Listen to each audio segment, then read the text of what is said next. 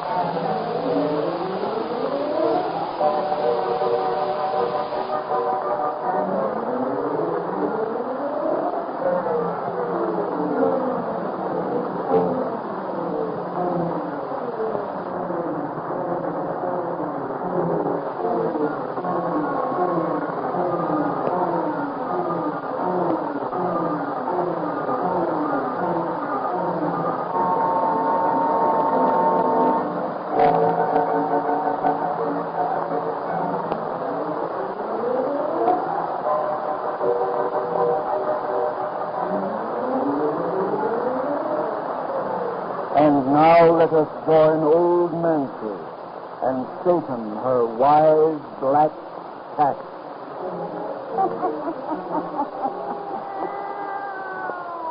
Satan, suppose we tell these folks the big news we got for them tonight.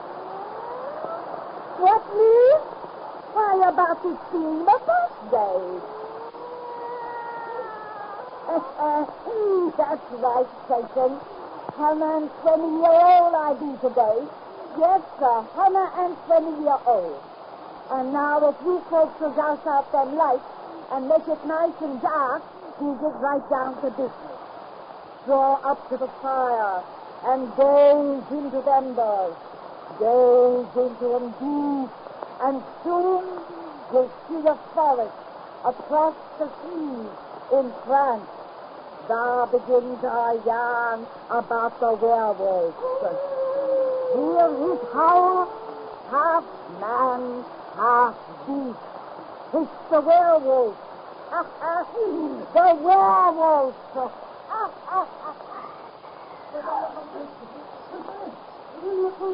Squeeze a moment till it up here. And the big red wolf is at her throat. Your gun, Bob, your gun. Holy Mother, guide my aim. You hit it. He cried out like a man. He's running away. We'll finish it. I attend to him. I go. Your fingers are set it up and I quit. Between the country top, the beach upon a fresh, but don't fight it, hot and track. I'll hold it down for me to stop. That's it. The darkness of the moon when the red wolf leaves the top. The darkness of the moon when the moon turns into beast. Stop that ridiculous nonsense. Oh, why did you let her out of the house and run in this forest? It's after that, Monsieur Lecomte, her husband called outside. You know this baby killed his way. You know that she imagined he's going to get this. He would not have been gone before I dreamed of her intention. It's nearly got the ground. The shadow appears to there. You can only hope. No bandages. Why was Mr. Philip home to help me watch her? I warned him that he's placing me He's there. always gone away at this time. He's once on business. This month, that business has cost him wife and heir. Oh, it's been Madame Lecomte, if you know. The body will recover. And then never mind. If this is your present tales about that big red wolf, and he'll see us, I believe that it is more than due. And then to come upon it, to see it leave upon her, to shock and hurt and do it away. He's the man bewitched, who lives the path of each darkness of the moon. He's beautiful as touch tonight. You've heard it cry out like a human soul. But Ravard has left a bullet and has left a trail of blood. He will find it dead and bring back its wicked carcass. The red wolf is an animal and nothing more. No man alive was ever transformed into beast.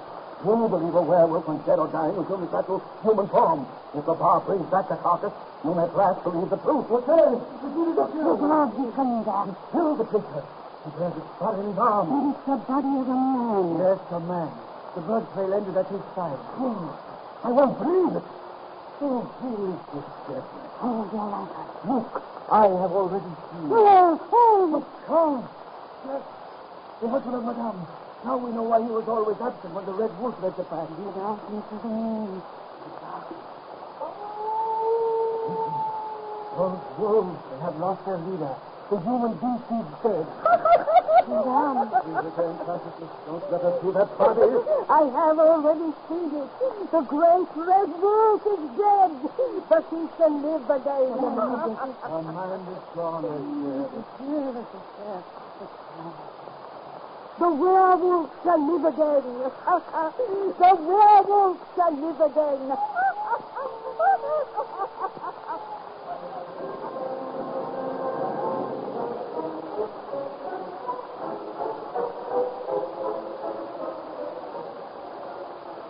And that is the true account of what occurred that night, my boy, just 14 years ago.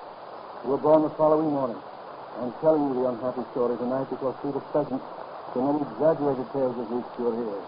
Thank you, Mr. Doctor. I wanted to know the truth. I see now why my mother hates me so. Why she would kill me if she were free instead of chained inside that room down there. I am the son of... Oh.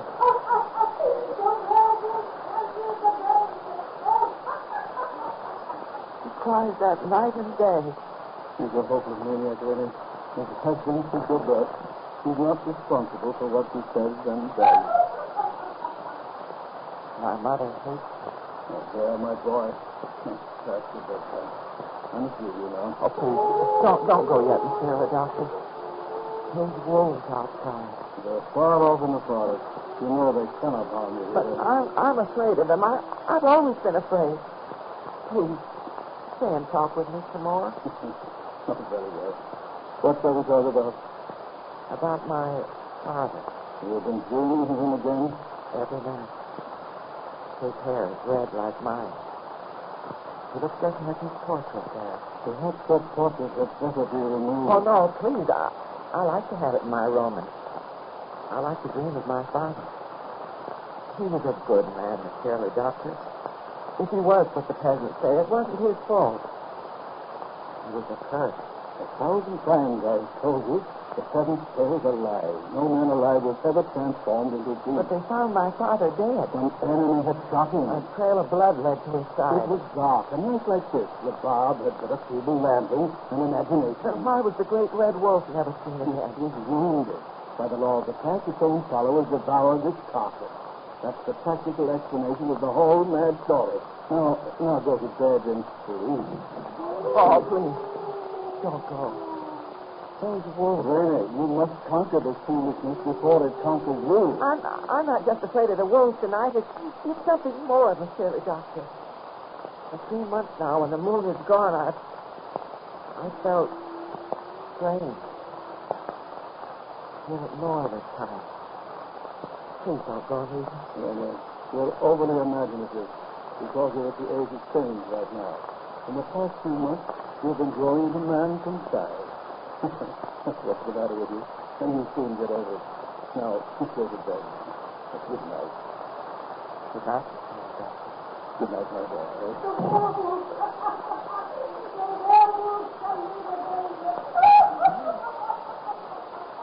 My mother.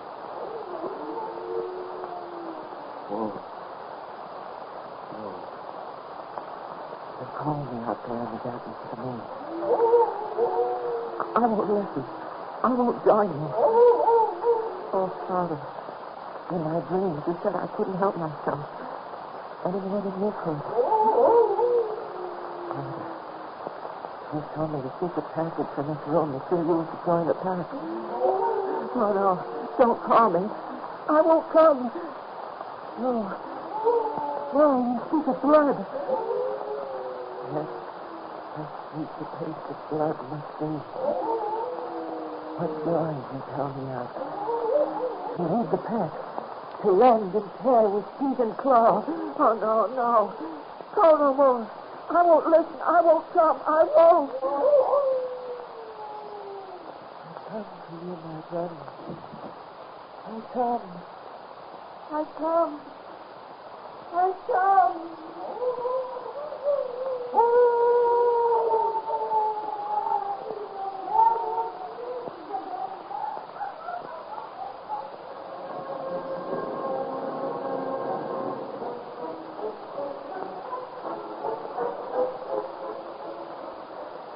But, my dear Monsieur de Vanetas, you're a man of education.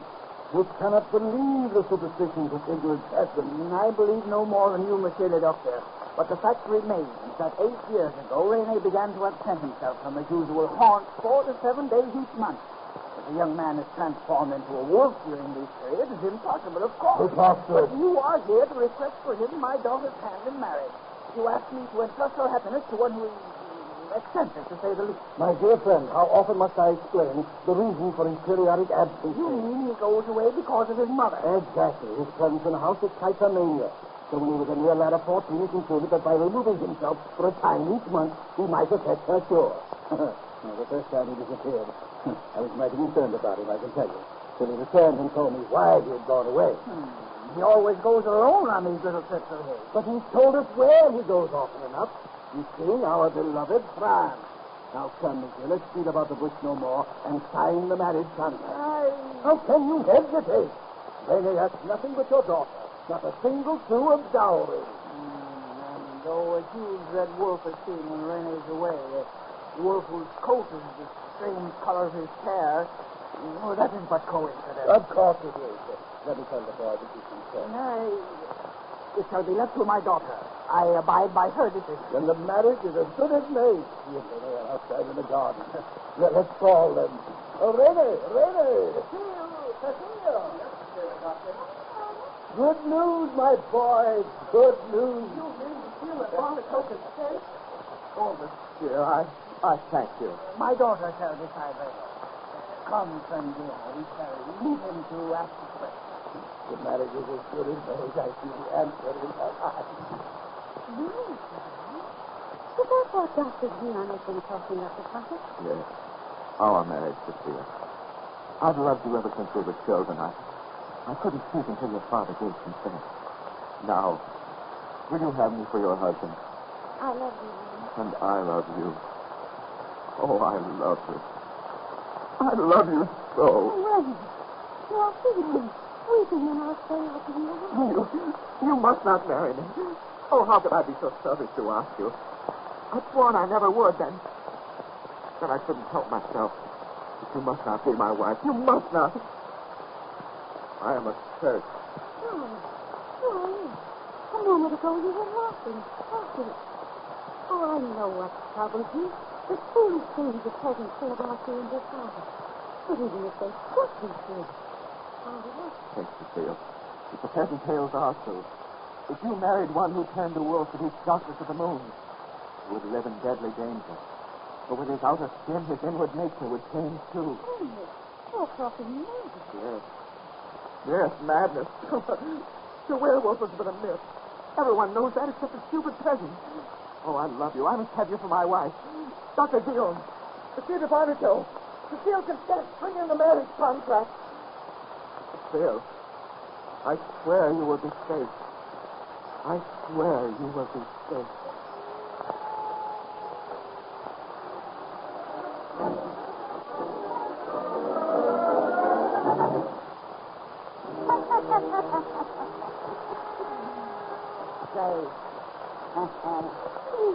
Come see Satan and me next time I has a birthday, and we tell you about the marriage of a werewolf.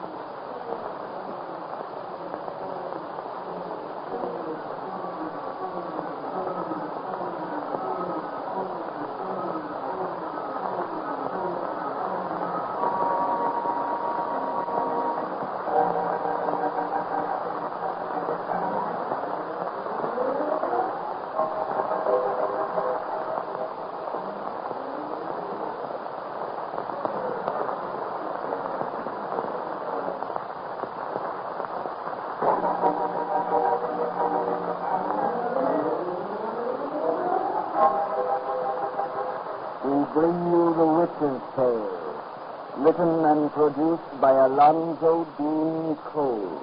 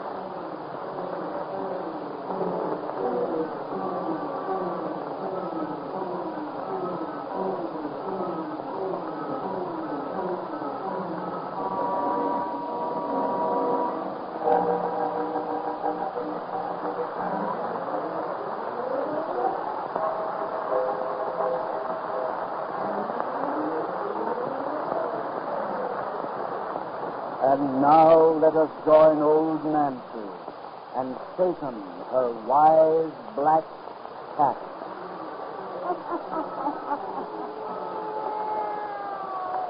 Hannah and 13-year-old I be today. Yes, sir. Hannah and 13-year-old. Real Satan. Last time these folks was here, we started to tell them about that young fella named Rene, who turned into an animal at each darkness of the moon. Well, sir, this Rene in his normal state is really a fine young man. So when he fell in love with a girl named Cecile, he forced his wish to marry her, for he knew that when he turns from man to beast, he becomes a killer. But he loved her too much and did marry her, hoping she'll never discover his awful secret and that it can keep us safe. And that's why we left off. Now dash out them lights so she'll have it nice and dark.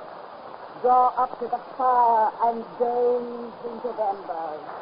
Gaze into them deep, and soon you'll be back with us in France. Soon you'll hear the finish of our yarn about the werewolf. The werewolf.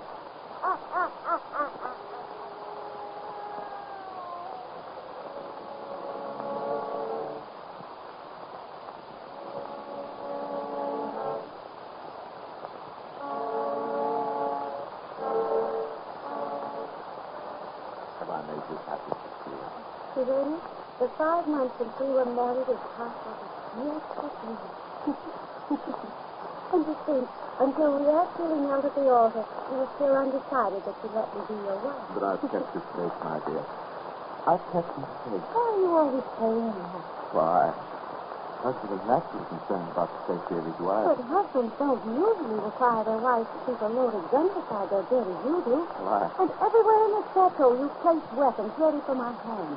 They've all been blessed by the good. They would not fail us. If a wolf should attack me while you're away on one of these monthly trips of yours, then your feeling dread of wolves is natural. It was born in you. But wild animals don't enter houses. Oh, no, of course not, but... Darling, you will use the nearest weapon if one kills. You promise. Yes. But why do you... Because I love you more than life. Because I love you, that's all. If I could only understand. Don't try. Just trust me. A wolf is howling in the forest now. You're how far away he is. He'll never come any closer to the chateau. Yes. The wolf is calling. But listen to him. He must be calling to another of his kind. Yes. Calling to another at his time. I must be going. Why don't you always go away the night when the old moon wanes? I've explained all that to you, darling. This is the time my mother's madness is at its worst.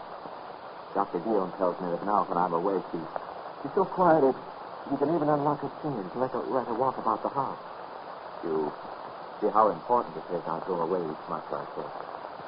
That's the time her mind will clear. Then perhaps she won't hate me anymore. No. But then she'll know how good you really are. If I could only hear her say, right, just You really did.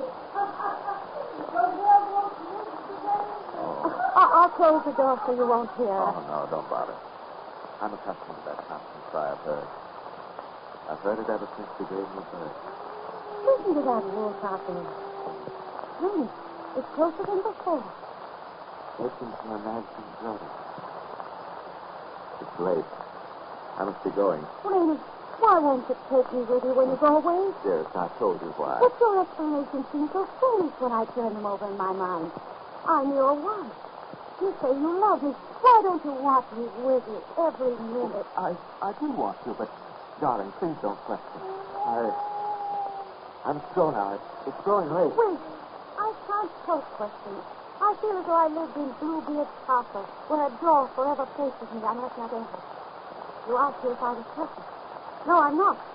I never shall be until I know the truth about these monthly trips of yours. Phil, I beg, don't question me now. Yes, now.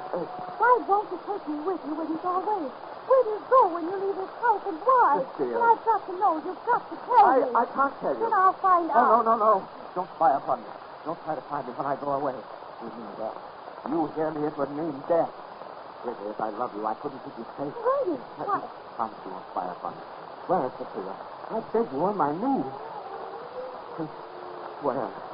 It's late. I have to go. No one would plead like that except the one who'll see a discovery of some awful secret. Cecile. No, I won't promise. I beg. I pray you.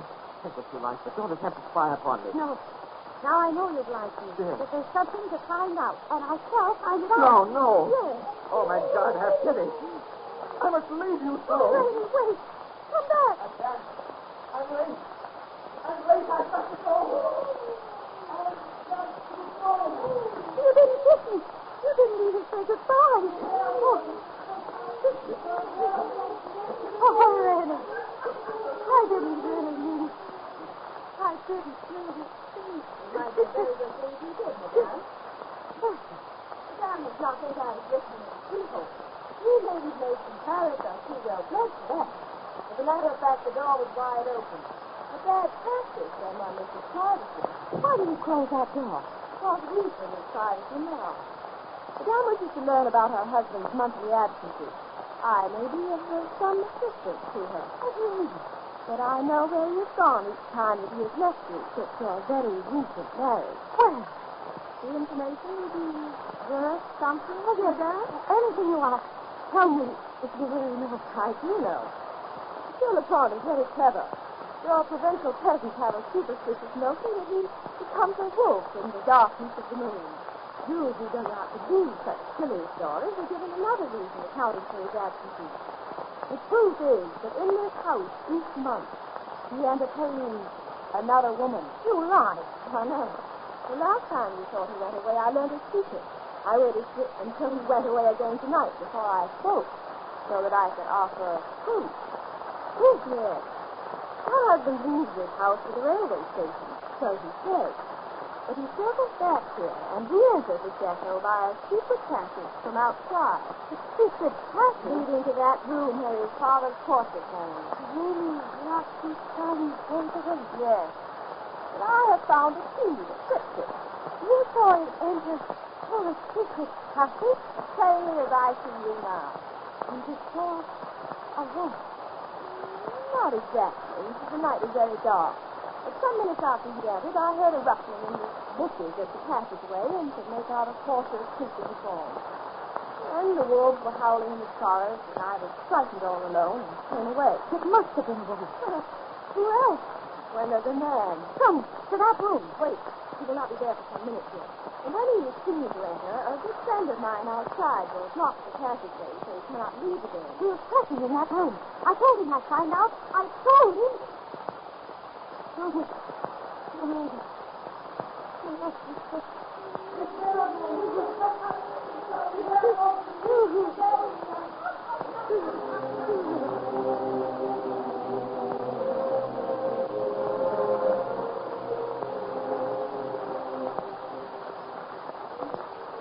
stopped him, Tom, when he was talking about the past. You heard my friend say that the fearless man had entered from outside, and that the passageway was locked behind him. My Lord. Your eyes were seeing convincing. Then, do not forget, madame, you have promised me 10,000 francs. You still haven't. What's that? Somebody got to hear from your dad. You live in your cousin's relatives and friends. You're the cousin. Fancy you the cousin. But maybe it's really nice. In the home. Only me and the woman who prefers you. No, sorry, like me. It was scared of how he went away for that mad woman's sake. And all the time, the only down will be again.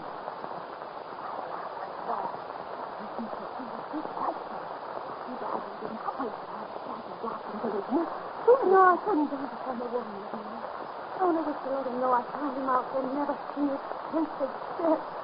And I left it. Hold it, see. The door's unlocked. Open it suddenly and fasten the door. Here it is. Bertha! The room is empty.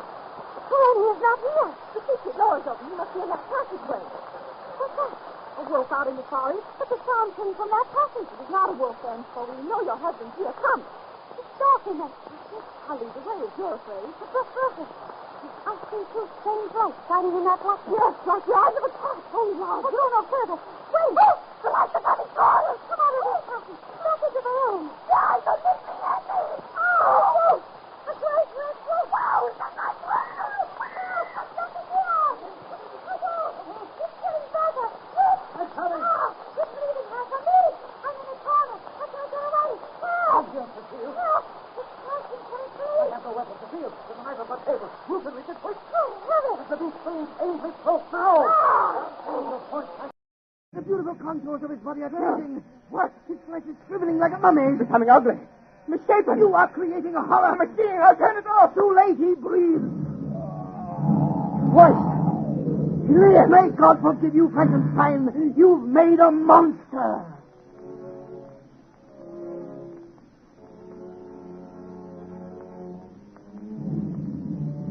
I can't go back into that house.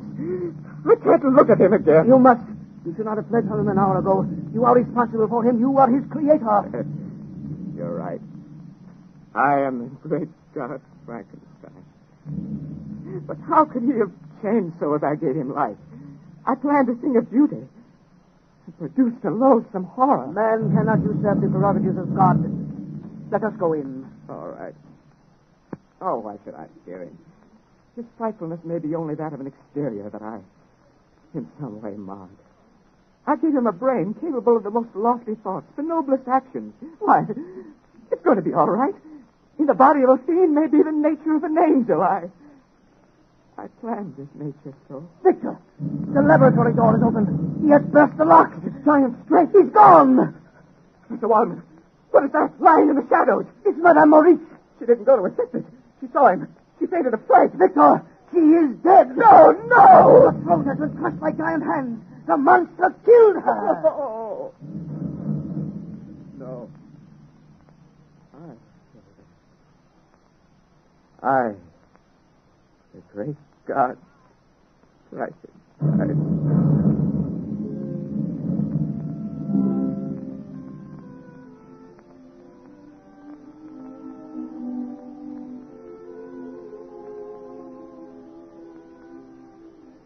Well, my boy, how does it feel to be on your feet again? Not bad after a year in bed, I'll wager.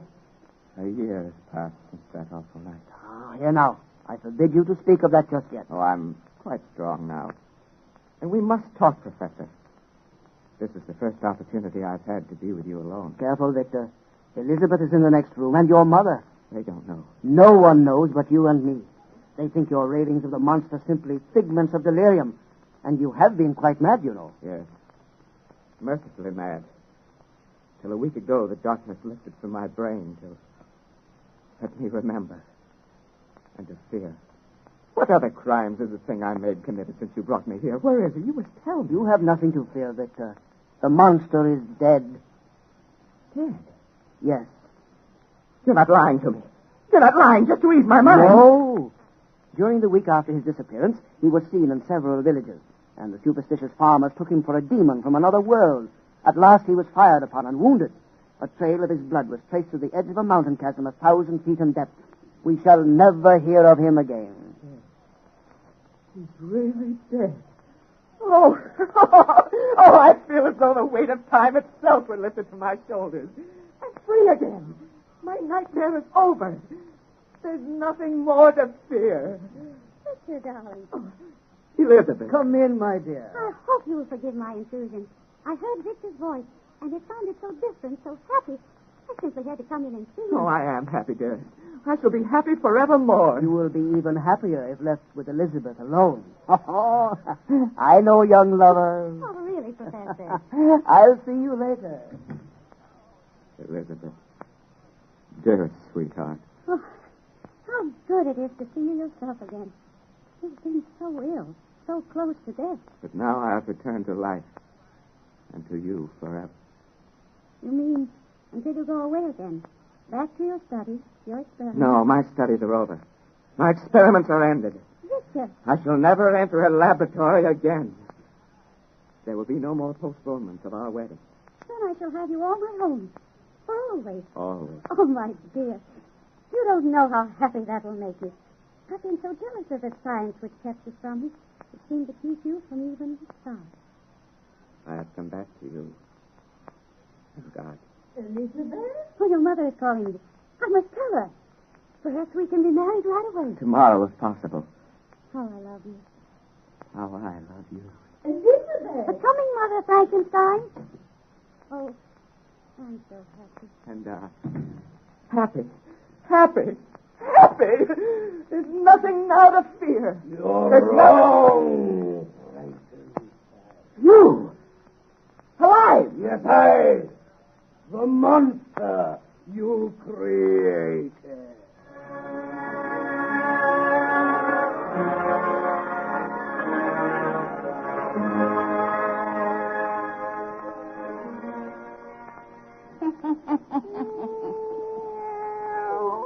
And Satan, these folks has got to wait till next time to hear the finish of this pretty yarn. Then we'll tell them some true facts about this Frankenstein and his monster that'll make their hair curl.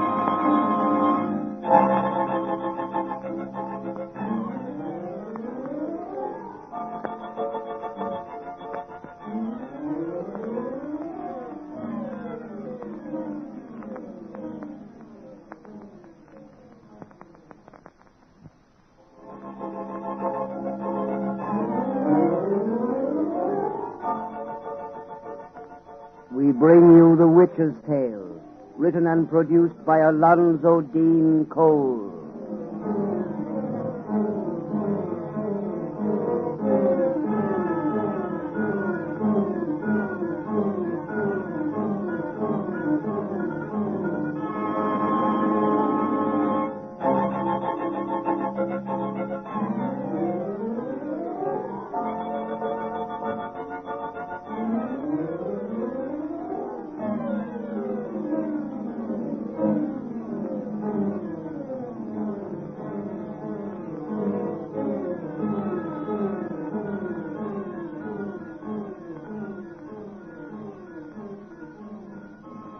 And now let us join old Nancy and her black cat, Satan.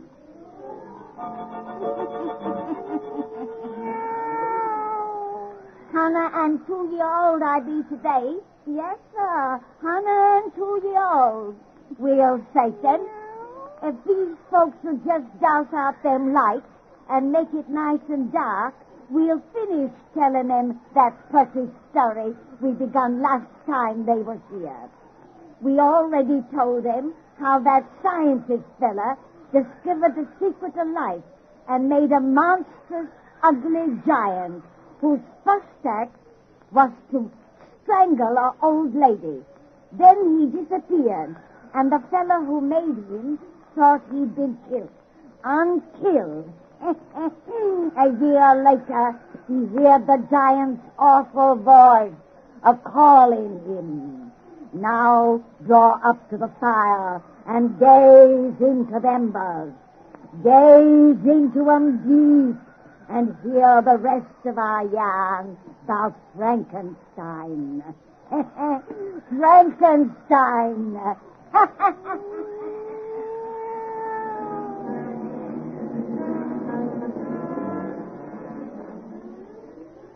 I'll follow to this desolate place as you bade me. What do you want of me? To show you my home, Frankenstein. This barren cave up on the mountainside, exposed to the winds and howling beasts. Here I, the monster you created, live, whilst you reside in comfort. I want to show you my solitude, whilst you are planning marriage. I thought you dead. You made me too strong. The fall you had had killed me could not destroy my body. I simply disappeared from man because man has shut me out. Even you cannot bear to look at my repulsive being. Even you, my maker. You, my God. God. Great God, Frankenstein. Yes, when you made me, so you called yourself. How did you learn that I was your creator? Upon that night when I first knew life, you fled from the horror you'd given breath from me. I was naked, it was cold. I wrapped a cloak of yours about me. There were papers in his pocket. When I learned to read, I found those papers were your notes of my creation. A pretty tale they told of how you made me from the refuse of the slaughterhouse and morgue. I'm partly man and partly beast. You owe me recompense for the awful life with which I am cursed. That is why I summoned you tonight, that you may pay your debt. What do you wish? A companion. Companion? Yes, Frankenstein. Oh, I hate you, yet I love you, for you're all I have. Take pity on the thing you made, for I am lonely, with a hunger that no man can ever know. You want me for your companion? No, you no more than other men can bear to look upon my frightfulness. Give me a creature as loathsome as myself, one who will not turn from me to hide its eyes in horror. You mean create another monster? Yes, for everything upon this earth excepting me, there is a mate. Of my breed, I am Adam. Frankenstein, make me an Eve. Eve?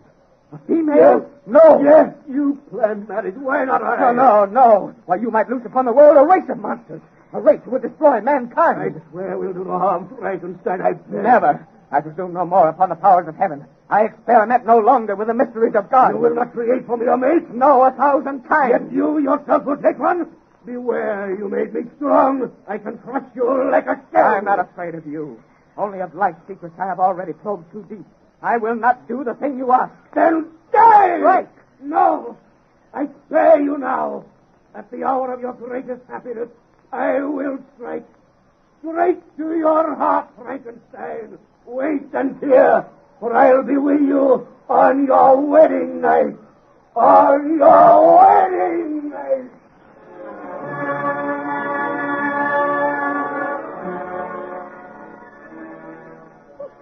How can you be so sad tonight when all our dreams have just come true? Oh, I'm not sad, dear. Well, how could I be when at last you are my wife? Victor, you're keeping something from me. Oh, no. You are. Professor Waldron has been acting strangely, too. And the grounds outside are filled with strange men who look as though they were policemen standing guard. You have nothing to fear, my darling. No enemy who would harm you on our wedding night? Oh, of course not, darling. Why, what could I be afraid of on our wedding night? Victor, Frankenstein. Oh, yes. I'll let you in, Professor Waldman. Victor, come with me. Oh, excuse me, Elizabeth. I must speak to your husband alone. What is all this mystery? It's nothing, dear. Now, you stay here. I'll explain everything when I return. Hurry, Victor. Yes. Excuse me, dear. But, Victor, stop. Close the door tightly. See the monster? You see the monster? The police have him surrounded. Good. Come on. Oh, wait. He's coming. I can't leave Elizabeth in that room alone. It is you he threatened to strike, not her. And we have him in a net. He cannot get away. Then leave me to him. At last, let me destroy the awful thing my hands have made. Elizabeth, quick! Back to that room! Oh, God, keep her safe! The door is locked! Elizabeth, burst it open! Elizabeth! lying crumpled on the floor. That open window. The monster. Straight to your heart, Frankenstein. Straight to your heart. Elizabeth. Elizabeth. She's dead.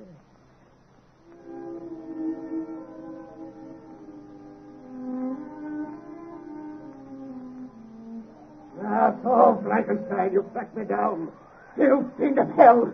Stand out from those rocks where I can see you. Oh, you may aim at my breast that pistol which you carry. Very well. I have you now. Not yet. You forget how fast I move. Let me go. Oh, did you think to destroy me with weapons such as this? I, whom you made superior to the puny race of men. I throw your pistol into yonder chasm. And I release you unhurt and unharmed. Some way, sometime with another weapon, I shall bring you death. Tonight you have killed the woman I love best in all the world. On her broken body, I have sworn to live for your destruction. I told you I'd strike you to the heart.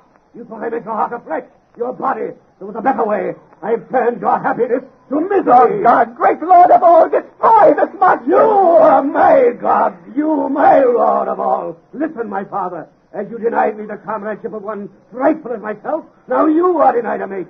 As you condemned me to a life of solitude and sorrow, now you are condemned. You've sworn to live for my destruction, you have said. Your hate will make you follow me across the world. Through the sun-scorched desert and the icy plain, you know heat and cold and thirst and hunger, to which I, your creature, am immune. How well you made me, great God Frankenstein. You'll follow me across the world. I always just ahead, you always just behind, until your body wrecked by age and sorrow. We will reach the end. Now I go, and you will follow. I will follow to your death. To the death of both. For you and I, henceforth, are one.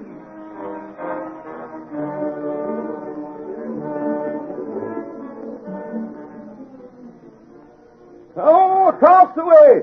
3 points starboard. Castaway here in the Arctic Circle. Right, sir. Take this glass. It's a man on a floating block of ice, probably broke away from the mainland, sir. Dead. A white man, 1,000 miles from humankind. Some explorer, probably, like ourselves. Yes, who's lost his party. He may be a companion of that strange giant we saw in the distance a week ago. If we can get him, sir? We'll try. Man the longboat. All hands up, man the longboat. Cast away. Cast away.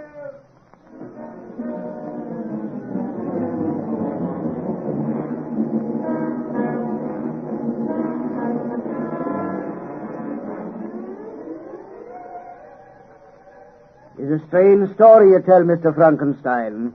You've pursued this man for 40 years. Not a man, a monster steam. Over mountain and desert, ocean and plain. From the bells of Africa, here to the Arctic Circle I have followed. I always just behind. He always just ahead. For 40 years, I have known no home, no friend.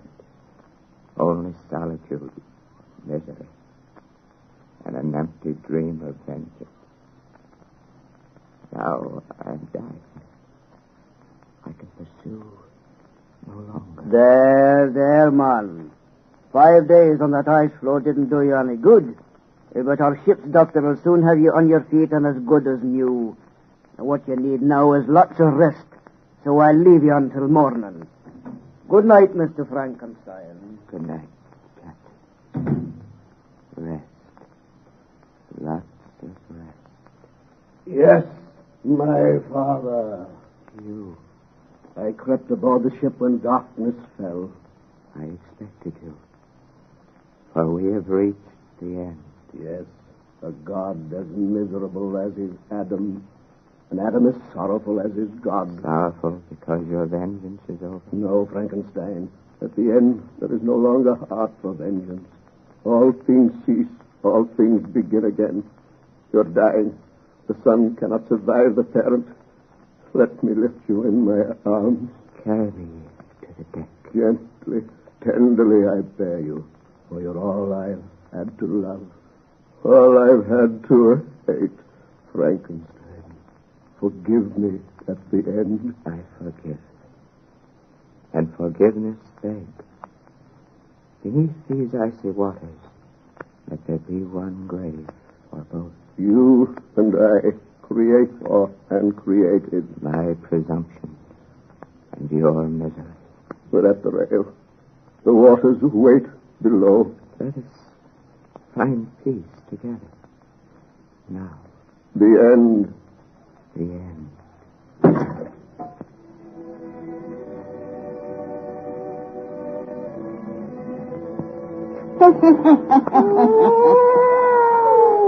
And them's the true facts about the stone of Frankenstein. Come see us next week, and Satan and me'll have another yarn to spin you.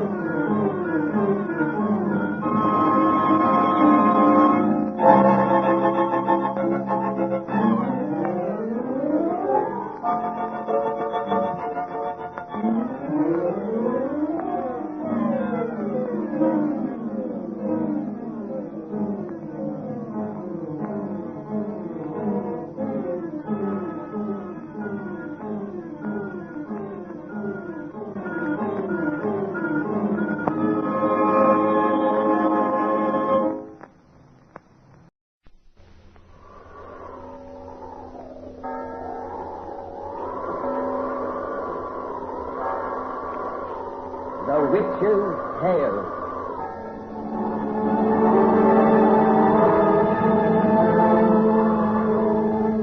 The fascination of the eerie, weird, blood-chilling tales told by old Nancy, the Witch of Salem, and Satan, her wise black cat. They're waiting for you, now.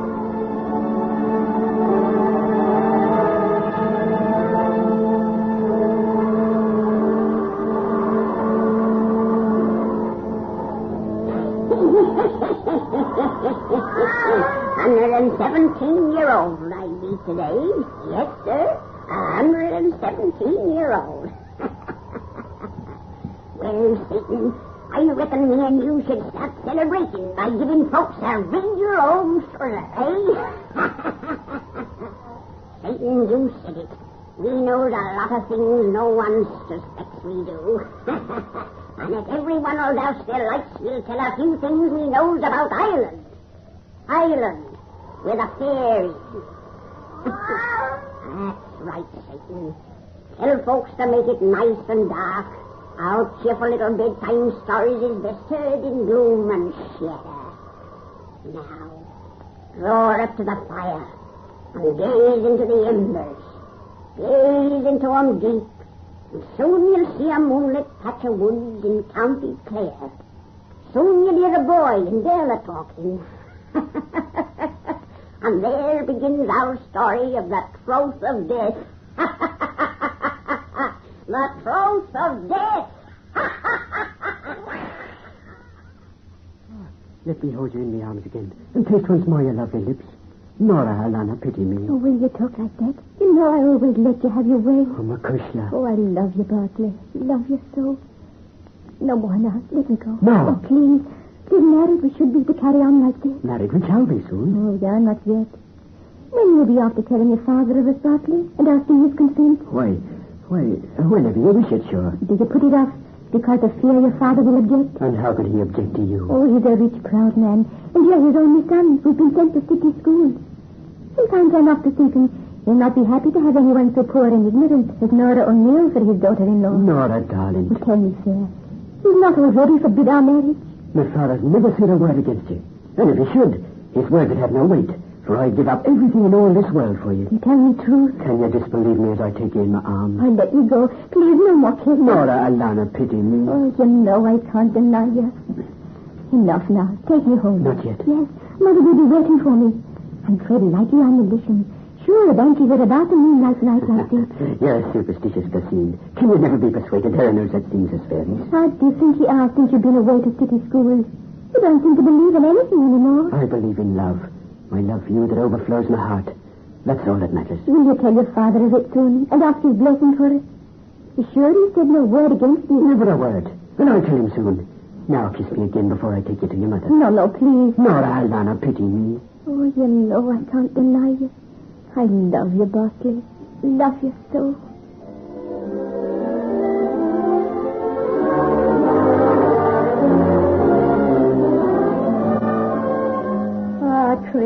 Crickets.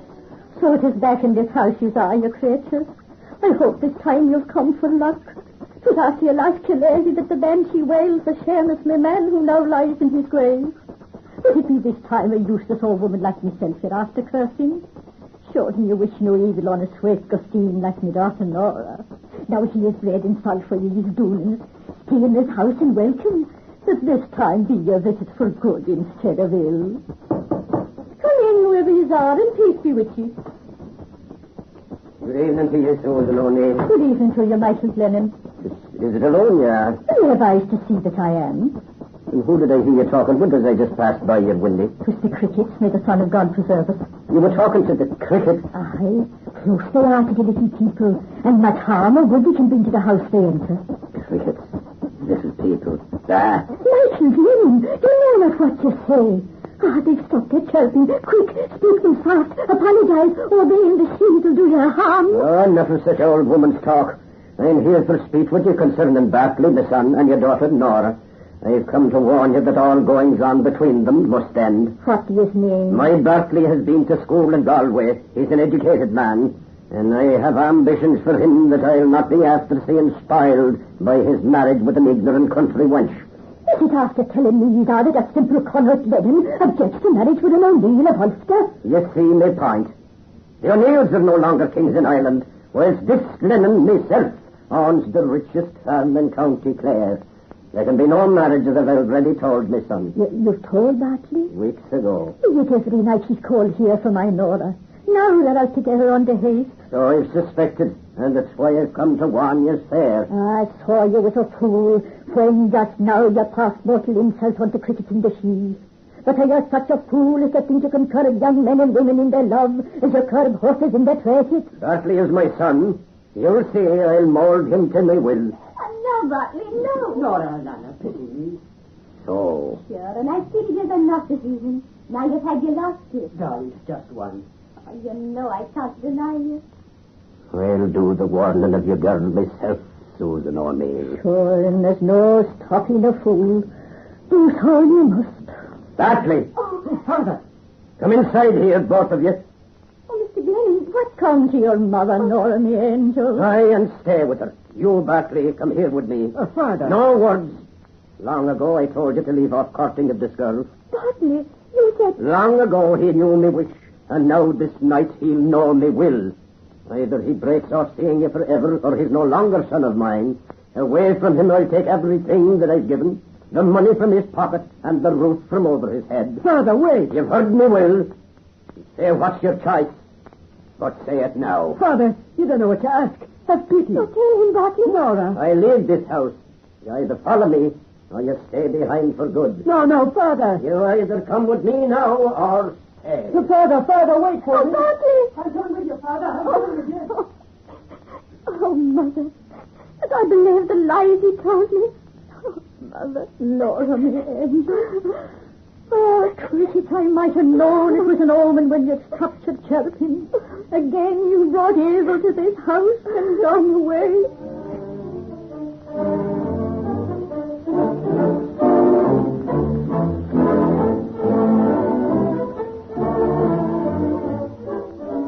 Oh, Nora, you must believe me. I swear to you, I knew not what I did last night. You talked to me of marriage, knowing all the time it was against your father's wish. Then you followed him in his mind, after I'd given you my heart. But I didn't stay. I'm here again with you. That's interesting, see? Yes, In secret. Oh, Bartley. I'll marry you, darling, as I said. Father, money, nothing matters beside my love for you. You must believe me. You must take me to your heart again. Oh, Nora, Lana, pity me. Oh, I want to believe it's truth, you speak. But you failed me once. I'll never fail you more. Oh, Bartley, make me sure. Sure? And how will I prove it? Would you have me gather the stars from the sky and lay them at your feet? Shall I steal the moonlight from the waters for you? Anything I'll do to gain your love again. Will you plight with me the troth of death? The troth of death? Yes. Will you climb to the top of the fairy steep with me and swear I'm married with the locks of hair and the wedding ring from the hand of a corpse? I have no ring from the hand of a corpse. I have here the one my father wore. He took it from his finger as he lay in bed. Oh, it is a fearful oath, the troth of death. You fear to take it.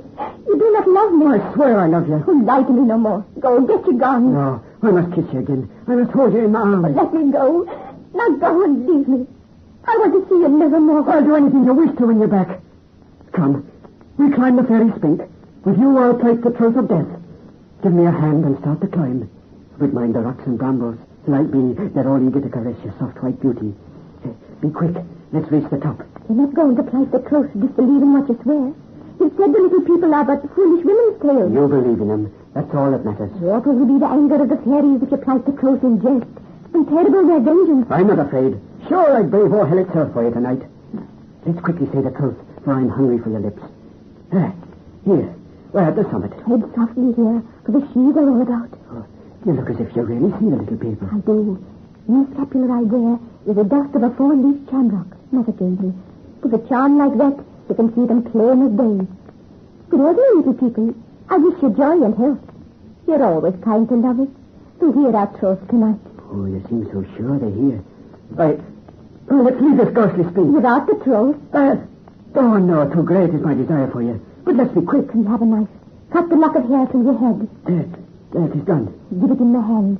I do the same with mine. Here, take it in exchange. Now break the ring in two. The gold is thin and soft. I break it. A wedding ring from the finger of a corpse. You keep one half and give the other half to me. Now take my hand. I speak the troth of death. Oh, 'tis gloomy here. O Son of God, and all the saints bear witness. Wait! I thought it was only on the stage you meant to call. I speak the troth of death. You swear it with me, or we part forever. I'll swear. O Son of God, and all the saints bear witness, and fairies of the glen, and fairies of the hills, all spirits of the oceans, earth, and sky, witness how we slice our truth. Oh, the air is thick with shadows. The spirits here, the fairies see.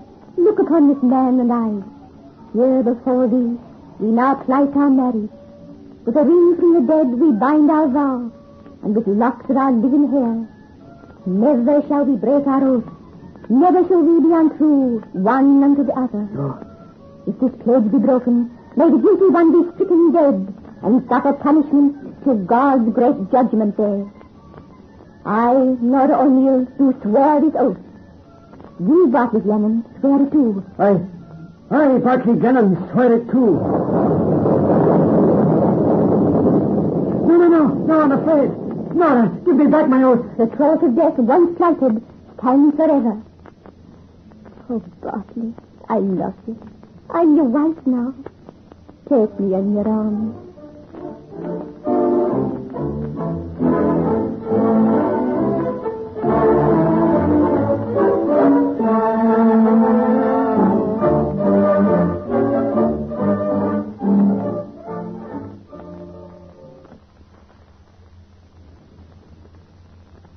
Dirty creatures. As if 'twasn't enough evil you wrought in this poor house since 2 years ago you came before. Sure, and for all I spoke you decent and gave your bread and salt. Come in, whoever yous are, and taste me with you. So, 'tis you, Michael Glennon. Susan O'Neill. Is it hating me forever you'll be because of the black-hearted son I brought into this world? Why have you come to this house of shame and sorrow? To tell you Bartley's ship was coming home. At last. Well, as you know, I didn't want him to marry your daughter. But I'm asking you to believe that when I sent him away 2 years ago for a voyage round the world, I didn't know the harm his lying tongue had wrought. I'm a hard man, but a just one. And that's why I've come tonight. Yes, you's but a man. Neither hard nor just. Only vain and foolish. Perhaps you're right. Where is Nora and the babe? Out by the fairy spink. Every day she goes there, hoping your Bartley will come back and fulfill his vow of holy marriage. I hear her coming now. Mr. Glenn. Oh, peace be with you, Nora. Is it you've come to say you've heard from Bartley? Yes, his ship is coming home. Oh, praise the saints. My prayers are answered. Did you hear that, little Seamus, my babe? Your father's coming home. Nora, if you'd but accept a little money from me... Money?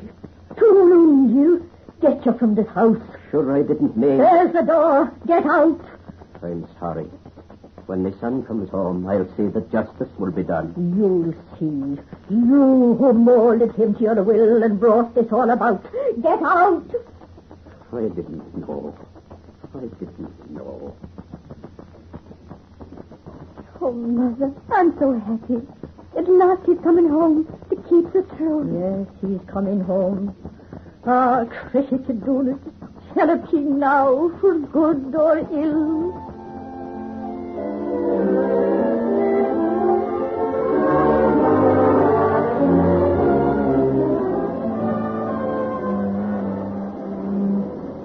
Oh, Patrick, my lad. Pour me out another drink.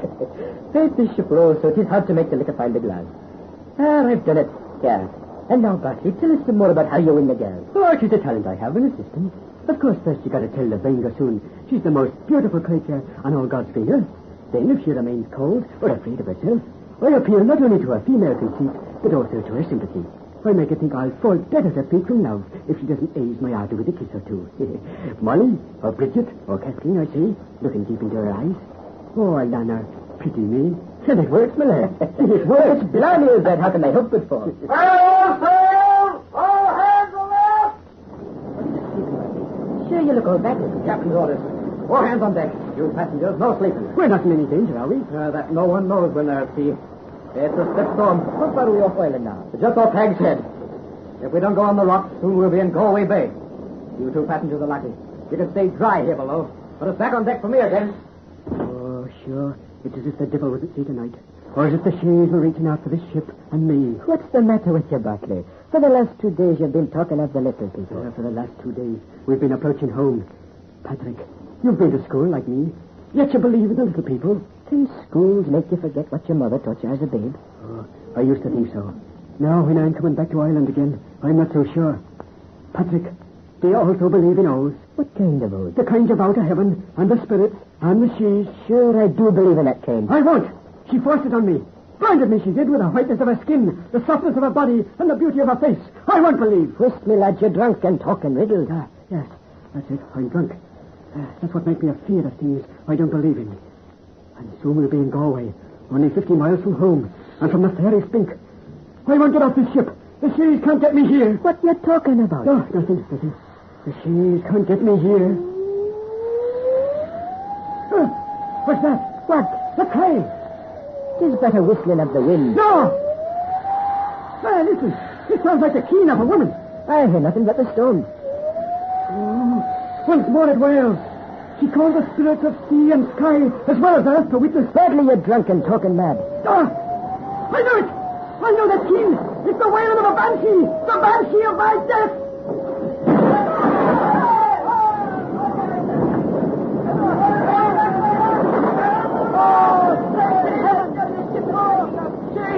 Let me live. If anybody has a take my vow, don't punish me, don't make judgment day. Let me sing it. I'm lost, forever lost. Oh, Nora, Helena, pity me.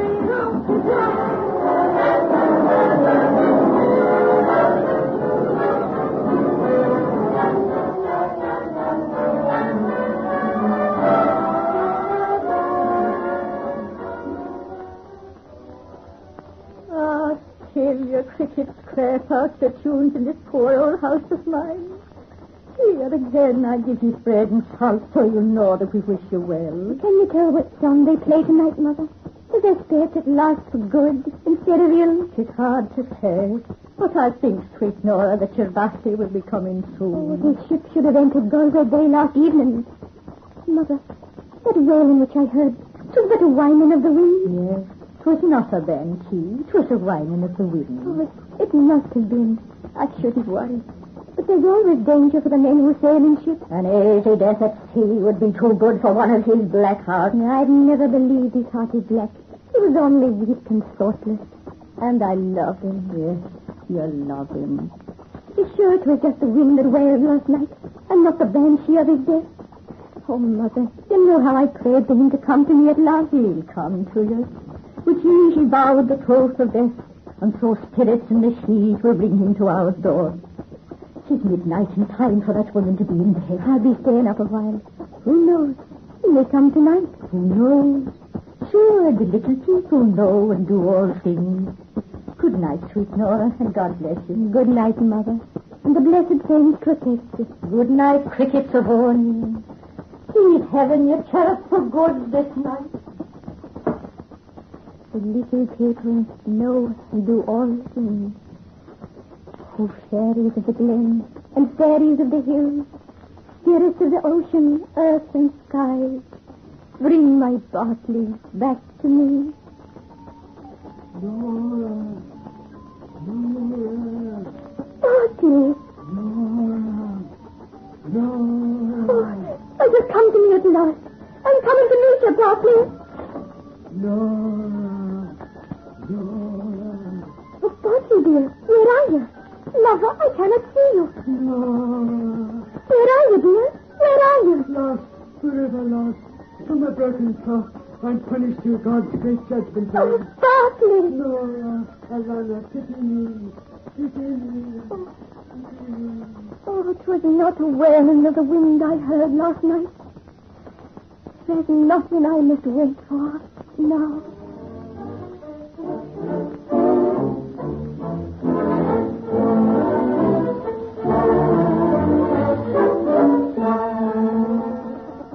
Ah, cricket, again you brought the banshee wailing by this house.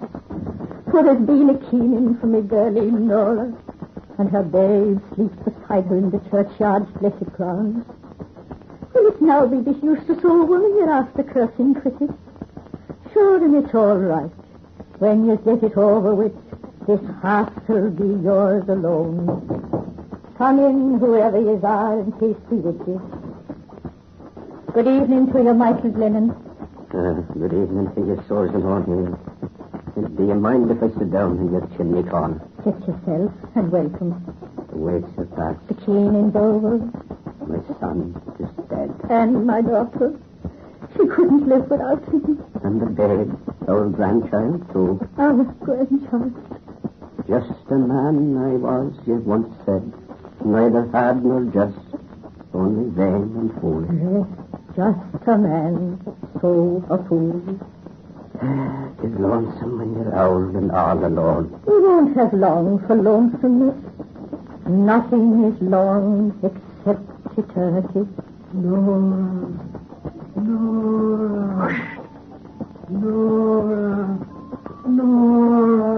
Every night he walked abroad, a formless ghost that none can see. Nora. Searching for her always to repair his wrong, but never will he find her till the judgment day.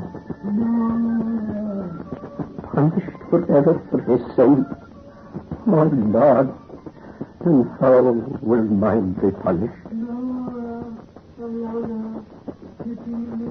Here, cricket, your creatures, is your bread and salt.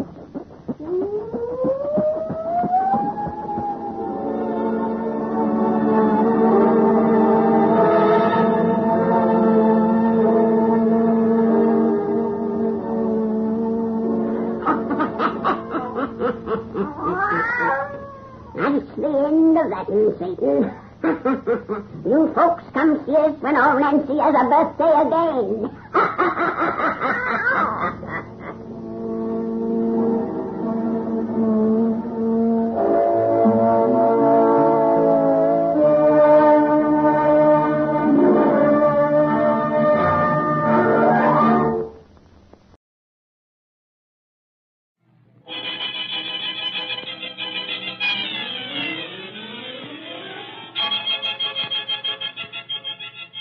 We bring you The Witch's Tale, written and produced by Alonzo Deen Cole.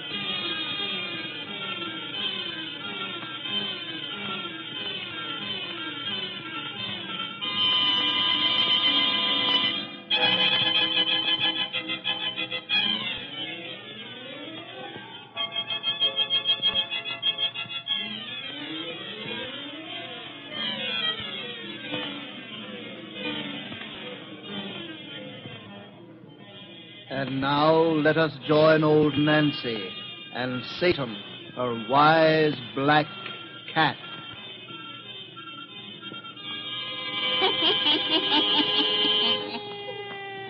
Hannah and 17-year-old I be today. Yes, sir, Hannah and 17-year-old. Well, Satan, if these folks will just douse out their lights, we'll spin another of our little bedtime stories to ruin their night's rest. That's right. Nice and dark and cheerful now. Draw up to the fire and gaze into the embers. Gaze into 'em deep, and soon you'll see an island in the center of a lake in Michigan. Not so long ago, the Red Indians owned that land out there and worship the spirits of its waters and its skies. And they're what we're going to hear about tonight. The spirits of the lake. The spirits of the lake.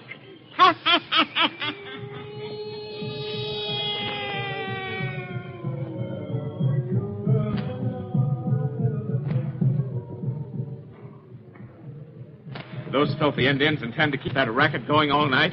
Surely their chanting doesn't annoy you, Dick. I was just thinking how weirdly beautiful it sounded coming across the water. Beautiful. Oh, I'm sorry you don't like it.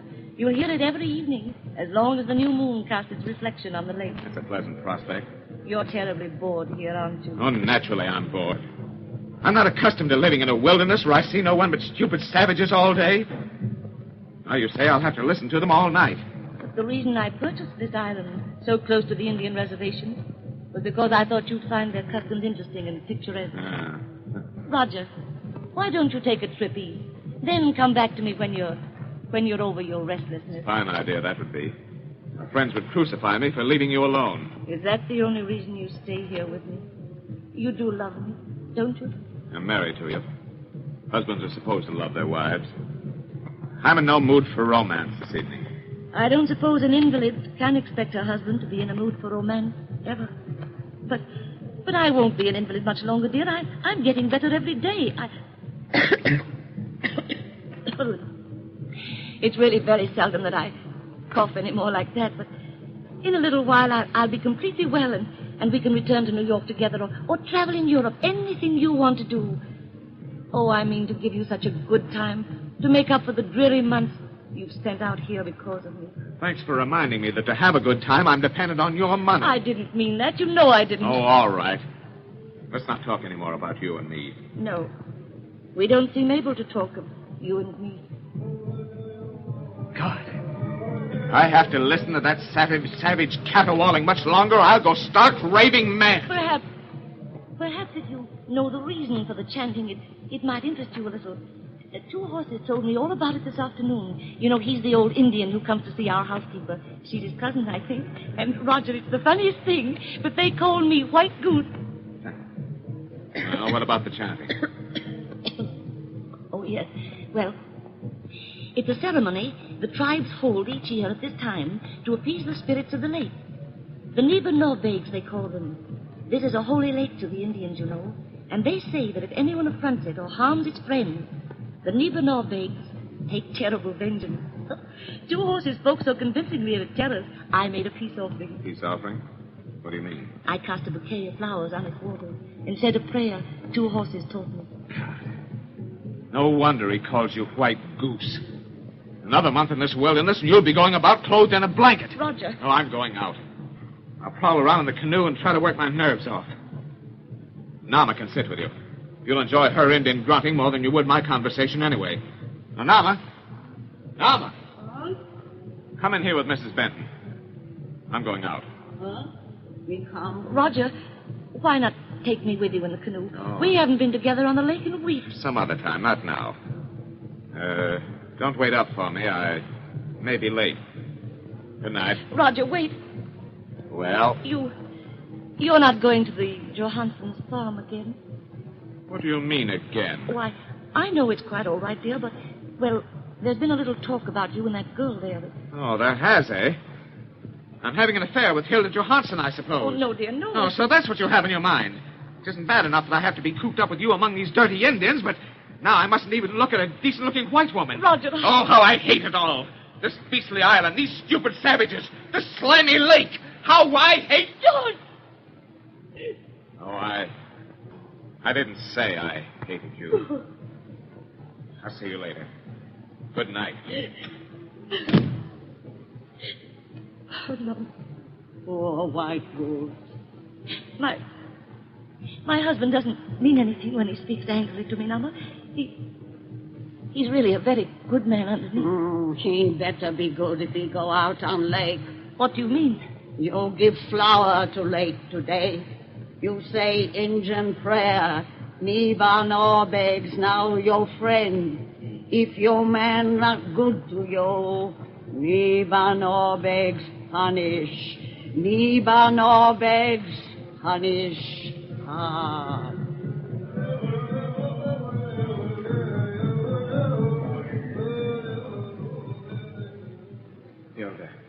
Hilda, I'm mad, insane about you. Why do you hold me off like this? Because you haven't any right to be insane about me. You're a married man. Oh, we're not children. You know I don't care a hang about my wife. Besides, it's only a question of time before she... Well... Before she'll die, you mean? Yes. She thinks she's getting better. The doctors don't tell her what they tell me. And the moment I'm free, I'll marry you, Hilda.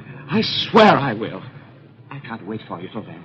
I've got to have you, Hilda. Let me go. You'll only have me as your wife. I told you that before. Well, if you really mean it, why don't you stop making a fool of me? Why don't you stop meeting me here by this lake each night? Playing with me as a cat does with a mouse. Because I hope you'll not always be a mouse, but a man. And take what he wants. What do you mean? Simply that if you're so mad about me as you say, you'll not let a woman that you hate stand between us any longer. Well, what can I do? Divorce is out of the question. Of course. And our money would be taken from you. Oh, I'm not thinking only of money. I'm not thinking only of divorce. What are you thinking of? Of how mistaken doctors are sometimes. Your wife may live for years. Unless an accident should happen. An accident? On this lake, for instance. It's very deep. And there are sharp rocks near the surface that can rip a canoe to pieces.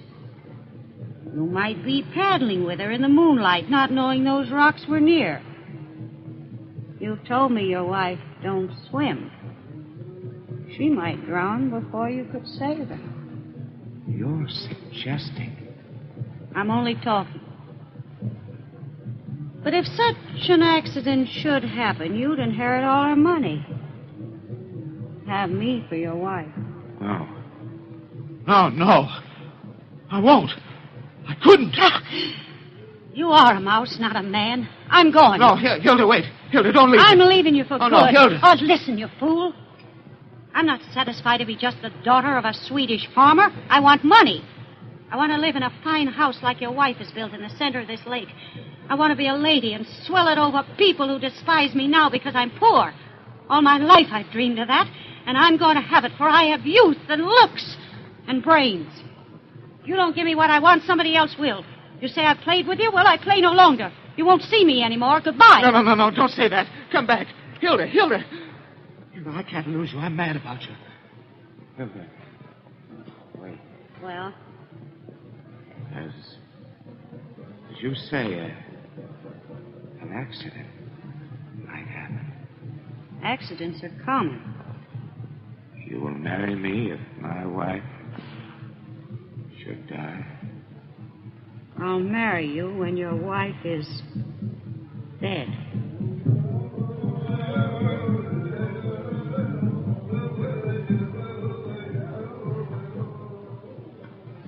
Oh, Roger, it's wonderful to be on the lake with you again. It's been so long since we've been in the canoe together. I feel as though we were on a second honeymoon. Aren't you enjoying it too, dear? Yes. Yes. Oh, the world has never seemed so lovely as it does tonight. Isn't that distant chanting restful? You haven't complained about it this evening, so it must make you feel as I do. It sounds the prayer it really is. A prayer for the dying. Yes. Is that what they're singing? A death song? Yes. This is Indian summer. The moon of falling leaves. Of dying things. Moon of falling leaves. Of dying things. Dear, why, you're frightfully nervous tonight. Your hands are shaking as they work the paddle. No, I'm all right. You're not. You're so unhappy here. But soon we'll go back east. We'll only come to the island for a day each year, so that I can renew my offering to the spirits of the lake. I've taken the Nabag very seriously, you see. For I'm under their protection now, according to Nama and 2 horses. Oh, dear. Oh, be careful where you guide us. We're close to the sharp rocks the Indians call the Spirit's Talons. They say the road to the villages of the happy dead lead over such rocks as that. Rocks with a knife-like edge on which only the good can keep their footing. The bad fall off into an abyss of eternal torment. Stop talking that savage rot. Stop, I tell you. It can't frighten me. Dear. I'm not afraid of spirits. They can't hurt me. And men will say it was an accident. Roger, you're mad. An accident. That's what they'll say. An accident. You're making for those rocks purposely. An accident. You mean to drown me. Roger, don't. Turn back. Turn back. We're going to strike. Ah! Roger, save me. Don't swim away from me. I'm sinking. Roger, come back. Oh, God, I pray thee. Oh, spirits of the lake. Punish. Punish.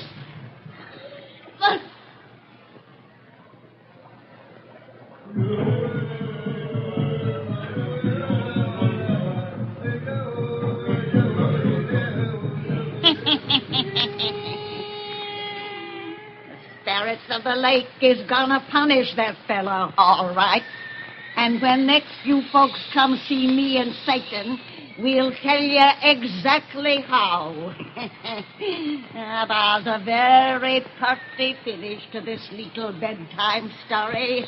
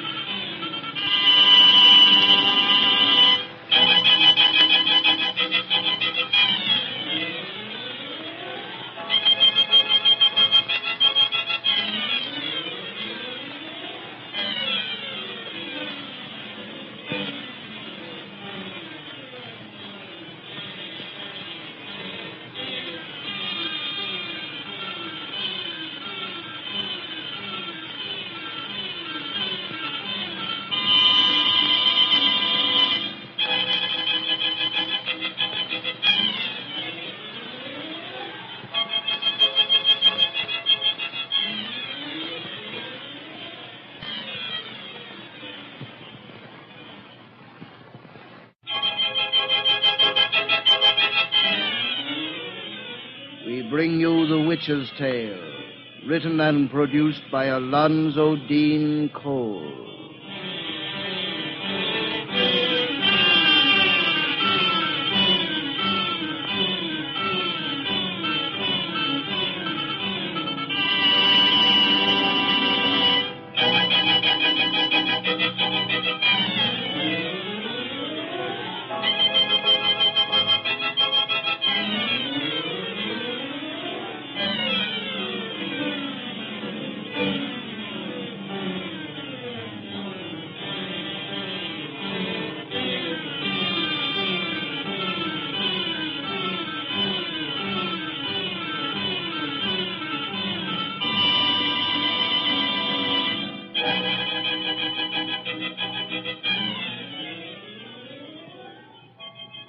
And now let us join old Nancy and Satan, her wise black cat.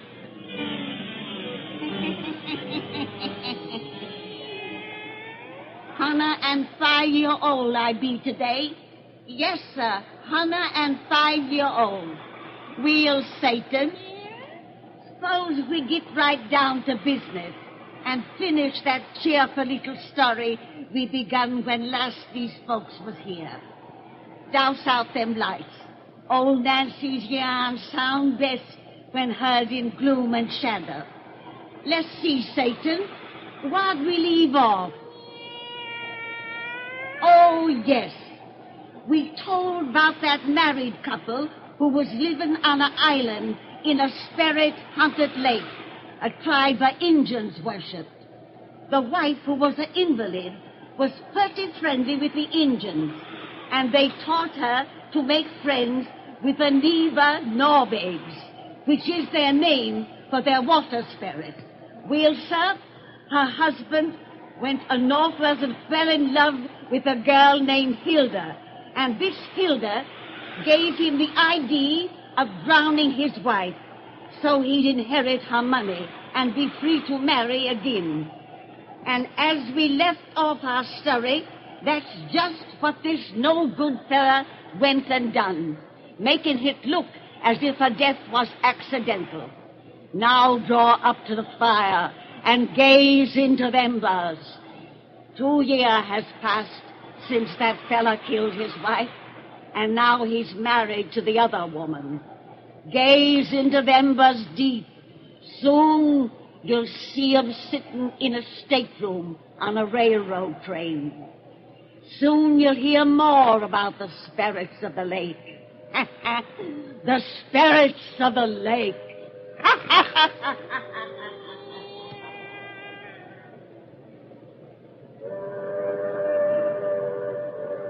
It's the next station.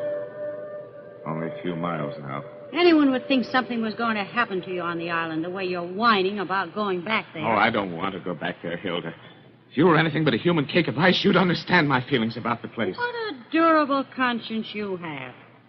After 2 long years, the accidental death of your former wife bothers you as much as ever. Hilda, for God's sake, don't talk like that. Don't worry.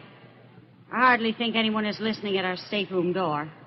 You fooled the law for so long, it's not apt to get wise to you now. Oh, won't you ever let me forget? It was all your fault anyway. You planned it. You drove me to I had it. nothing to do with it. I wasn't even there.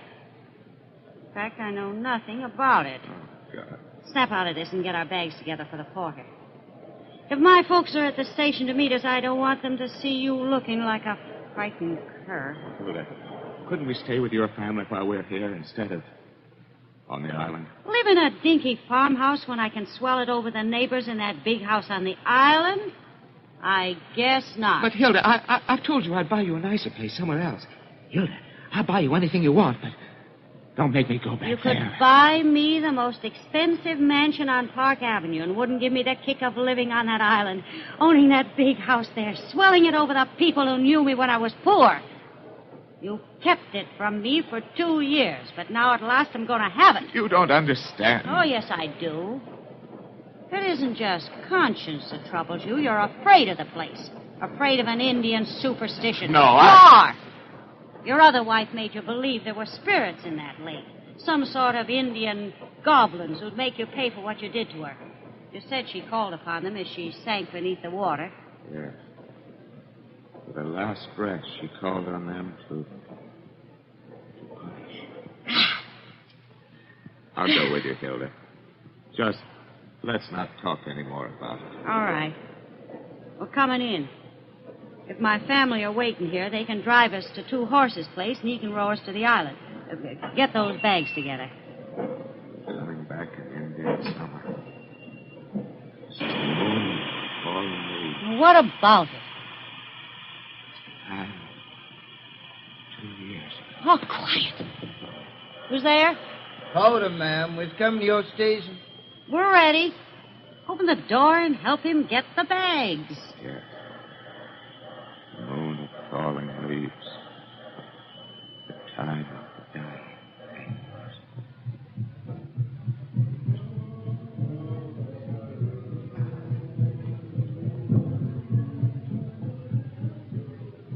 The house looks simply great, Norma. Never knew it had been vacant for 2 years the way you've kept it. I've been over every inch, Roger, and it's spotless. This squaw's worth a raise in wages. You like me for a boss, old woman? Oh.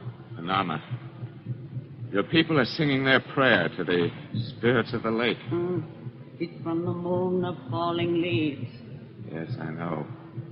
And of dying things. We go now. Oh, run along. Two Horses is waiting for you in his rowboat.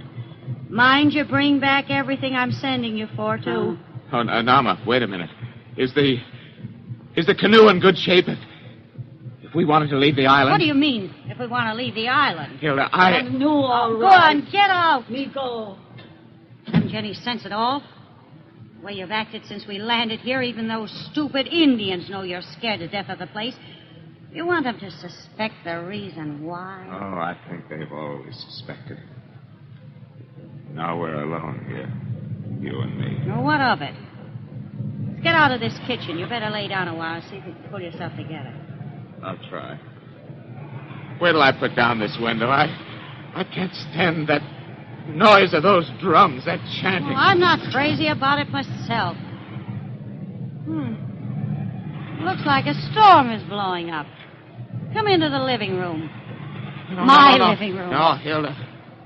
I can't go in there. Oh, I forgot that's where they brought her when they found her in the lake. Yes, they laid her on the divan in there. I had to go in and look at it. Hilda, you think I'm mad to believe there may be spirits in these waters, as the Indians say. Spirits who love Bernice, who would punish those who hurt her. There was something queer about the way they brought her from that lake. What do you mean? It was as though the lake had taken care of her. Taken care of her? Yes. You know the slime that coats its surface in this month of falling leaves? Green, filthy slime that rises from the bottom and covers all it touches. Bernice's clothes were sodden. Weeds were entangled in her matted hair. The ugly slime had never touched her. The lake had not defiled the one who loved it. What a booby you are. Your mind is so filled with crazy notions about the place you're only a step above a lunatic. Now that you're here and can see for yourself there's nothing to be afraid of, you may come to your senses. Come on. We're going in that living room. Oh, you must be right. There can't be anything to be afraid of. Of course there isn't. Come on. Hilda, wait. What's the matter? Thought I heard a cough. Cough? Yes. There it is again. There's someone in that room. Well, now... Wait. Don't open that door. What's the matter with you? You're white as a sheet. Hilda, that's the way she used to cough. You're crazy. It's probably Nama. She's come back in the house from No. the other door. Look out the window. Nana's with 2 horses in the middle of the lake. That's funny. I don't see how anyone else could be in the house. I inspected every room. There's the cough again. I'll soon find out who's doing it. Hilda, don't open that door. Get out of my way, you coward. I thought so. The room is empty. There. Empty. Here's the cough again. It's from the next room. Don't leave me, Hilda. Oh, this room is empty, too. Oh, thank God.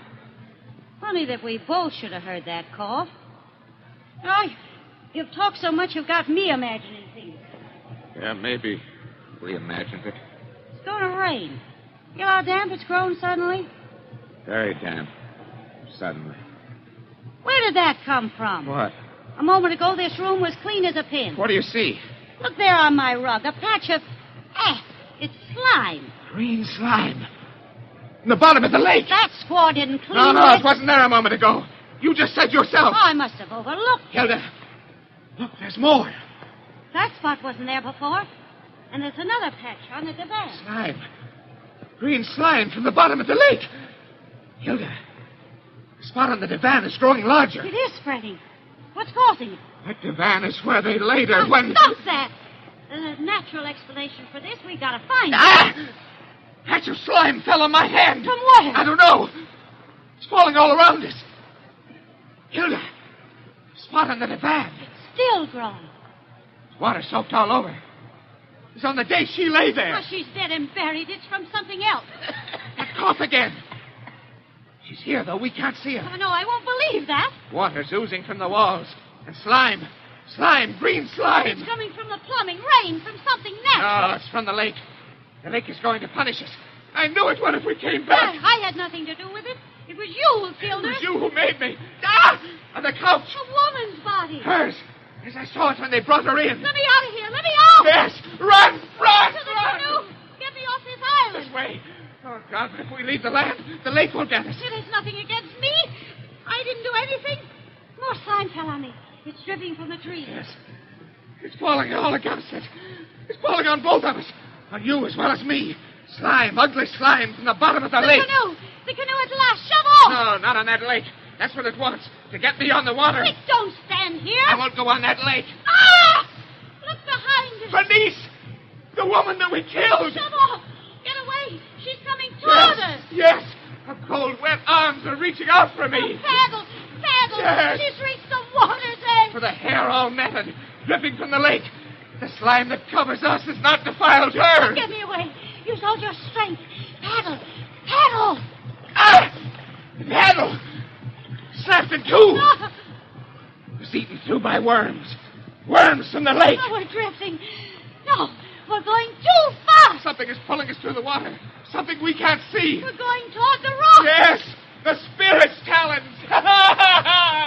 The road to death leads over rocks like that, she told me. Only the good can keep their footing on them. The bad fall off into eternal torment. I'm not going to be dashed against them. I'm going to save myself. I'm going to swim. You can't save yourself. She prayed the lake to punish us. It will never let us go. Help! Something's dragging me down. Spirits of the lake. The Nibanobe. Help! The rocks. The road to death. Eternal torment. Cold hands. Pulling me down to the slime at the bottom. Bernice, you prayed the lake to punish. The slime that spared her, will cover me forevermore.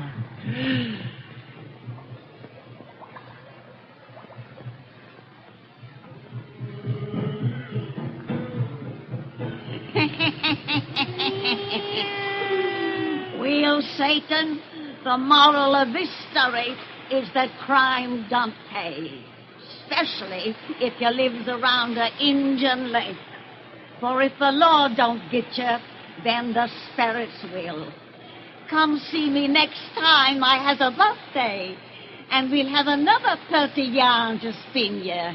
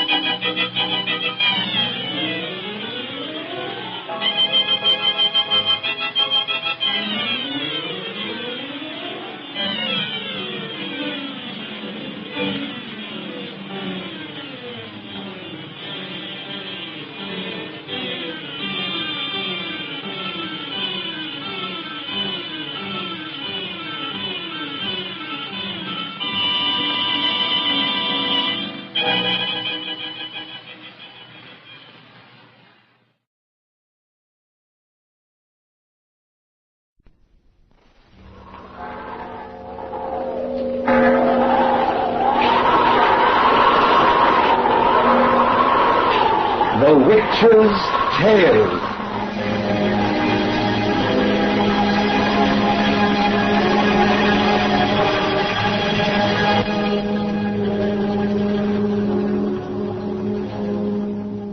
The fascination of the eerie. Weird, blood-chilling tales told by old Nancy, the Witch of Salem, and Satan, her wise black cat. They are waiting for you now.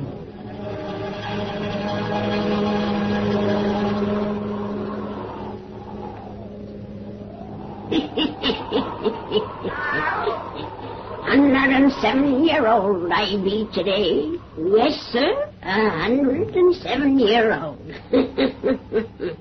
Well, Satan, we got a lot of yarn to spin these folks tonight. So if you'll give word to douse all lights, we'll get right smack down to business. That's right. Make it nice and dark and cheerful when you listens to our bedtime stories. Now, draw up to the fire and gaze into the embers.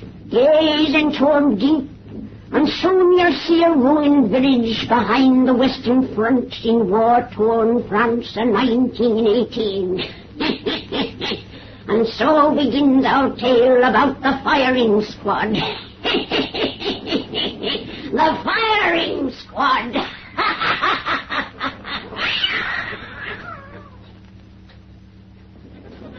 Squad! Halt! Why'd you make me look at this, Mac? Because that man's a traitor, Steve. But why should I watch him die? God. Blindfolded. Against a wall. Quiet. We'll let the men hear you. All right, Captain Mason. Proceed. God. Aim! Watch this execution. That's an order. Yes, sir. Squad! Fire!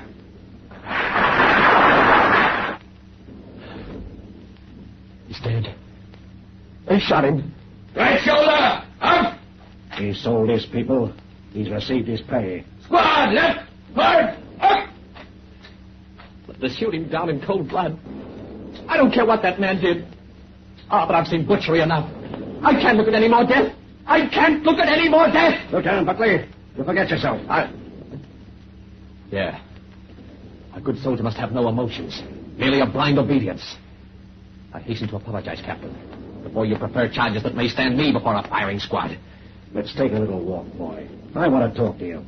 Very well, sir. The command of my superior officer is law. Steve, an extra bar on my shoulders hasn't made any difference between us. You know that. In blood relationship, we may be only cousins. But I've always looked upon you as a younger brother. You're in trouble, kid. I want to help you. You've helped me enough already. By bringing me to France when I might have stayed at home. And when you get me here, instead of leaving me in Paris, you took me into Below Wood. Steve, you're not really a coward. I didn't realize it was going to be so hard. I thought this war would bring out your stronger side. You have a stronger side, if I could only find it. Your nerves are gone. That's the whole trouble with you. You need a change, a rest. A few days in Paris. What are you driving at? Kid, you can go to Paris. In my pocket is a pass in your name. A pass? A pass for Paris?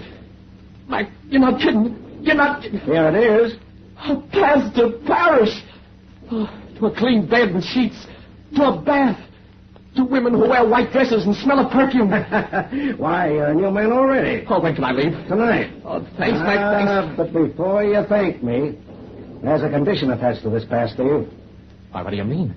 When you were in Paris before, you fell pretty hard for that Coudray woman. Steve, you mustn't see her again. Oh, Vera's not a plaster saint, I know that. I've no interest in her morals. Kid, this is in confidence. Vera Coudray is under strong suspicion of being a German spy.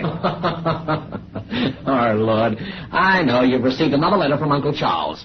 He believes there's a spy hiding behind each blade of grass. Uncle Charles is in a position to have reason for such belief. Yeah, but why pick on Vera? If she were a German agent, how's she gotten away with it in Paris for 4 long years? Because Mademoiselle Coudray is very clever.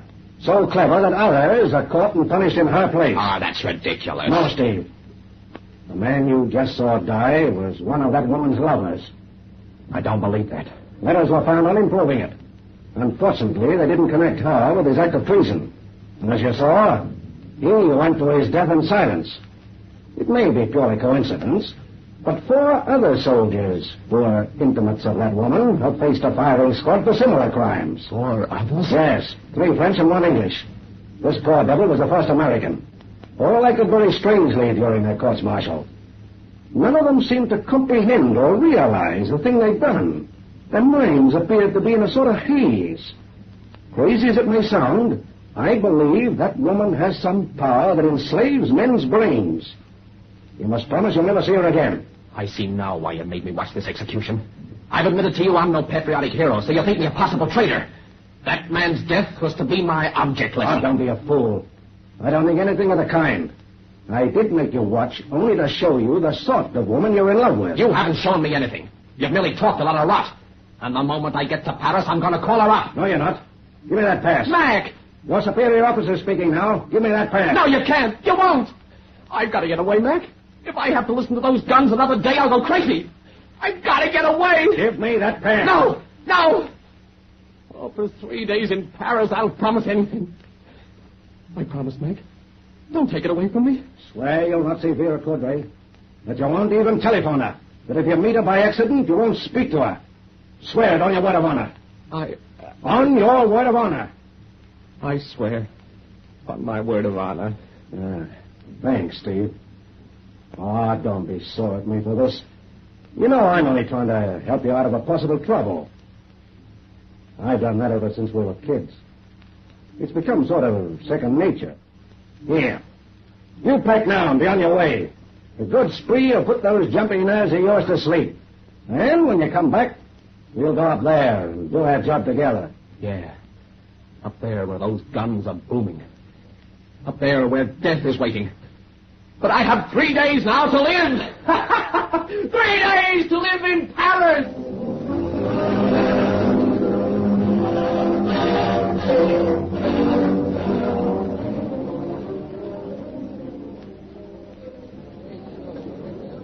Three days to live.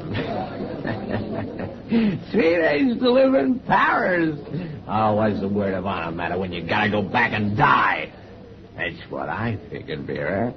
So I telephoned you to meet me in this cafe. I do not understand, mon lieutenant. Why should you not have telephoned me? And why do you speak of words of honor? That's a joke.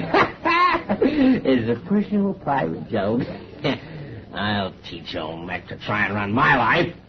And if you only knew the silly reason he gave for wanting me to promise it. I do not comprehend your little joke, but I will laugh with you. I will pour another glass of wine. Then perhaps you will tell me all about it. Yeah, pour me another glass. Hey, Vera, you only had one drink all the time we've been here. Don't you like this wine? I prefer to remain quite sober, as I can enjoy your happiness the more. And you are so happy, mon cher, to be away from the awful front. I'm so happy I could sing. Say, let's both sing, Vera. Wait. Your glass is empty again. You will sing better when it is once more full. I do my best. Drink, mon cher. Your company, your what you call division. I am so ignorant of military terms.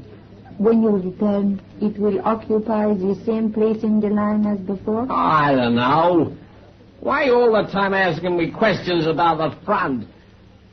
Why you remind me I gotta return? I want to forget that. I don't blame you. Oh, mon ami. Would it not be wonderful if this wicked war was over? This war is never going to be over. It's going to last forever. I'm going to be killed. You mustn't think such things. Why, if Paris were taken, the war would be over in 1 week. What do you mean? Oh, the Boers are only 70 kilometers away. If they should break through where your so brave American troops hold the line, this war would have to end. Yeah, they won't break through. No, I suppose not. Here, mon cher, you must have one more little drink. All right. Thanks, Vera. Your uncle, the Major General, what did he say about this dangerous situation? You have told me you write left to your cousin and tells him things when he sees him. Your cousin tells you about his letters, huh? Yeah, Mac tells me, look out for spies. Everybody's a spy. You're a spy. I? Yeah, he made me promise not to see you. Now I told you, Vera, we can laugh together. He said you had strange powers that enslaves men's brains. Why aren't you laughing, Vera? Why are you looking at me like that? So steady. So... Look at me. Sure. I like to look at you. I'm crazy about you, Vera. You know, you got the most wonderful eyes. Look into them deep. All right.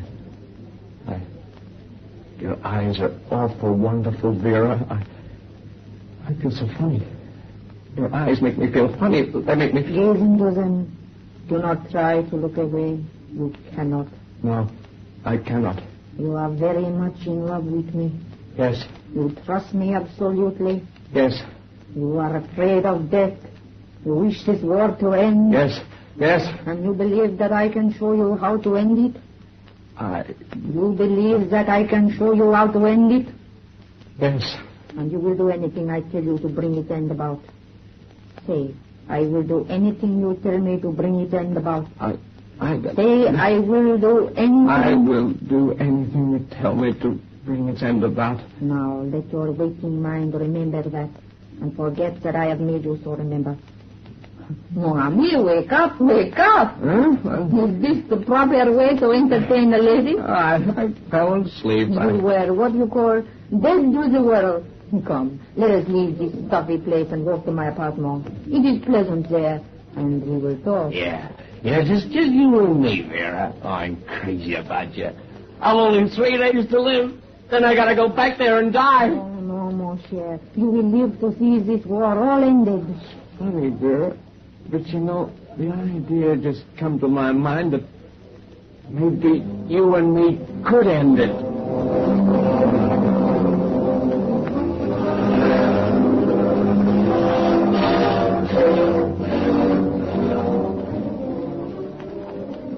Lieutenant Steve will be here at any moment.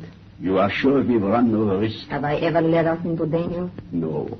Your hypnotic powers have been of great value to the fatherland, mademoiselle. In 3 days I have made this lieutenant my slave. And his uncle is a major general. If he is like his nephew, Germany does not need our help to win the war. Now listen, his leave is up. Tonight he returns to his company. No matter what happens, he will obey my will. Talk plainly to him and have no fear. I rely upon you. Hush. You wanted me, Vera? Yes, mon petit, come in. The gentleman of whom I spoke is here to see you. Monsieur Charbonneau, I present Lieutenant Buckley. I am charmed, Lieutenant. Monsieur Charbonneau. Of course I know that's not your real name. Mademoiselle Coudray has told me of your conversations. She told me how to end the war. It doesn't matter who wins, just so it's over, she says. She's right. And once the line is pierced between Soissons and Reims, Paris will be occupied within a week. The war will be over, and men will cease to die. Yeah. What am I to do to save my life and that of others? General Ludendorff wishes to learn the weakest spot in the line. Well, how can I find it? One who looks may see much. And to the nephew of a major general, things may be told. It doesn't seem right. Look into my eyes, mon cher. Because you wish to live, you will do as you are told. Yes, I'm going to live. For you. You will give the information we desire to a man wearing the uniform of a common American soldier. He will have a bandage bound around his head, and his arm will be carried in a sling. He will give you the password, Koblenz. This man will meet you a week from today. What if I am killed within the week? That, of course, would be a misfortune. Remember, you are not to fear, mon cher. Nothing can harm you, I have told you. No, nothing can harm me. Not even a firing squad. Of that I have forbidden you to think at all. To ensure your safety when the drive begins, Lieutenant, you will take this capsule. It will make you very ill enough to be sent to a hospital in the rear. Where nothing can harm me. Can I have 2 capsules? Monsieur worries about his cousin, Capitaine Mason. I have told you many times that he will also be safe. Yeah, Mac will be safe too. You've told me. To make Mademoiselle's assurance more certain of fulfillment, here are 2 capsules. Mademoiselle will enlighten you concerning any further details. It may be dangerous for me to remain here longer. Goodbye, Lieutenant. Goodbye. Mademoiselle, Au revoir, monsieur. I offered him my hand. He didn't take it. Oh, what am I doing? What am I doing? Exactly what I tell you to. That and nothing more.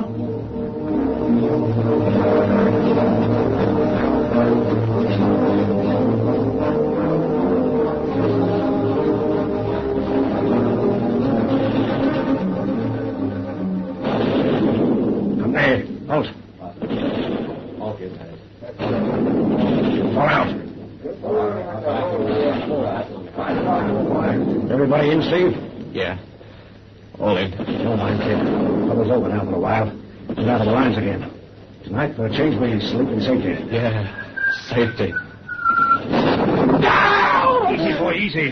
That one fell 300 yards away. But maybe not the next one. Maybe. No. No, nothing can harm me. Nothing can harm me. Here, don't let your nerves get you again. You've been a different man since you came back from Paris. Stay that way. Lord, what a Brannigan you must have had there, though. I've been the sort of days ever since. I'm all right. And I've been different this time because I know nothing can harm me. Nor you either, Mac. And because I know the war is going to end. Sure. We'll be out of the trenches by Christmas. Huh. Some Christmas. Say, that one of our men coming down the road? There's a bandage around his head and an arm in a sling. Bandage on his head? Arm in a sling? Yeah. What's the matter? Nothing. Nothing. Here, grab yourself 40 winks, kid. I'll see you later. No! No, I've got you! Sergeant Porter! If Captain Mason comes back looking for me, I'll be up the road. Up there with that man whose head is bandaged. Yes, Lieutenant. The war will soon be over, Sergeant. The war will soon be over.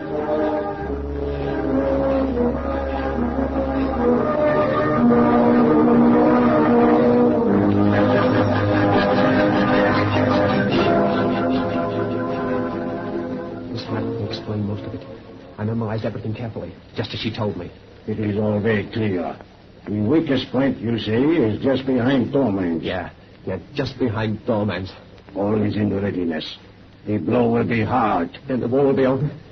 It'll be finished, as she said. I must hurry away now. Goodbye, Lieutenant. Goodbye. What am I doing? What am I doing? Lieutenant Buckley! Buckley! Steve! Coming. Steve! I've been looking everywhere for you. Bad news, kid. We have to go back. Back? Back where? To the lines. The water's just countermanded our arrest orders. They need us to plug a weak spot. Back of Dormans. Considerable hike. Back of Dormans? What's the matter? Get that man with the bandaged head. Don't let him get away! No. Now don't pay any attention to me. She told me. What are you talking about? Nothing. It's all right. Nothing can harm us. See to the men, Sergeant. Get ready to march. Yes, sir. County! On! Hard, you must. Come on, get your packs. I can't find the capsules. But nothing can harm us. Even back of Dormans. Oh, quit acting like a lunatic, Steve. We're going back of Dormans. Dormans! But nothing can harm us. Nothing can harm us. Nothing can harm us. Steve! He got him. He's hit. Hey, get that doctor. A stretcher. Please, come on, God. And I'm responsible. I didn't look out for him. I brought him into this. Steve, don't die, kid. Don't die. Don't die. They'll get rid of Bucky, Captain. Oh, thank God you're here, Doc. Quick. Oh, don't let him die. Don't let him. Doc, he isn't already. No, he isn't dead. He isn't going to die. Shell fragment grazed his head and knocked him cold. Plenty of blood, but just a flesh wound. Oh, thank God. Back. He's coming to already. Lucky guy. He won't have to go with us. He's got a ticket to the hospital. Meg, where are you, Meg? Here, kid, here. You're all right now. Pile you, Mr. Barris. What are they doing? Where are they going to take me? To a hospital, kid. We'll have to go ahead without you. But where are you going? Why? Oh, you're going back of Dormans. And she lied when she said nothing could harm us. She lied! He's raving, Doc. Don't go back at Dormans, Mac. Don't go back at Dormans! Give him a shot, Doc, and quiet him down. No! I gotta leave you now, kid. No, Mac! Listen! Let me tell you, Mac! Lieutenant Clark, take the rear company. Company, attention! Left step, forward, march! Mac! Come back! Come back! Oh, he's gone. She lied and he'll be killed. I'll have killed him.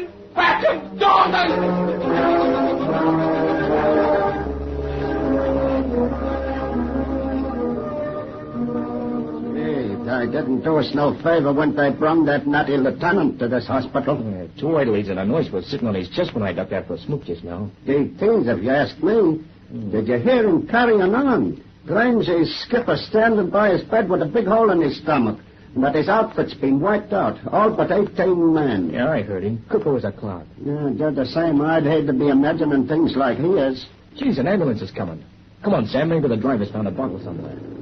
Yeah. Come on, you guys. Go on. There's plenty there. What?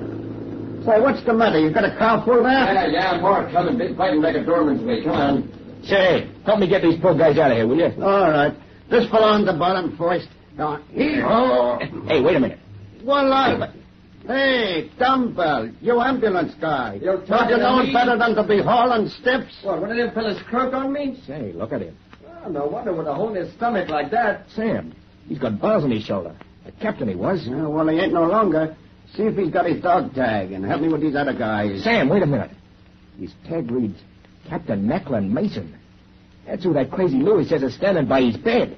Gee, how did he know this guy was hitting the stomach 20 kilometers away?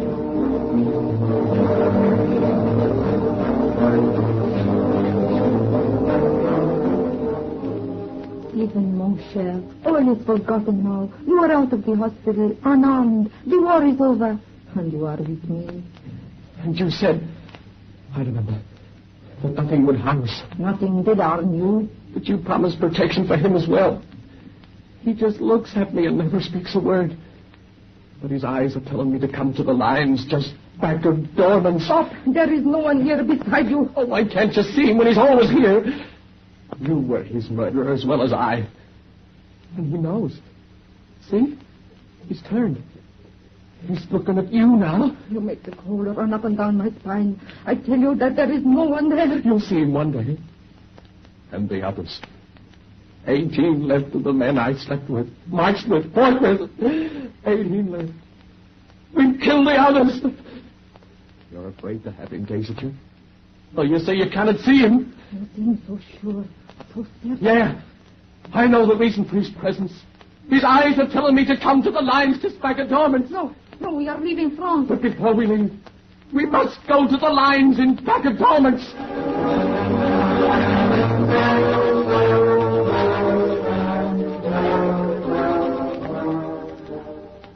Oh, this terrible idea of yours that has brought us to these muddy fields tonight. Since you had to come, why could we not wait till morning? I've told you, dear. Mac wanted it this way. He's spoken to me twice since we started from Paris. Not angry, as though he hated me for what I've done. Just kind. Just as he used to be. It's strange you haven't heard him speak. I have not heard for the same reason I have never seen. There is no one, nothing, there beside you. There has never been. I came here only to humor you and to keep you from talking to people who might believe the crazy things you say. We're walking where they fought the night when the Boche broke through. At the place we told them was the weakest. We're walking over graves. The graves we made. Here they died, the men we killed. I cannot stand it. I will leave you. You can't leave. Nor can I. I knew we couldn't when I brought you here. What do you mean? That we have come to pay a debt. Where is that bugle? There are no soldiers here. Miss, can't you see them? They're gathering all about us. I see nothing but shadows. Only shadows. Listen, the shadows are marching. Here comes our firing squad. Oh, you are not insane. I see them coming towards us, and I see your captain too. Let me get away. Oh, I cannot move. We sold our people. Now we receive our pay. No. Already, Captain Mason. Proceed. Bob. Hey. No. Hey. No. Give me back. What?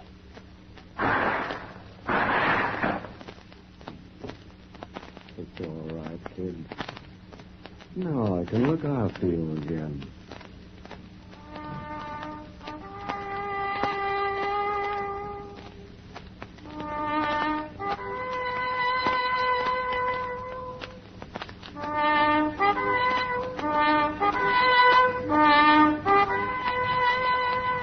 And in the morning, 2 bodies were found lying on a deserted battlefield.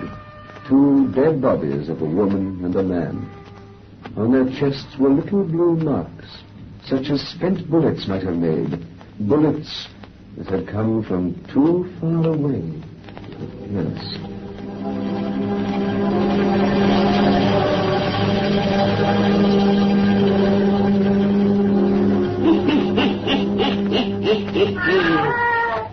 Well, that's the end of that one, Satan.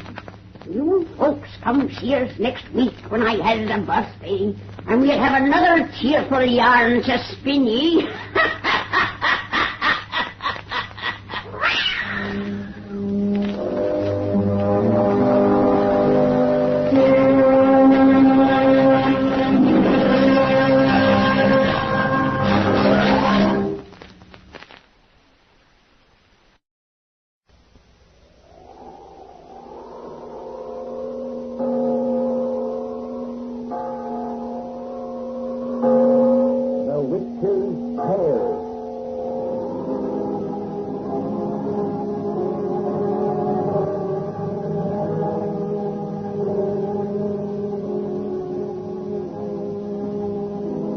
Fascinations of the eerie, weird, blood-chilling tales told by old Nancy, the Witch of Salem, and Satan, her wise black cat. They're waiting for you, now.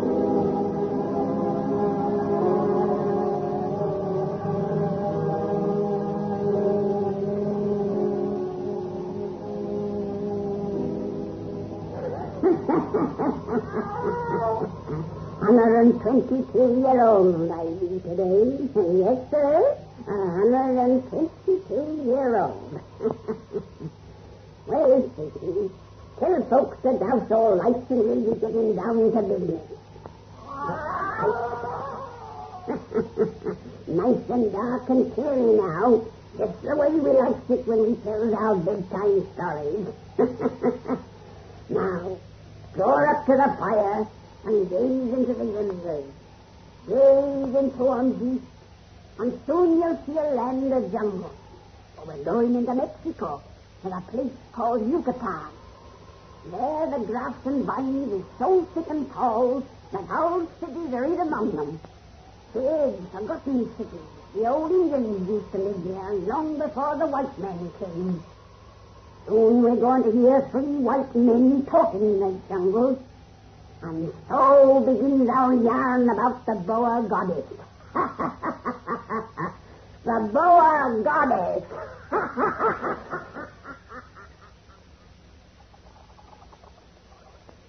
This is Morgan. That we are getting close? We ought to be, according to that picture writing Mary Ann gave me. Hold up that torch, Dutch. Yeah. I don't see no flat stones yet that you said we got to find. If that girl had only come along to show us, we wouldn't have to fool around like this. You have been among these Indians long enough to know they are women cannot come on sacred ground. If she's the high priest's daughter, you'd think she'd take a chance on the taboo. Especially with her loving me the way she does. She has taken chance enough as it is. He will find what he seeks and get away into the jungle. They will know it was by your aid. Then her life will be. Look, what of it? She's only a squaw. Still, Mary Ann is a cute little trick at that. You got such a sense of humor, Morgan. Every time you call that Indian girl Mary Ann, I got to laugh. Shut up, you fool. It is the unfinest. You know what will happen. Keep your shirt on, Frenchy. It is kind of comical, Dutch. But I call all my girls Mary Ann. And not being able to speak this one's lingo, I don't know her real moniker anyway. Quiet, be careful. We're safe enough. Every man in the village is out in the jungle for that ceremony they're holding. Yes. The ceremony which proves how much we have to fear. For out there tonight, they will let a boa constrictor crush a man to death. Listen. 3 weeks on the draw. That means they're getting ready to kill that fellow now. Yeah. God, if my folks back in Jersey knew their darling boy was living among a bunch of Yucatan Indians who just made sacrifices to snakes, they'd turn over in their graves. After 3 months among them, it is still difficult for me to realize that we have found a lost tribe of Aztecs, living as their fathers did 600 years ago. It was lucky they found us when they did. Another day lost in that bush, we would have been dead.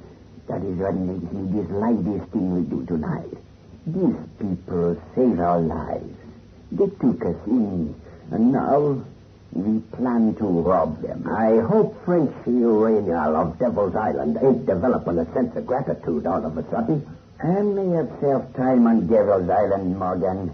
But I, like you, am not wanted in Ecuador for murder. That's because you never had the nerve enough to kill a man, you yellow skunk. You're not going to talk to that...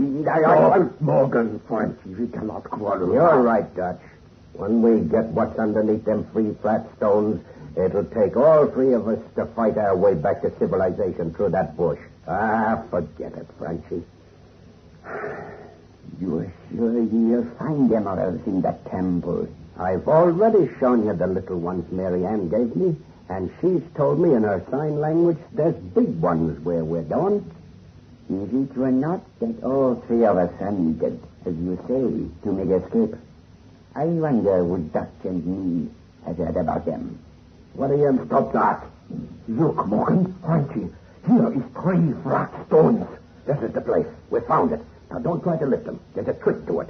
She showed me in the picture writing. You push the stone in the middle, and I got it. Look at that. A passage has opened. The temple's underneath. Come on, down these stairs. Wait. I do not like this place. What's the matter? I don't know. It's dizzy feeling that has started me. I feel something funny, too. Both of you are yellow. Give me that torch. I'm going down these stairs. You can't call me yellow. Then prove you're not. Come on. It is dark down here. Morgan, hold up that torch. We don't need it in a minute. According to Mary Ann, this passage takes a sudden bend into the temple proper, where a fire's always burning. Yeah, there it is. Yeah, it is right. There is the temple. Oh, mon Dieu. My God, good Lord. Up the stairs for our lives. Wait. You poor dumb idiot. It's only a statue. A statue? Yeah. But it had me going for a minute. It's so natural looking, I thought it was a real honest-to-God snake coiled up to strike. No. It is an idol. The image of the boa goddess. Hold up that torch, Morgan. The stone snake has a woman's face. Mary Ann told me the truth. The idol's eyes are emeralds. Bigger ones than I have ever seen. And where the snake's body joins the woman's face, there is a necklace. More emeralds. We shall be rich. Rich millionaires. Let me climb up there and get them. Say, what was that? A drum. It sounded as you touched the ear. There ain't no one but a drum in here. This is just a big bare room. There it is again. It is a warning. You're in a sacred place. You must not defile a holy image. Bunk, hand me your knife, Dutch. What you going to do? Cut off that necklace and pry loose them emeralds. No. Oh, that's what we came here for, you fool. Here goes. Again, that drum. Morgan, come here. A curse will fall on us if you take those stones. Wait, Morgan, there is something funny in this place. I'll go when I get these stones. No. It's all right, I got them. Look. Those from the eyes are as big as eggs. I'm rich. Let's get out of your creed. All right, I've got all I want now, and I'm a millionaire. Up these stairs. Let's get away. Wait, listen. It seems to come from inside the snake itself. It struck 3 times. Yes, 3 times. Like we heard it in the bush outside. It means the boa goddess will take soon a human sacrifice.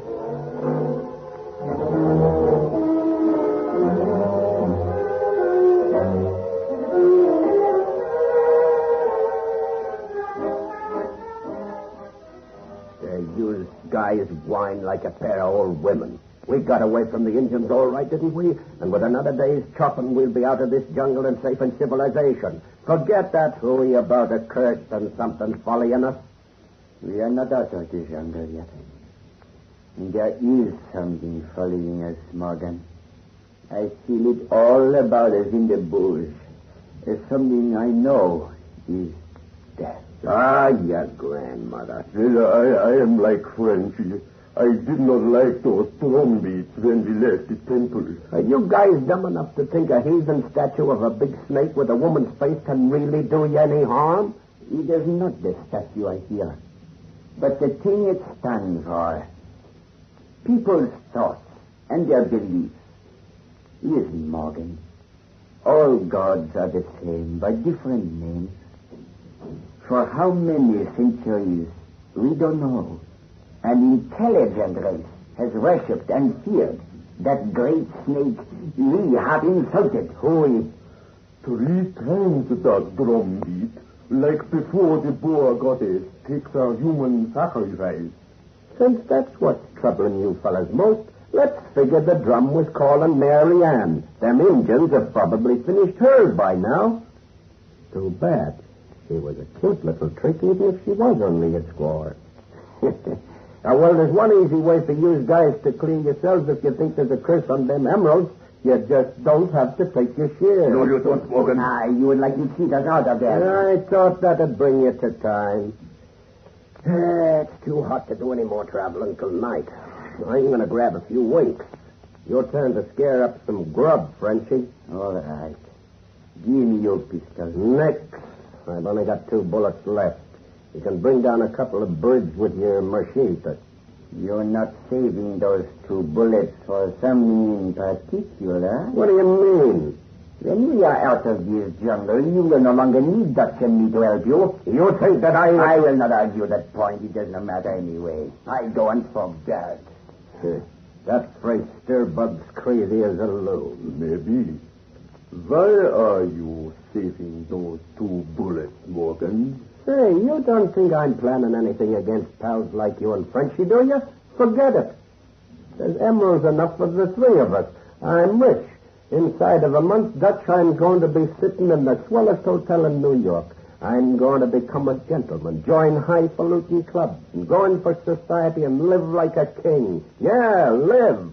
That Frenchman gives me a pain talking about death following us through the jungle, all on account of a couple of drum beats you heard in that heathen temple. Morgan, the drum is here. Can't be. Gee, you got me hearing things. 3 times it beat, just like that night. Oh, don't mean nothing. Don't mean nothing. Something's got him. Oh, look, a boa constrictor. Get out of the squares, crossing out his life. There is a curse. It's breaking now. No, I won't believe it. The jungle's full of snakes. He just happened to cross a boa's path. Run, Dutch. Run before it comes for us. Ain't you going to try to kill him? You got a pistol, Morgan. Shoot. I'm saving my 2 bullets. Leave him there and run, you fool. Now we can split his share. Yeah, we split his share of death. So he is just the first of us to go. I don't believe in that stuff. Then look back, for the snake has turned its head. Say, it has the face of a woman. Yeah, the face of the boar goddess. Run, run, run!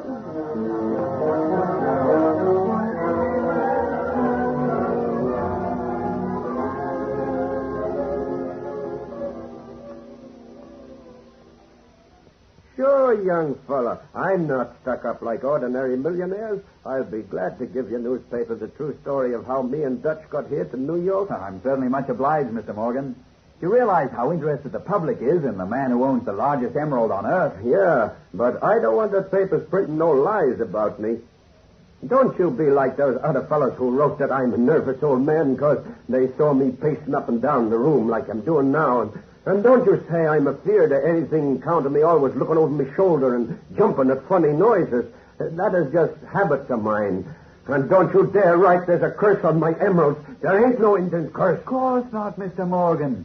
That sensational stuff that you object to is all printed when a flash came in through Associated Press. Seems 2 madmen had stumbled into a little settlement in Yucatan with a pocket full of emeralds and a story of a 3rd man who'd been crushed to death by a boa constrictor with a woman's face. We couldn't pass up a yarn like that, even though we knew it was ridiculous. And it was ridiculous. 2 men have just chopped their way out of the jungle. They're apt to say anything. You write that stuff was all a lie. Don't forget to print how I tried to save me dead partner, Frenchie, when the big snake got him, though. But don't say the snake had a woman's face. It didn't. That was imagination. And there ain't no curse on my emeralds. None that can reach beyond the jungle anyway. What was that, Mr. Morgan? Nothing. Just talking to myself. The jungle makes you do things like that, young fella. It's great to be home in a city again. No snake can follow me to a big town like New York. You've spoken of your partners as Frenchie and Dutch. Will you give me their proper names, Mr. Morgan? Frenchie's dead. Oh, if I could only forget the way he died. Oh, excuse me. The name I knew Frenchie by was Jean Renal. And Dutch's real moniker is Adolf Appleman. Adolf Appleman? Yeah, he beat it out west of Chicago as soon as we hit the USA. Oh, he ain't nice to you reporter guys like me and don't like his name in the papers. But you can print he don't believe in no curse, neither. Mr. Morgan, haven't you seen this morning's paper? Not yet. I just got up. What a story this'll make. No one dreamed he was your partner. Say, what's the matter with you? What are you doing at my telephone? Hello? Get me Wells 292-915. Look at that front page, Mr. Morgan. Read those headlines. Last night in a Chicago hotel room, Adolf Appleman was crushed to death. Every bone in his body broken. Hello? Hello? Give me to the editor. It can come further than the jungle. Them drum beats I heard last night was not a dream. City desk? Get this. Whopper of a story. The guy crushed to death in Chicago last night was a partner of the bird who was... I'm next.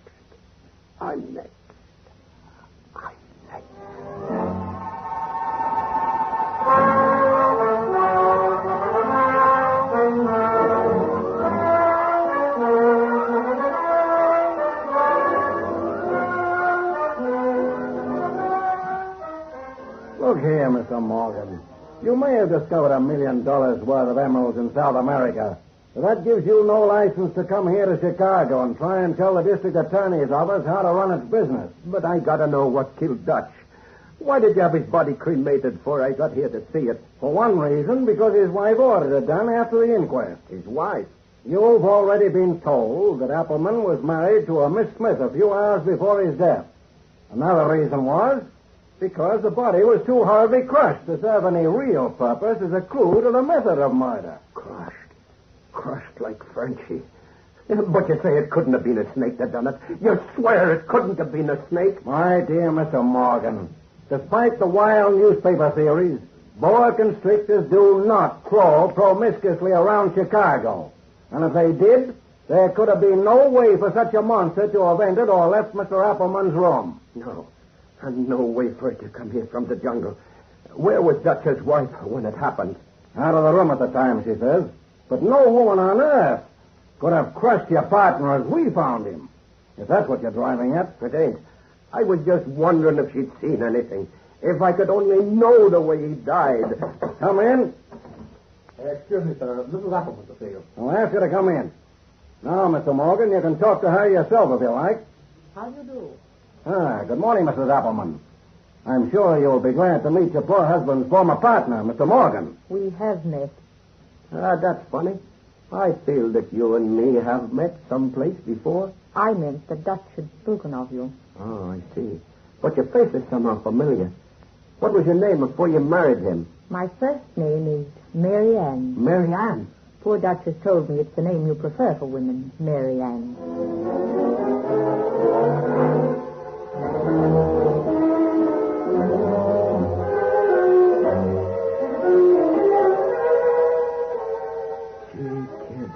To think I'd finally fall for a skirt whose real name was Mary Ann. How startled you were when I first told you that was my name. Yeah, hit me like a voice from the dead. Not that a squaw matters, you understand? But you knew, even before I spilled the beans about how we got the emeralds and all. Yes, I knew. Dutch had told me everything. I don't know what I'd have done without you since Dutch was killed. Man needs someone around so he won't be all alone to think things. After we're married tomorrow, it'll be better still. Only I wish you hadn't made me to wait a whole year.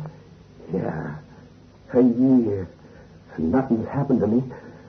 I always knew that curse was just a bunk. You have no fear at all anymore? Me? I never was afraid of anything. My hair turning white and me losing weight like I have is just from a run-down condition, the doctor says. Yet if I only knew how Dutch was killed and the explanation of them drum beats and... I can't get out of my mind the way I saw Frenchie go. You have explained it all perfectly naturally to me 100 times. You have no real faith in heathen gods, you know. No, of course not. Only, but it was all imagination. The boar I saw in the jungle did not have a human face. That's an awful way to die, like Frenchie, Marianne. Do you ever see a man killed by a boar? It wraps itself around him, coil on coil, doubling and tripling its own strength, and its eyes look into his and fascinate him till he's dumb and helpless. And then slowly the coils tighten until the bones crack like pipe stems, and the flesh becomes like putty, and he only screams once, just once. So I can't die like that. I won't die like that. I'm rich now. I become a gentleman. I'm crazy about you. I want to live. Oh, you don't believe in curses, Marianne. You don't believe a crawling thing from the jungle can reach me even here? If I believed in the curse, I would believe neither distance nor civilization would have power to stay its vengeance. But you don't believe. Tell me you don't. Say like me. You think it's all bunk. Yes, I say it like you. Isn't it fortunate we can tell ourselves such things? It's so terrible to be afraid. Were I a god who wished to punish hard for a long time before I struck, I would make my victims fear. I say, don't talk like that. Sometimes you make me afraid because I don't know what you mean. It'll be all right when we're married tomorrow, and then I'll have you to talk to all the time and learn to understand you. You haven't forgotten that for my wedding present I shall have the great emerald you took from the Aztec temple? Yeah, like I promised. Then, with the other the Dutch gave you, you'll have the 2 greatest emeralds in the world. The eyes of the boar goddess. It will be nice to have them. They'll match your own eyes, Marianne. For they're green, like the emeralds, and they fascinate me. Green and deep, like the emeralds, like the eyes of the boar goddess.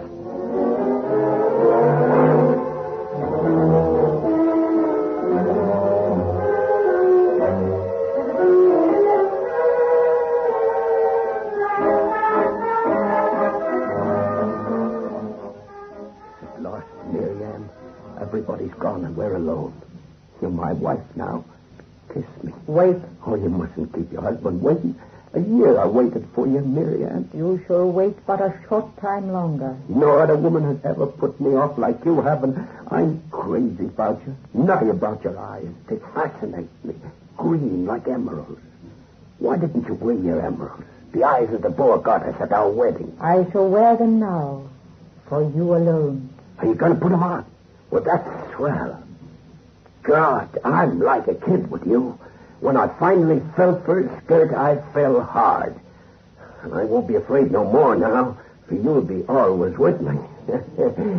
You won't leave me on the wedding night like you left Dutch a year ago. I will not leave you.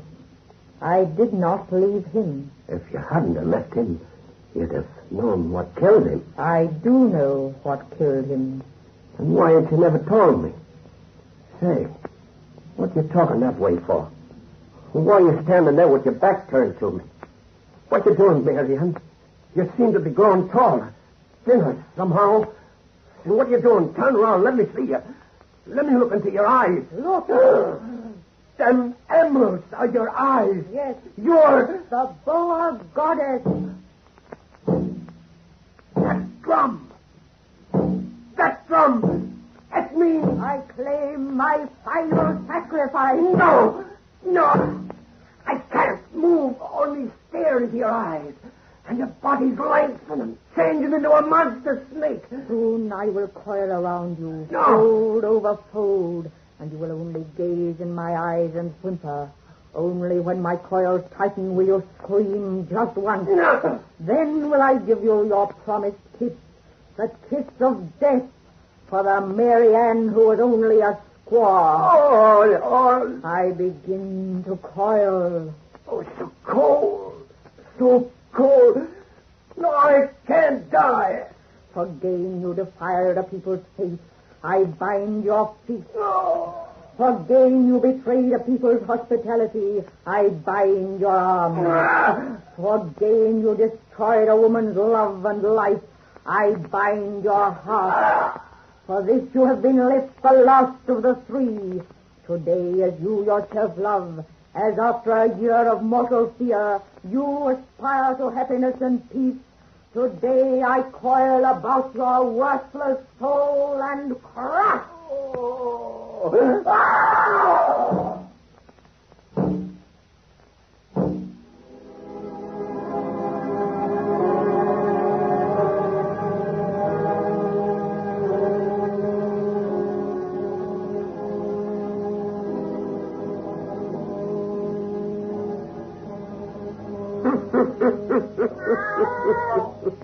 And that's the story about the Bower Goddess, the queen of all the snakes. Well, Satan and me have business to attend to now. Important business, Satan. Near midnight, Satan.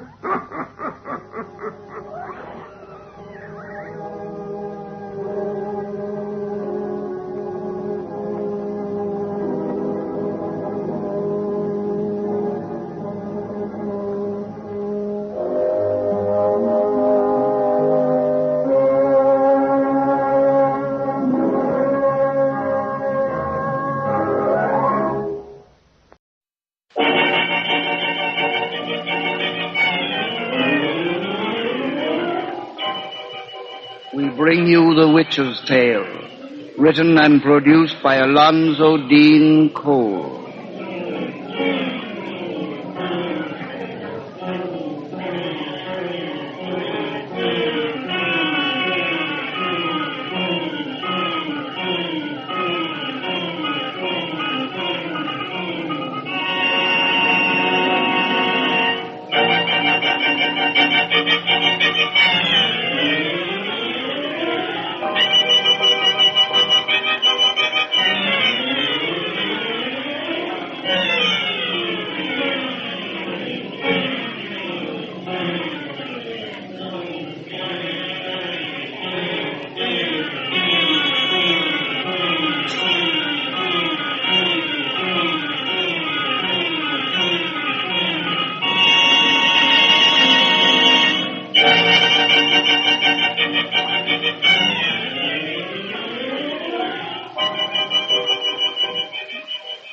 And now let us join old Nancy and Satan, her wise black cat.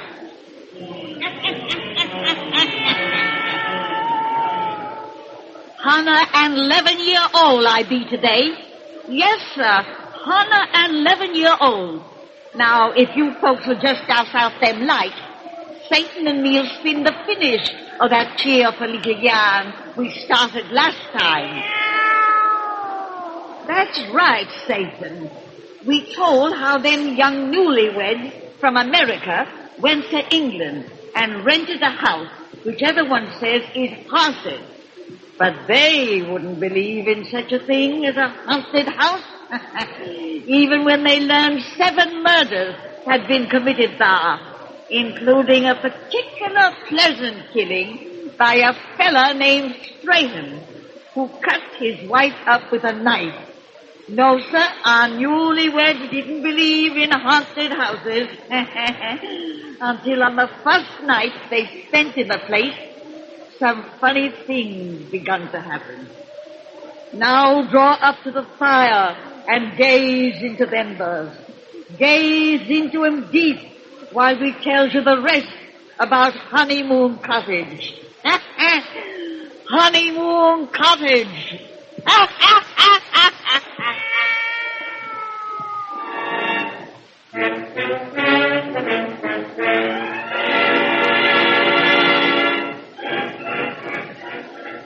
gee, darling. I wouldn't have told you about that whispering sound I heard if I'd known it was going to upset you so. I'm not upset, Gilbert. I wanted to come back downstairs because, well, I'm just not tired, and I don't want to go to bed You're yet. so tired you can scarcely see. You were afraid to stay up there after I told you of that voice. You said it whispered one word. Kill. Oh, it didn't whisper anything. I imagined it. I must have. You didn't hear a voice, and you were standing right beside me. Yes, standing by the door to that room where Strahan killed his wife. Dear, you can't believe in such incredible things as ghosts. That the dead can return to harm the living. Oh, it's ridiculous. Dr. Thomas started our nerves going with his crazy insistence that we leave this house and the creepy tales he told about it. That's what's the matter with us tonight. Just nerves and imagination. I suppose so, but... Gilbert, it wasn't only the whisper you heard that made me want to come back downstairs. I felt something. What do you mean? I wasn't going to tell you, but when we went in our bedroom after you heard that whisper, it seemed as though something passed me. Passed you? Yes, I didn't see anything. It was though a chilly breeze were blowing by me. But it wasn't a draught. It was something with invisible shape and substance. Something that made my flesh tingle. It passed me and went into the wall beyond. Oh, I know how silly it sounds, but I didn't imagine it. It was something real. Awful. Oh, Donna, dear. I don't believe a bit in all this foolishness, but you and I are going to leave this house. You can't break our lease. We can't afford to lose a whole year's rent. I can't consider money where your health and nerves are concerned. But that money means so much to us. Oh, there must be a natural explanation for the things we've heard and felt. No, we won't be frightened away from here like a pair of timid children. You really want to stick it out? Of course we'll stick it out. Let's go back upstairs and go to bed.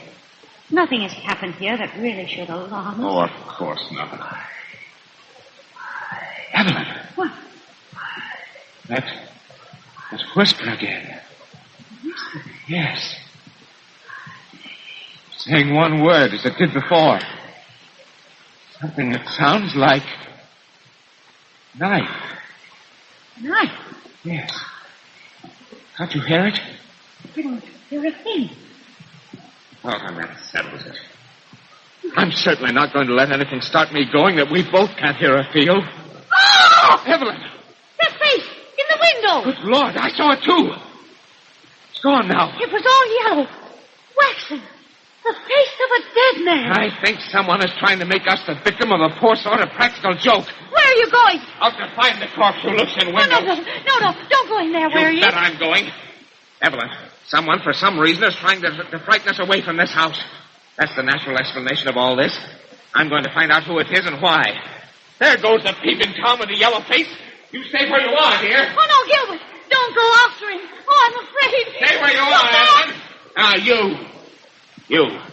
I see you in those bushes. Come out of there, whoever you are. Come out and explain your motive for peering in my window. I came to beg that you leave that house forever. Ah, you did, eh? You, like Dr. Thomas, are trying to frighten me away. I have come a long way to warn you of the harm that lies there. Beware of whispers. Whispers? What did you know? I know too well. Don't listen to whispers. Don't obey whispers. Leave Honeymoon Cottage before the full of the moon. Come out here in the light where I can see you. Come on, let me look at you. What? What's that blue mark around your throat? A mark you too may bear if you do not heed my warning. What? It was left by the hangman's noose. Oh. What are you? Once I was called George Strahan. Strahan? Oh, no.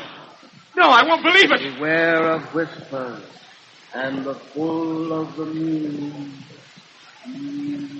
No. Evelyn! He's gone. Faded away before my eyes. Evelyn! What happened? I talked with a dead man. I talked with a dead man.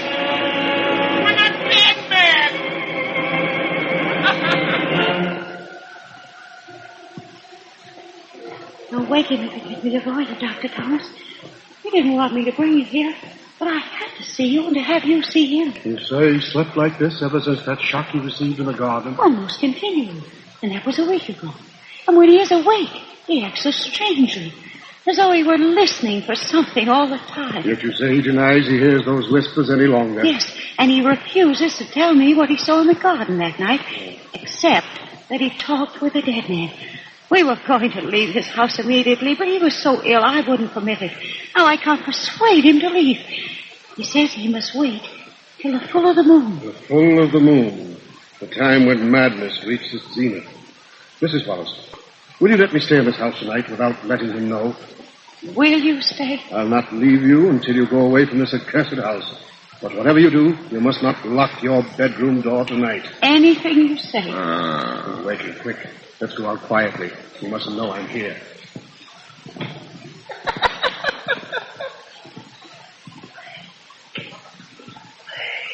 No. You've come to talk to me again. You, the whisper. How beautiful your voice has grown to me. Again today, how wonderful it is to kill. To kill with a knife. Yes. Wonderful. Tonight. Yes. I will kill her with a knife. Tonight. But lock the bedroom door. Lock the bedroom door.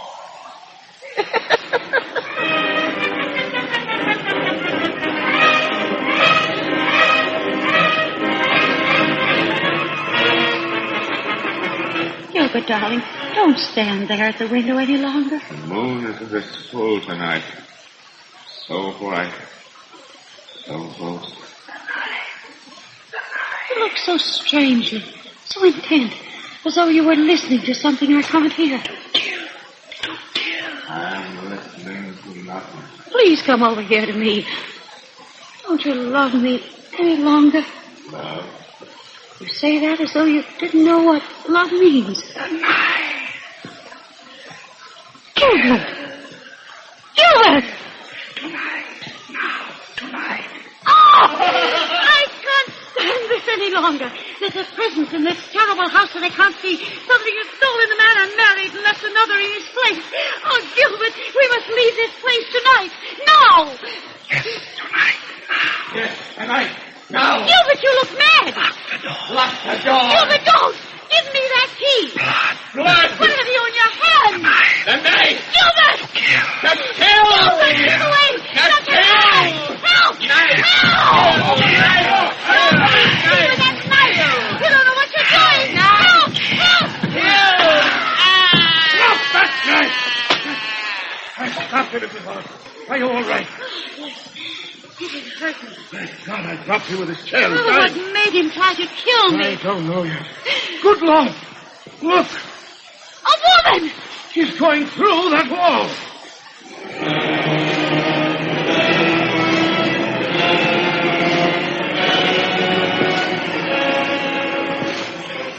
So you were right. There is a secret room hidden in that wall. Yes.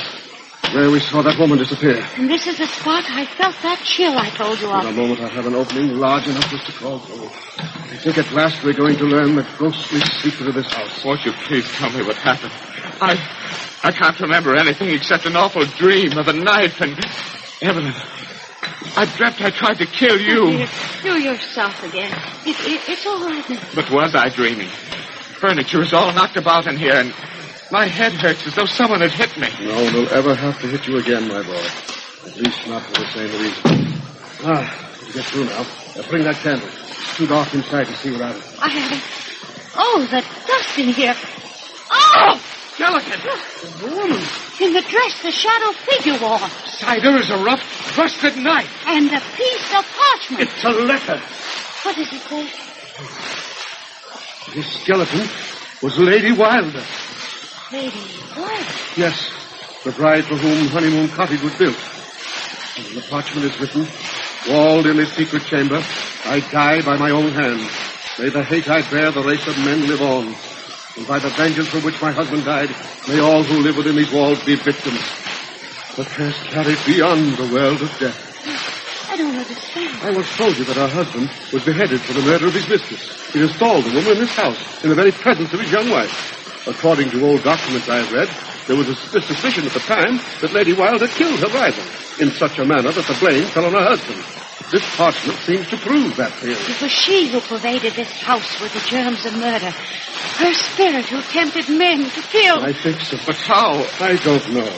Nature is full of mysteries to which we have no clue. I know now I wasn't dreaming of the thing I tried to do. Oh, Evan. It's all right now, dear. It's over. And the curse of Honeymoon Cottage has no power to harm us anymore.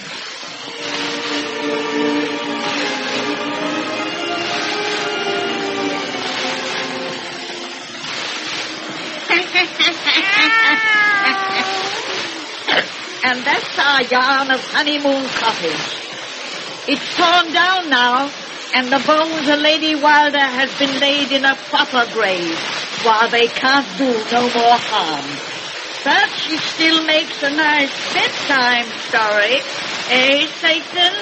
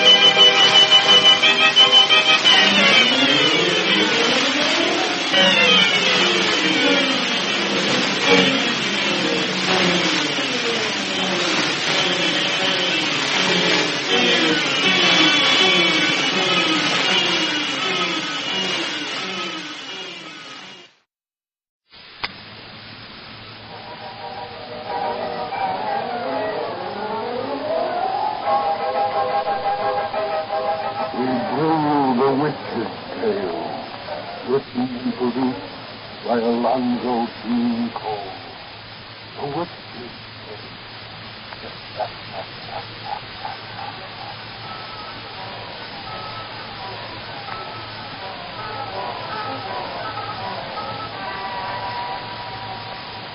One of the most gratifying things about selling a meritorious product to the American public is their fine sense of gratitude when that product lives up to their best expectations. This certainly is the continuous experience of the makers of Crucian salt. Letters from grateful users pour into them consistently from all over the nation, and every letter is read.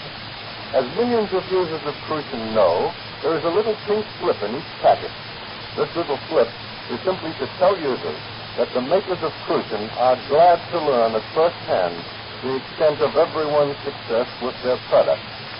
Incidentally, the pamphlet in the package tells every Crucian user that a wonderfully informative 20-page booklet is available free for the asking. This very interesting, authentic booklet is entitled How to Achieve Stylish Slenderness Without Injuring Your Health. Many hundreds of thousands of people have sent for this booklet, and a great many of them have later asked for and received extra copies for friends, which only goes to show how people like to pass on to others good news and personally proven advice. Now let's hear briefly what Miss Rita Wilson of City Island, New York tells us. I realized I was getting too stout, 220 pounds, and my physician advised me to take Crucian salt. I have now reduced by 48 pounds of steel fine. I'm delighted with the result. Then there's this report from Miss M. Kettner of Clifton, New York. She is a nurse and she is writing. It's good news on my whole family. Another man.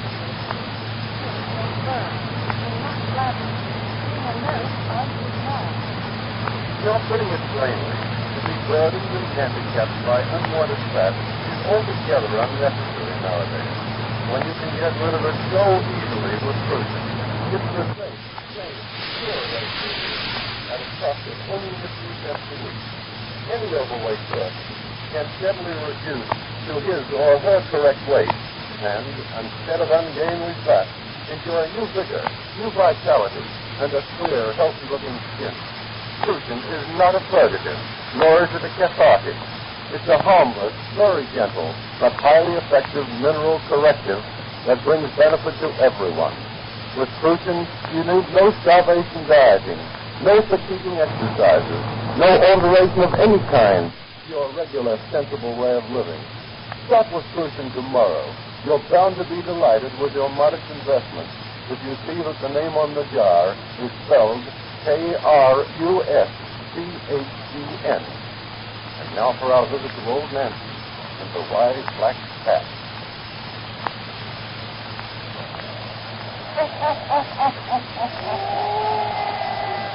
Hannah and 13-year-old I be today.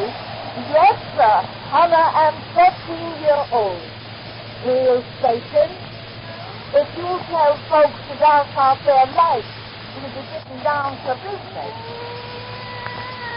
That's it. Make it nice and dark. Yeah. Now draw up to the fire and gaze into embers. Gaze into them deep, and soon we'll be in California, the land of the setting sun. And there you'll meet some people from the land where the sun gets up. To Chinatown, dear boy. To the Chinatown of San Francisco. And there, in the house of two good Catholic priests, begins our yarn of the confession.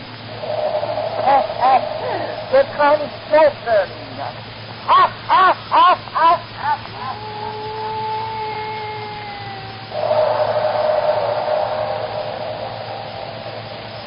Now, my boy.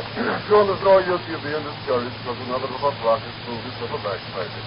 When you've been a priest in this Chinatown parish for the 7 years I have, you'll come to expect these derelictions. But I was so sure of old Lee's thing, Father Guilfoyle. He was the one convert that I absolutely relied upon. And to learn that he died this afternoon with a Buddhist priest at his bedside. But I know that was a sad blow for an earnest youngster like you who's just back from the seminary. I had many the same disappointments before I stopped trying to make Christians out of the wrong kind of it. Wrong kind? Well, there can be no right or wrong. Old Chinese, the wrong kind is to make converts out of paradise. But like old dogs, they can't be taught new tricks. If for the young we must do what's right. For if the newer, we take root and grow to that. You think that the new generation are faces making headway? Of course it is. Seen that for yourself? I'm not sure. I can't be certain of anything with these people. They're so peculiar. Oh, they're not peculiar. They're just different from that. They've all the white man's faults and all his virtues, but they express them in opposite manner. You know that in China the needle of the compass points south instead of north, but the people say their doctors when they're well, and give them nothing when they're sick.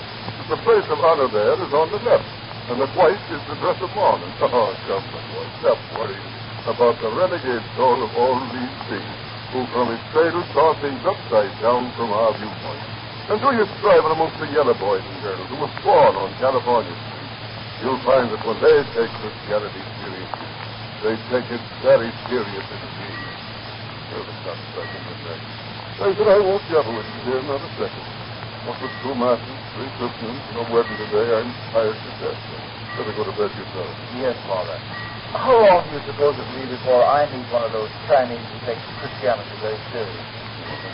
Bless them. Lord will give you proof in his own good time, my boy. Oh, just talk there. I'll answer, Father. Funny. I'm on top of the midnight stroke like that. What is this o'clock at struck their feet? Good evening.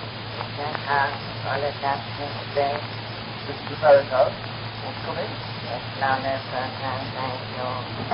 I bring compliments, my master, Abu. His honorable wife soon died. Holy Catholic please come confess. What is it, Father? This man says that a dying Chinese woman sent one of us. Abu, wife died very soon. Please come. I just heard it once. I'll let you go, Father Guilfoyle. You're so tired. Well, I'm never tired when there's duty to be done. But I'd like to go if you'll permit. Please, Father. Let me attend this woman. All right, boy. Perhaps you'll be the proof you were just now asking for. Thank you, Father. Please come quick. Abu, wife soon died. I'll be ready in a moment. Who is this Abu you come from? Where does he live? Abu, my honorable master. At your place he lives. I thought I knew every living soul in Chinatown, but his name is strange.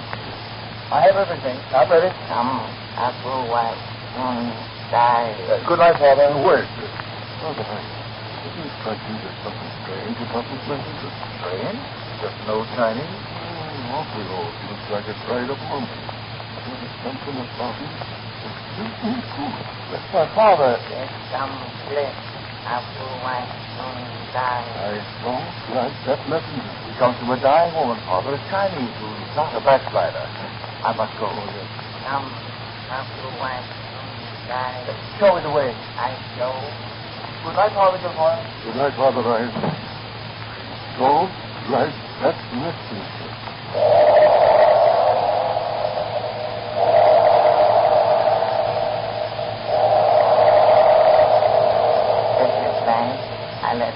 I've noticed this house in passing, but I thought nobody lived here. The General Sapu, wife soon died, and the king. Thank you. What? Dark as pitch. Haven't you any lights here? Lights up there. I call it. Apu. Apu. Oh, there's a light showing now. I must Apu come. Apu. Baisan. I see the welcome on your mission. Reverend Father, this unworthy Apu bids you welcome to his meeting house. And you see the way up my miserable stairs. Yes, thank you. Now that there's some light. Oh, have you called an American doctor for your sick wife, Mr. Booth? No, Reverend Father. This colored Apu has called no American physician. You must do so at once. With all due respect to your national medicine, a sick woman should not be entrusted to the care of a Chinese physician. I have secured no physician of my own race to attend my dying wife. No doctor at all?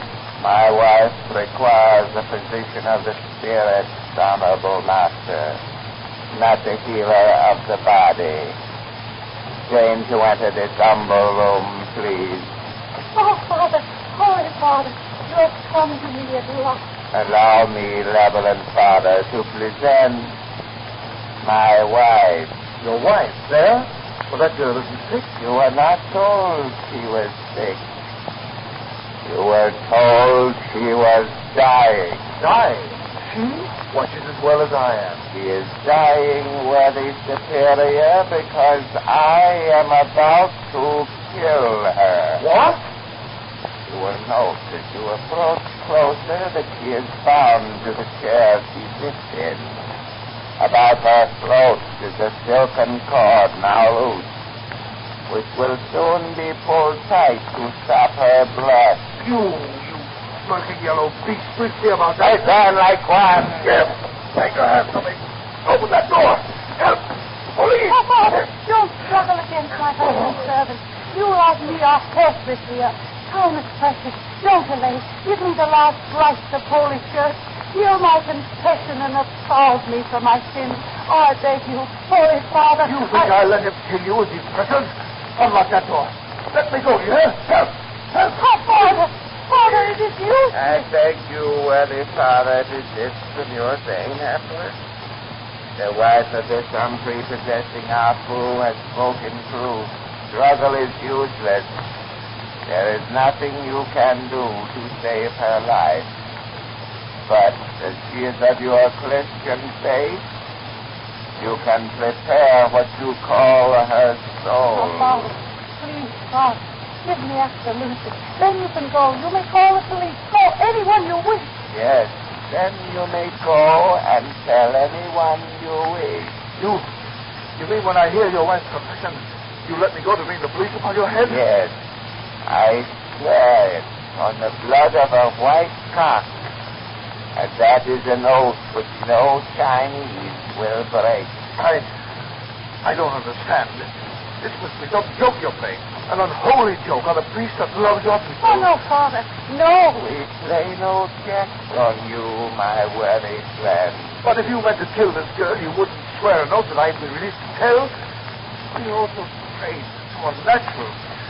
There's a horrid something in this room. Something I can only feel. What is it that's so awful here? Confess me, Father. Oh, give me absolution. His duty is to console. I need consolation, Father. Oh, my need is great. Hear my confession for the pounding of my feet. I'll hear your confession. But if this is a trick to mock at Holy Church, may the curse of God fall on you all. I swear it is no trick. Confess me, Father. Very well. Leave us alone. I stand. Be quiet. My servant believes. I regret that I must remain. No. My husband already knows what I am about to tell you, Father. And if he left us here alone, you could not help me to escape. Escape is quite impossible. I have prepared myself for this position. The cords that drive me to this chair will not let me kneel before you. Those cords, unfortunately, cannot be removed. We'll see about that later. Proceed, my sister. Bless me, Father, for I have sinned. A sin that has brought me unto death. Let me, Father. Then I will impart the Fide Spiritus Sanctus. I confess to Almighty God, to Blessed Mary, ever Virgin, that I have loved not my husband, but another. Mingo, how could you marry this old man old enough to be your father when you were promised to me? My parents wished it, you know a daughter must obey. Here, in China. You and I are no longer Chinese. You were born here in San Francisco. Neither of us can even speak correctly in our mother tongue. We are Americans. If you'd only been with me, to give me strength to refuse. Of course, I was away preparing for our future. You were weak enough to take our school. Oh, you must understand and forgive me, Ma. You must forgive me, Ma. You must. It wasn't because I didn't love you. I shall always love you. Do you understand me, Ma? I don't know, wait. My letters instead of waiting, and I thought it would be easy and kindness, but I thought no. You must know that we were sweet brothers. We found you here. We must not meet again. I shall not intrude upon your domestic happiness. Don't blame me too much. Please. I can't be angry with you. I can't give you up. Mingo, love you. Love you. Please, I am the wife of our fool. I mean to be a good wife.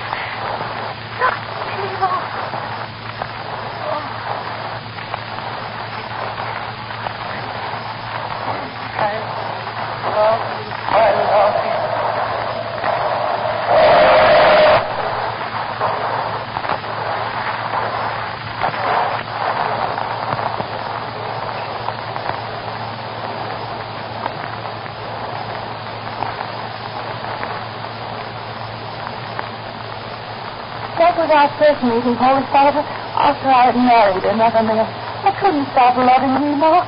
I let him come to see me when my husband was away. But they were only kisses. That was all.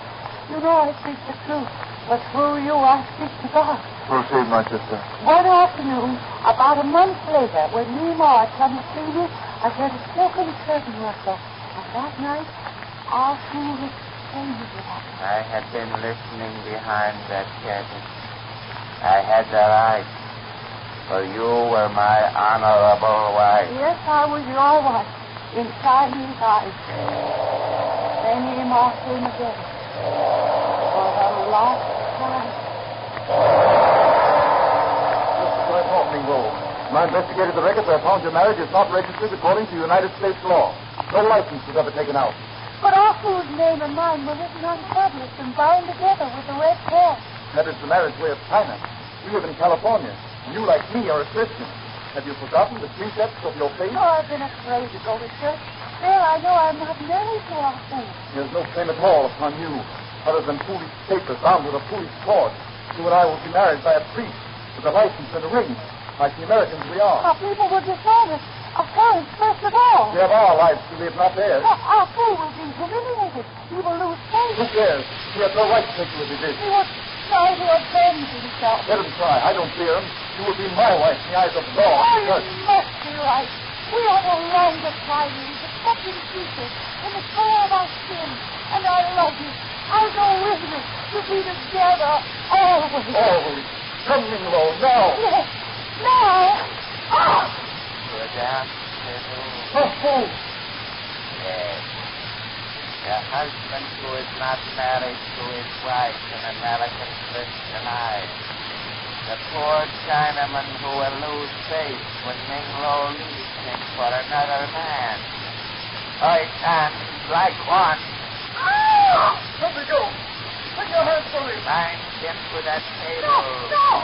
Tie my wife to that chair. Let me go. Gag that man. No.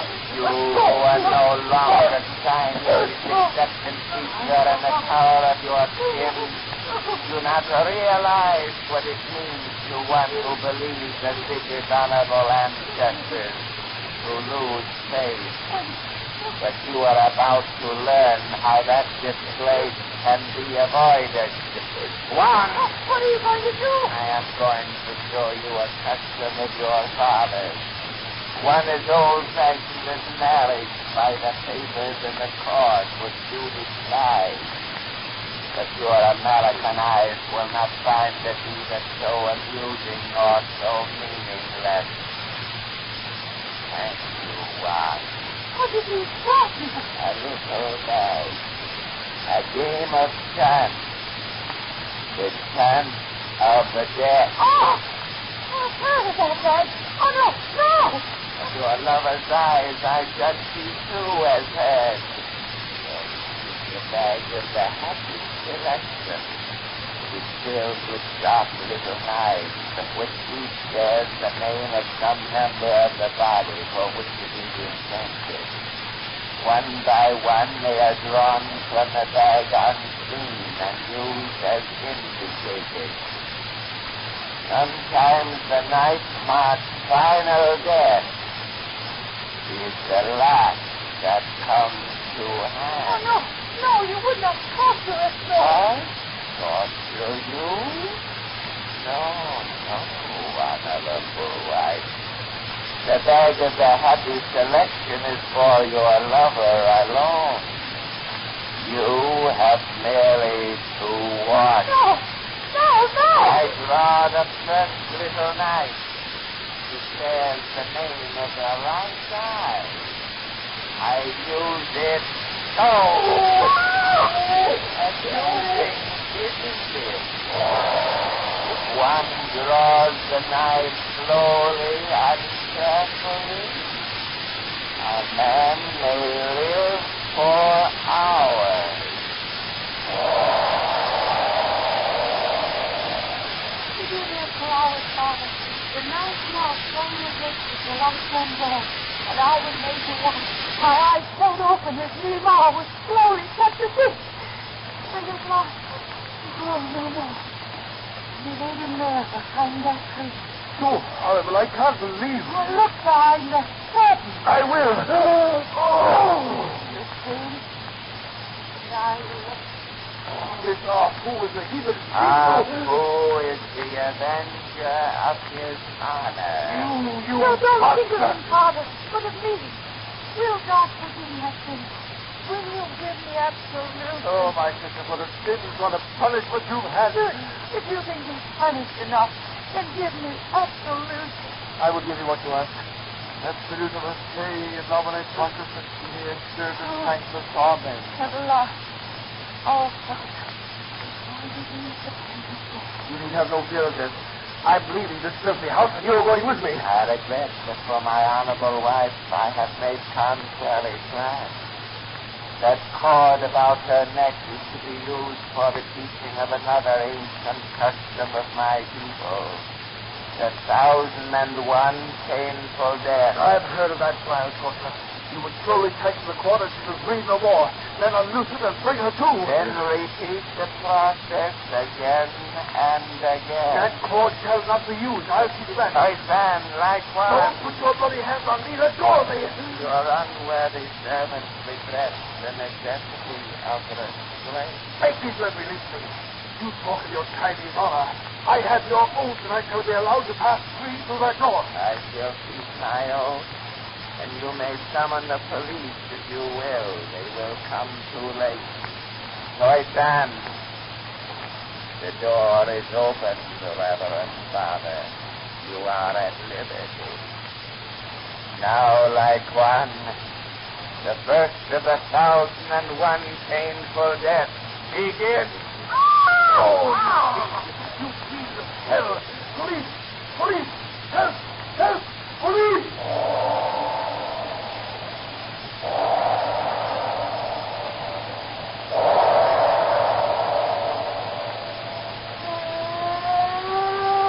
Hurry, Sergeant. Time is precious. We'll be there in a minute, Father. If anyone else had come in this cell, I'd say it was straight in the head. too, as there's a load of bones. Praise God, I came on your patrol car. Why did this yellow devil let you go? You know you go to stop his murdering game. I don't know. It's about 10 minutes since I left the place. The torture he thinks to listen on that girl might last for days. This Chinatown is honeycomb if he could touch it. Perhaps that house is only a blind, and they'll have moved from there, so we'll have to track them down. And we'll do that, and we'll have to tear the house to bits. But who can this awful be and his wife and a lover? I know this section like I know my pocket. But I never heard of any one of them. And neither have I. Well, stop. There's the house. Well, that's the place. Huh? You're right about it being a blind. That house has been empty for nigh on 30 years. Come on, boys.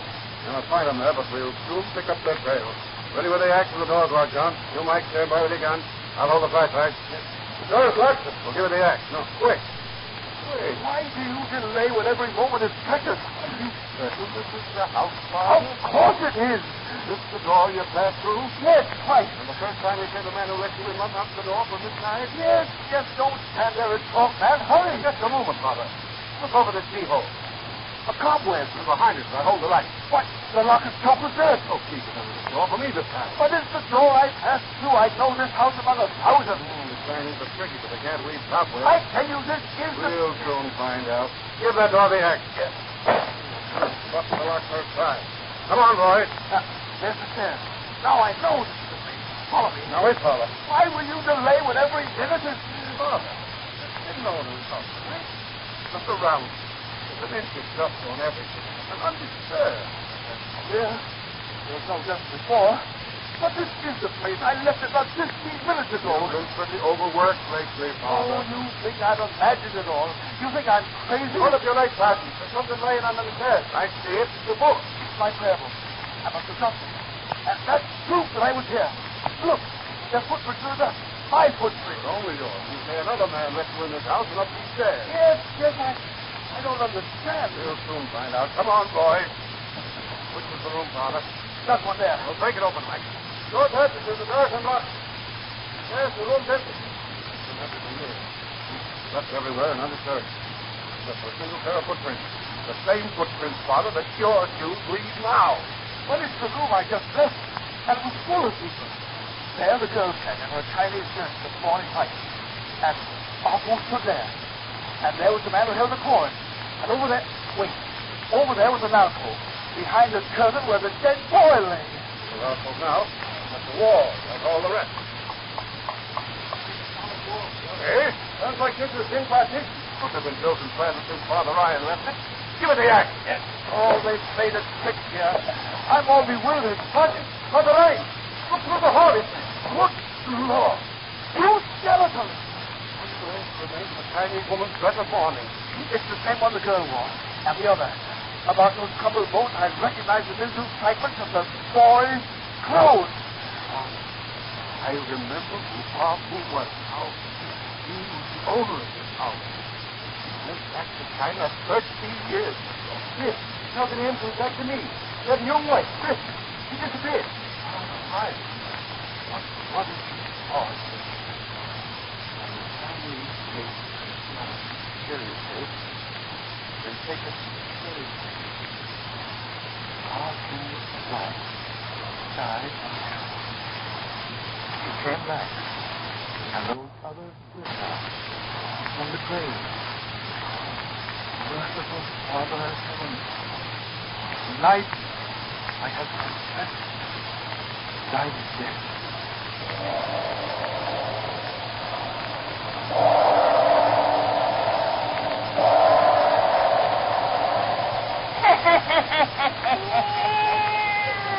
Well, that's the end of that then, Satan. Clever, Chinese. Now you folks sit still while Satan and me goes out in the cemetery and figures out in a perfect yarn to tell you about next. We'll come right back and tell you what we've sunk up. It has often been said that man is what he eats.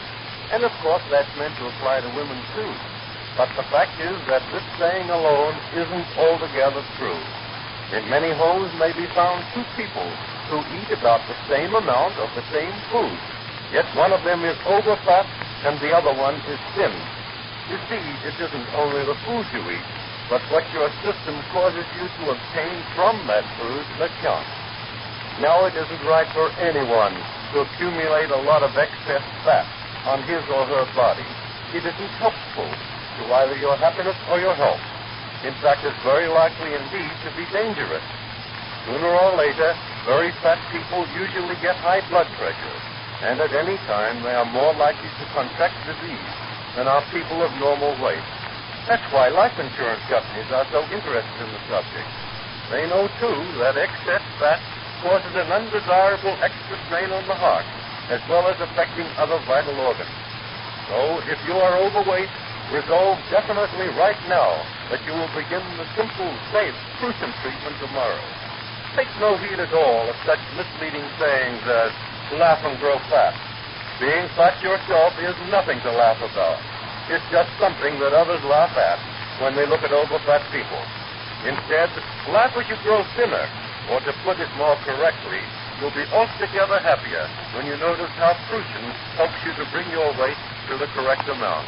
You'll be happier because you begin to feel much better very soon after you start taking Crucian. More alert in mind and body, more anxious to go places and do things. You'll feel more useful and look more useful. And all you have to do is to take a half teaspoonful of Crucian in a glass of hot water once a day. That's all there is to it. Go easy on very fattening foods, of course. But don't let anyone talk you into freak diet or anything else that would weaken you. With the simple Crucian way, you should become stronger and begin to enjoy life more from the very outset. Remember, Crucian is also taken daily by millions of people who are not overweight. They take a tiny pinch of Crucian in their morning coffee just to keep them feeling fit. Remember, too, that Crucian is prescribed by more doctors throughout the world than any other medicinal culture or crystal. So don't hesitate. Don't slip another day. Go to your nearest drug counter, get a jar of the original, genuine Crucian salt, and begin taking your half teaspoonful in a glass of hot water tomorrow morning. You'll soon see just what vivacious people mean when they say they have that Crucian feeling.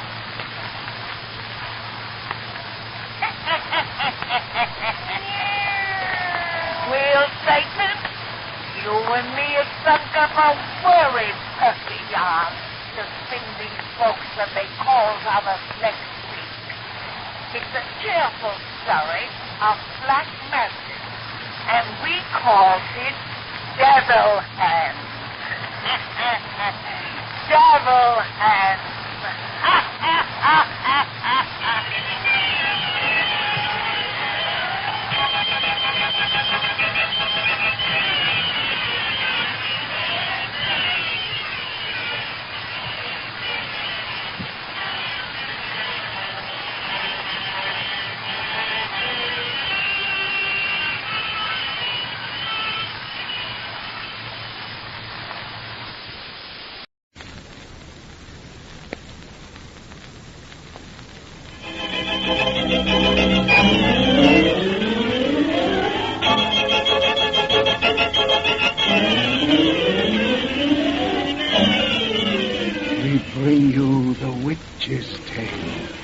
Written and produced by Alonzo Deen Cole. The Witch's Tale.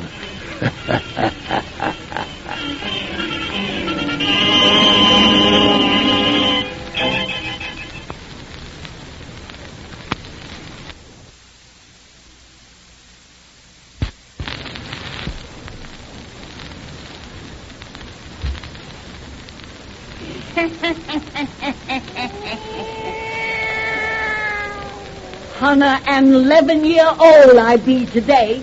Yes, sir, Hannah and 11-year-old. Well, Satan, this be a nice dark night to tell folks one of our pretty little yarns.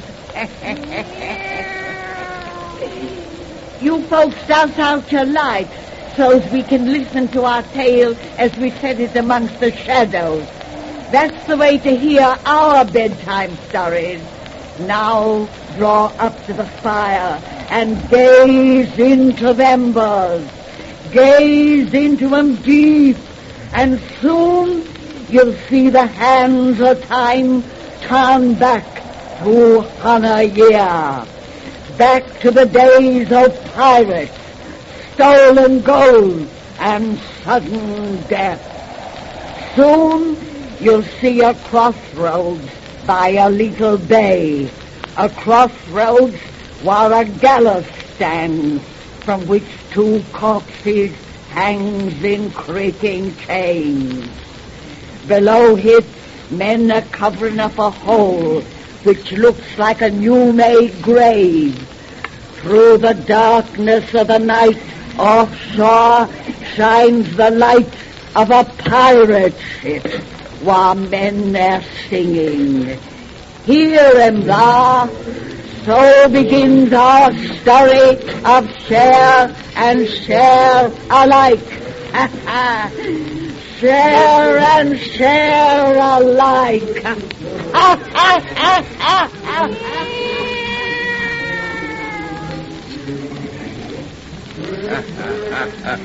The fools on our ship out there are roaring drunk. I made sure they would be. With a cask of rum I gave them leave to open ere we left, they're not apt to be curious about their captain's whereabouts. You're the slick one, Dandy. Soon we must return to them. They're happy now, but in another hour they'll cut each other's throats, which would be unfortunate. So when we sail at daylight, we shall want a crew. Aye, and all of them. If we'd overhaul the English brigantine. The news we have be true, that should be within the week. And she's loaded with bullion, Dandy, bullion. And when we seize her, our crew can divide the cargo while you and me, their captains, take the gold to add to that which Ling and Frenchie bury now beneath the gibbet. Think it's safe there? Most safe. For there we are ever assured of guardians for our treasure. You mean our bony friends who squeak so in their chains as they dance upon the wind? Aye. If one suspected that beneath their dead and dangling feet lay something worth the taking, he would still hesitate to argue its possession with such ghostly bankers. But we should have come here alone, just you and me, to hide this stuff. My dear Jack, with pistol and cutlass you have your points, but you'll never make a gentleman. What do you mean? You forget that they're turning, pirates. I had what is sometimes called breeding. Think you I would soil my hands by digging in the earth with a filthy spade as our comrades there are doing? And I would have done it alone if you must protect your lily hands and keep dirt from your fine clothes. And back to the ship you would have gone looking like one who had been digging. I hadn't thought of that. There are times, my dear Jack, when I don't believe your brains were made for thinking. No, I'm thinking now that we let these 2 dig for us into our secret. Oh, I trust Ling and Frenchie absolutely. They'll never breathe a word. What's come over you? You trust no one. It's finished, Captain Burgess. The last bagful. Have you tamped it down so there's no sign of fresh turned earth? Say for yourself, Jack Gore. If they had not watched it being done, even those arties who dance above would not suspect. You have done very well, my good boys. Now back to the ship where warm rum awaits. And mind you, not a word of this, or I'll cut your gullet. Oh, Jack, please. I trust these good boys. Go ahead with your spades, Ling and Frenchie. We shall follow. Aye. Dandy, you shot them. And my aim was a miss. One had time to scream. Both dead. Didn't tell me it was your plan to kill these men. I told you they would bear no tale. You were a devil, Dandy Burgess. And you were a fool. Too soft-hearted for our profession. I may be a fool, but I'll never turn my back to you, as those 2 did. You fear me. You, whose huge hands could crush my puny bones to jelly. Aye, when I'm sober, as in India, they fear the cobras. You flatter me. Look, you. You are as full of greed as I. Yonder in the ground lies a king's ransom, its whereabouts unknown to all alive but just we 2. I had 3 pistols in my belt. Here on the ground, I throw the one still loaded. And there my cutlass. I'm disarmed if you would have the secret to yourself. As if I had wished your death, it could now be mine alone. Take back your weapons, Dandy.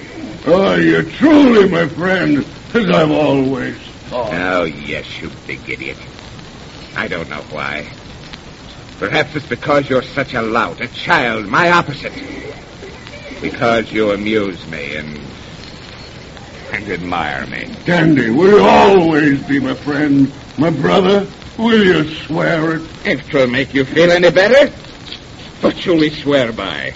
We who do not fear the devil and have broken all the laws of God. I had not thought of that. No, you wouldn't. Oh, wait. We'll swear by justice, the thing we both fear most. Justice is a silly word for schoolboys. But since you wish it very well, we'll swear by justice, which for you and I means death upon this gallows tree. Aye, with our hands upon the chains in which dangle those bleached out. Better yet, with our hands upon the corpses we will swear. Brother of the stretched neck, excuse the liberty. I grasp what was formerly your foot. I touched the body too. By justice, by the gallows tree, by death we swear, to be brothers, friends, inseparable, to share and share alike on earth, or down in hell. I swear, now you.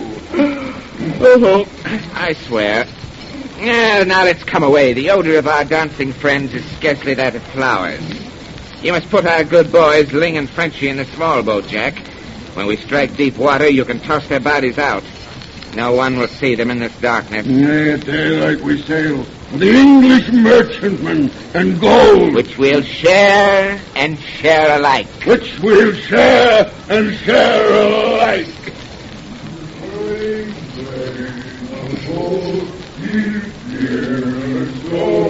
Let the world wag as it will. Let the heavens grow. Let the devil howl. Raise the gold and go. The cup's empty. Fill it up. Careful, Jack. You're getting drunk. Sure am drunk. What of it? Nothing except that rum is apt to cloud your usually excellent judgment. Another drink, everybody. Another sword. Give me the Amsterdam maid. Jack Gore. Captain Gore, you blasted swine. I dare you call me Simple Jack. I'm master here as well as Dandy Burgess. Now I know you're drunk, Jack. Oh, what's that? Well, Hyde, bung up that cask. What do you mean? We do no more drinking this night. Keep away from that cask, Will Hyde. I said we do no more drinking this night. Jack Gore's master here as well as you, Dandy Burgess. Jack said more wrong. Yeah, don't stop that. Silence! I and this pistol say no more. Did you hear me? Uncock that pistol, Captain Burgess. Go to your post! All of you. The English merchantman should be along tonight. She's armed, and in this fog we must have our wits about us. Take your men to the guns, Dick Howell. You, Hans Schwartz, see the grappling hooks are ready. Yeah. Say, sir, when you speak to me. Yeah, sir. Come on, get out on deck, all of you. Captain Gore is giving his orders. Obey them, please. It's me can handle those villains, Dandy. Well, now they're gone. You and me'll have a drink alone, huh? I'll have one. You've gone your limit. What do you mean? Rum makes you overbold. Oh. Very excellent, this rum. You will not look too longing if I have another, Jack? Thank you. But liquor is emptiness and song is folly. Until the duet becomes a trio with fair women. Women. Or even woman.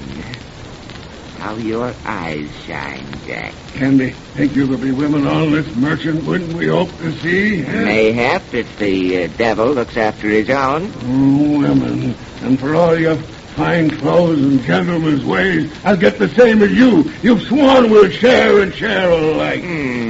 With women, that might be inconvenient. You've sworn. Do not try to cheat me. Don't worry, only we'd better cross that bridge when we come to it. No, we'll cross it now. I know you. You'll take them from me with your handsome fist. We'll cut these cards and see who gets first choice. Very well. I'll shuffle them. I'll shuffle them. I wronged you greatly when I called you drunk.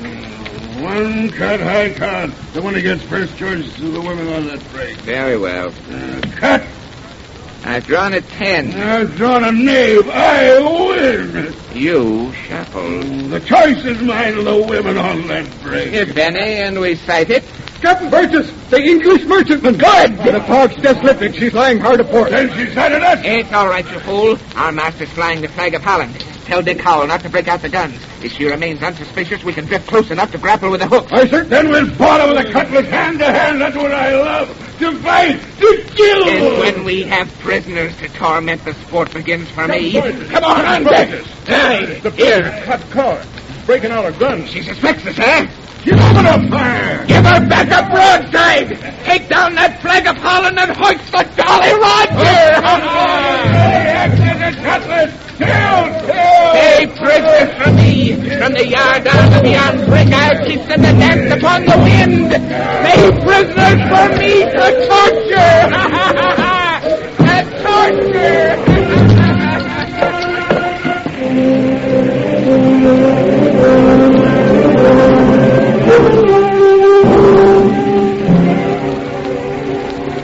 Don't torture me anymore.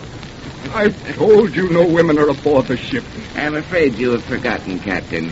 To improve your memory, once more we'll try this red-hot poker on your naked foot. Not again! For God's sake, no! It's too bad. He's fainted again. Stop it, Dandy. He couldn't tell his lies in the pain like that. Sit down and drink your rum. When we captured this brig, you had your fun of killing.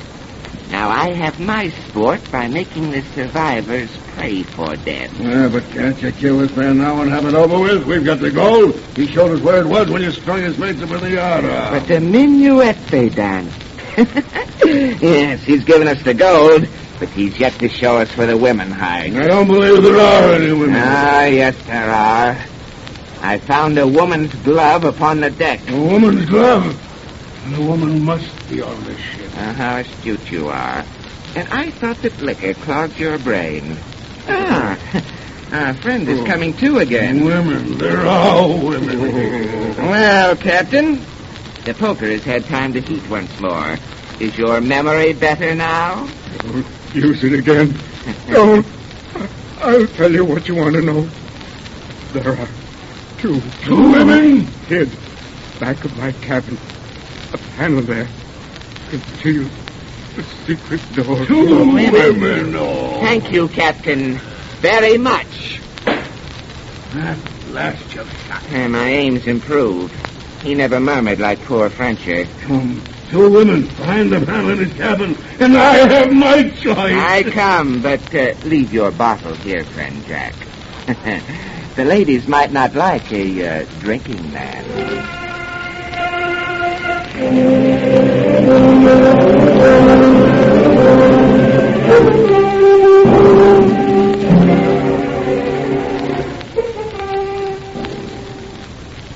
One more blow and I'll burst the panel. Nay, wait. Nay. Now, you fool. The women hear your act. Cower inside the wall in fear of what they know is coming. Oh, wait here, Jack, and let them fear the long. Nay, I want my price. I want a woman. Hey, you clod. If you know the life in that deadly terror. I have delight of a woman in my arms. And die of her tears. And back. One screams. Good evening, gentlemen. But one. It's not you who screamed. I'm not the kind who screams. My companion is there behind that curtain. Dead. A dagger in her breast. She was afraid of you, gentlemen. She preferred to die. And you preferred to live. With the spirit you have, my pretty one. How I shall delight to tame Not you. so fast, Dandy. This woman is mine. I have the choice. Yeah, but the other is dead. And I choose the living. Hey, don't be a fool, Jack. We are brothers. We've sworn to share and share alike. With women, you said there would be inconvenience. Stand aside. I want this woman, and what I want, I take. Now, this time my pistol is pointed first. You're drunk. You don't know what you're doing. Oh, yes, I do. This woman goes with me. Come on, my beauty. Wait! I go with the master. And that's me. You! Take back. I'm not so drunk, Dandy Burgess. You see, as we go through this door, I do not turn my back to you.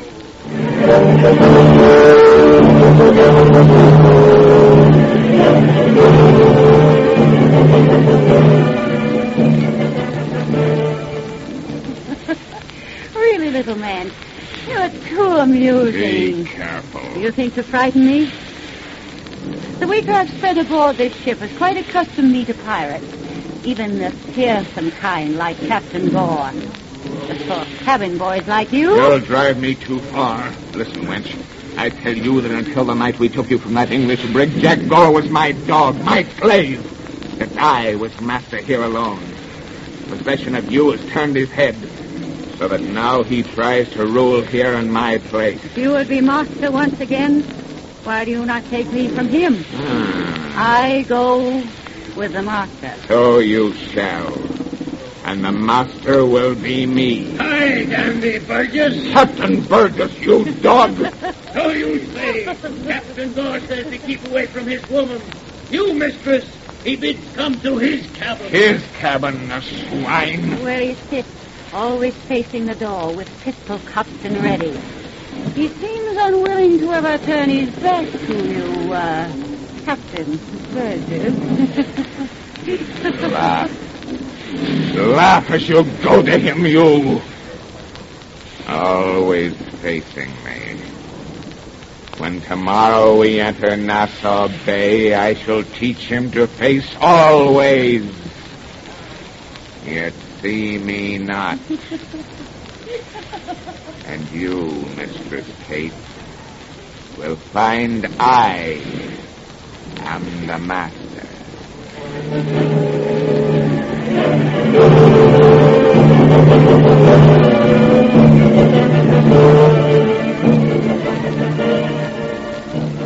So you, Captain Burgess, will deliver to me with evidence of their piracy by the high seas your former comrade? Yes, Governor Rogers.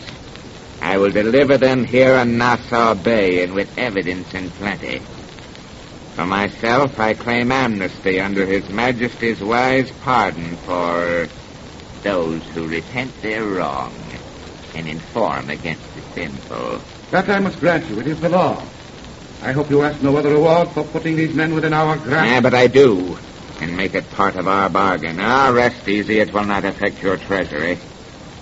There is a woman aboard that ship out there.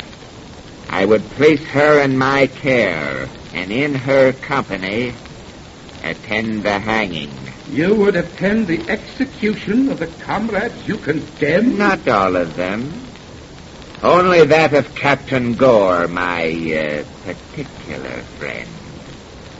As the wind turns his body in its gallows chains, I would watch him face always and see me nowhere.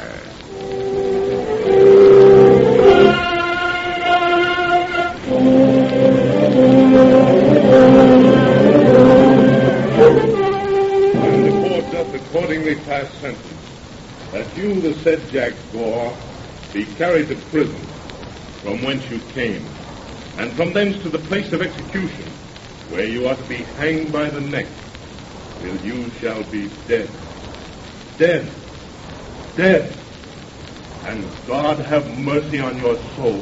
Dandy, you swore to be my friend, my brother. Come, Kate. Let's get out of here. Breathe the air. I go with the master.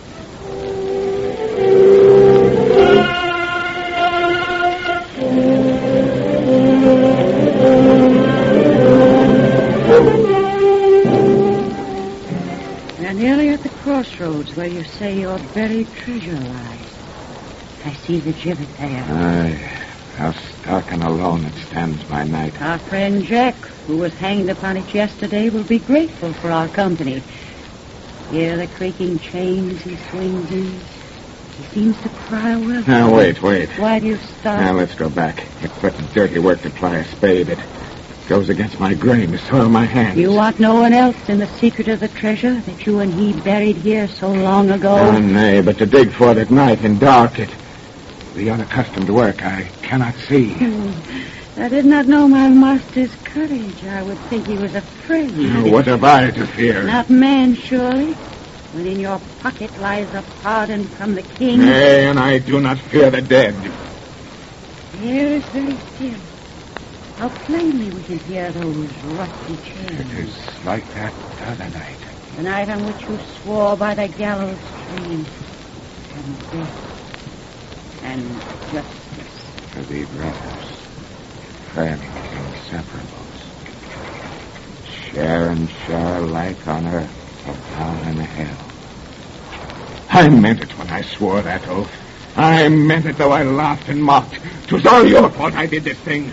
Ere he and I met you, we were as brothers. Jack was such a fool, a lout, my opposite. He amused me and admired me.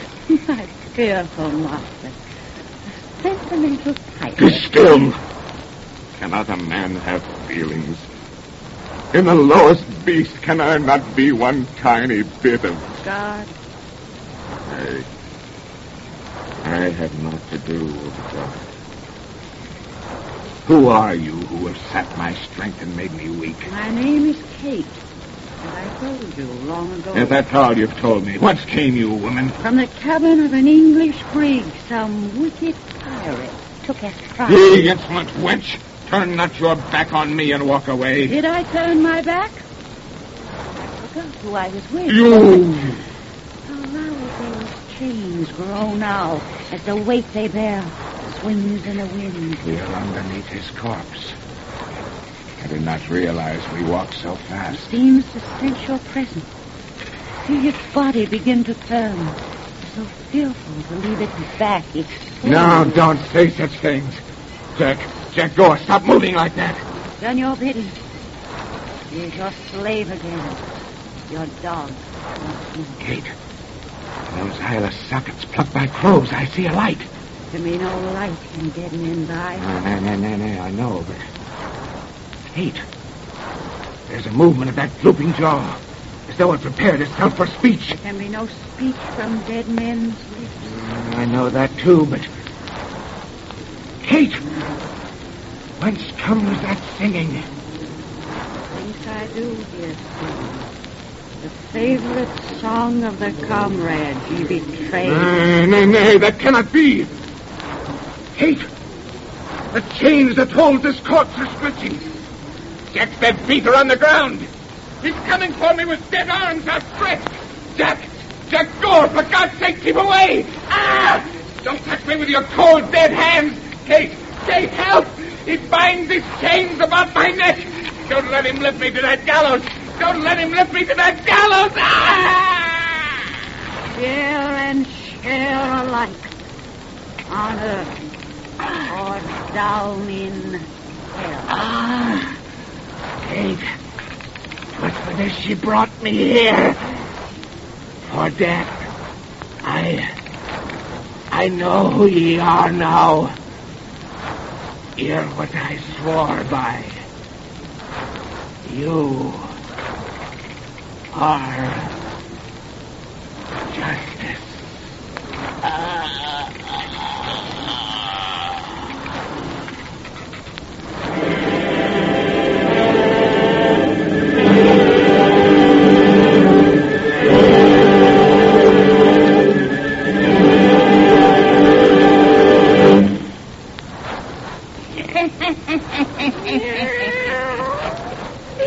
You know, them old Greek people had a notion that ideals sometimes walk the earth in human form.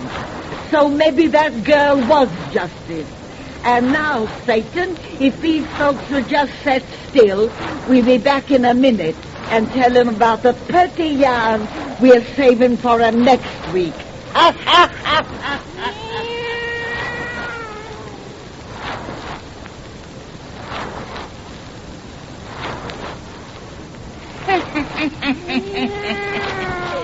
Will Satan, instead of telling folks what we're going to let them see next week, just a little bit of them for themselves. Gaze into the embers of our fire.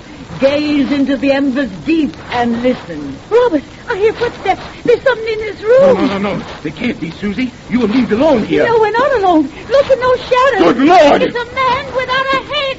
Ah! That's part of our yarn about Rockabye Baby. Rockabye Baby.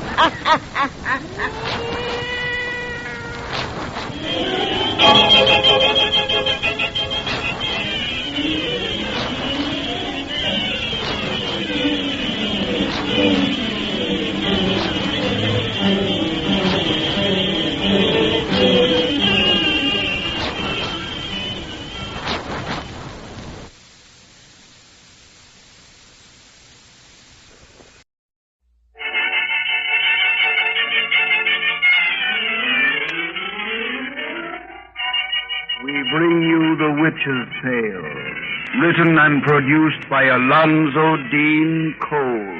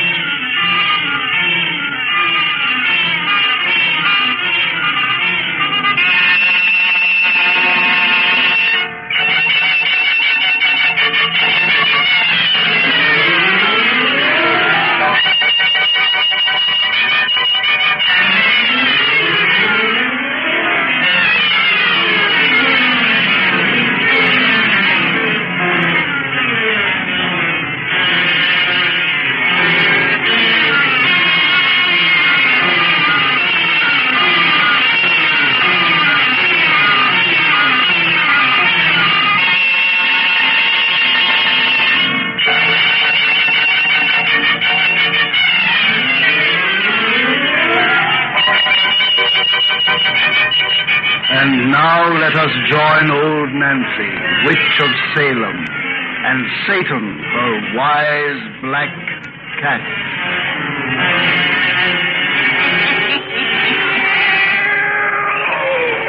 $111-year-old I be today. Yes, sir, 111-year-old. And now, Satan, if everybody'll just douse out them lights and make it nice and dark, we'll get right down to business. Draw up to the fire and gaze into them embers. Gaze into them deep, and soon you'll see the hands of time turn back for 100 years. Soon you'll be up in the ocean off the Cape of Good Hope that's down in Africa. There, upon the stormy waters, rolls a ship whose captain's name is Vanderdecken. That's his name now. But soon he'll be called by sailormen the Flying Dutchman. The Flying Dutchman.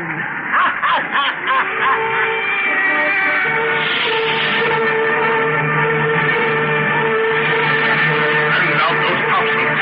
Your hand there. Raymer. Jacob Raymer. Coming, land here, Captain. The men carry. Order them aloft.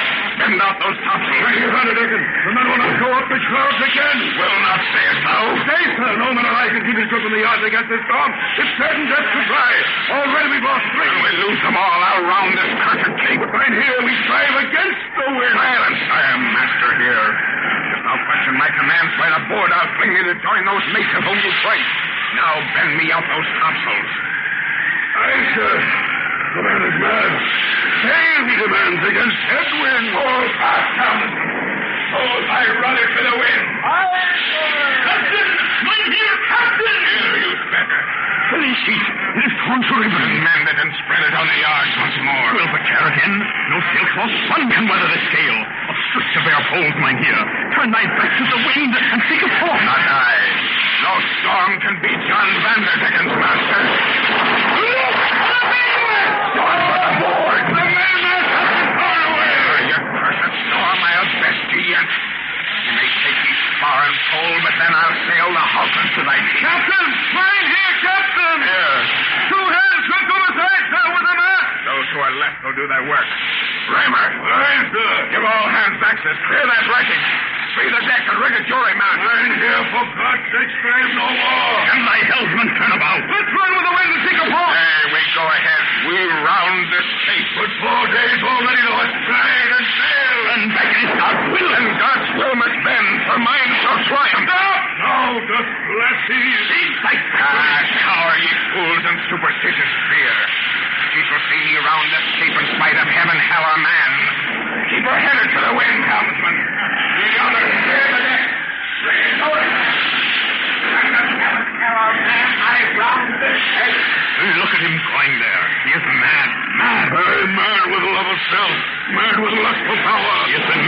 men and ships too long. Now he would command the elements. He'd assist us soon with all dead men. I say we mutiny against him. He's not a fool. No man of us is armed. His belt is filled with loaded pistols, and he won't hesitate to kill. Think ye the old priest we have as passenger could bring him to his senses? Nay, but now you heard the captain said his will was God's. The presence of God's priest would but inflame his mind the more. Kramer, the priest has come on deck. Look there. I give thee greetings, son. Holy fathers of lover's life, get thee again below. Aye, before Jan van der Decken and his fight on thee. Enter the wind, Count. Enter the wind. Father, he returns. Nay, my sons, I fear not thy bitter captain. So the man of God hath crawled on deck. He's seen me. Greetings to thee, my Herr van der Decken. Priest, how dost like the winds thy master sends this evening? How like thee his empty thunders? Stay and watch me best the storm he sends. Watch me round this cape against his will. 4 days have I watched and seen thee fail. I shall fail no longer. I shall win my way tonight. Only he can win who striveth by faith. Faith I have. Faith in myself alone. No man can live by and for himself alone. Who shall he live for then? Another man who is selfish as himself? I know a man. I know my kind. Perhaps he should put faith in women. The best of them are devils in their cradles. But thou didst me. Have faith in God. He is the greatest lie of all. He's thy privilege. God no more. Thy blasphemies will kill us all. Beware! His voice cries to thee from the storm, rash man. It bids thee fall upon thy knees and pray his pardon. Say ye so? Then hear the voice of John van der Decken answer. By the servants shall I show in what contempt I hold the master. Walk thee to the rail, priest, for thou art going by the board. The Spirit of God. Now stand back. I shoot the man who moves a hand to save me. Risk not thy lives for mine, my son. To this rail, and stand until I throw thee to the sea. But first, thou art who art supposed to reign above. Hark to my defiance. The life of this thy servant shall be to thee my challenge. Thy loudest thunder. I laugh at thy impotent rage. Hear me, God. Despite thee and all thy heaven, I shall kill thy man. I shall fetch thy storm. I shall round thy cursed gate. That's lightning. It has struck the ship. And by God, the gale hath died to silence. Look, in the bow, a blinding light was sent by heaven. Yea.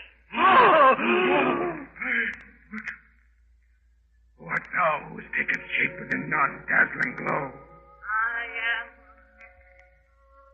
God hath deigned to answer thee, John van der Decken. I did not mean. Fall upon thy knees and hearken to thy doom. Spare me. Spare my life. Thou shalt not die. To live shall be thy curse. In the teeth of a gale shalt thou fly forever, always seeking harbor, never reaching port. A phantom ship of death shall be thy home. Thy crew shall be the blackened souls of sinners of the sea. Thou, their master and their slave, shall be alone of flesh and blood. Behold thy living tomb as it rises from the depths. Oh, nay, not on that. It is a hulk of horror.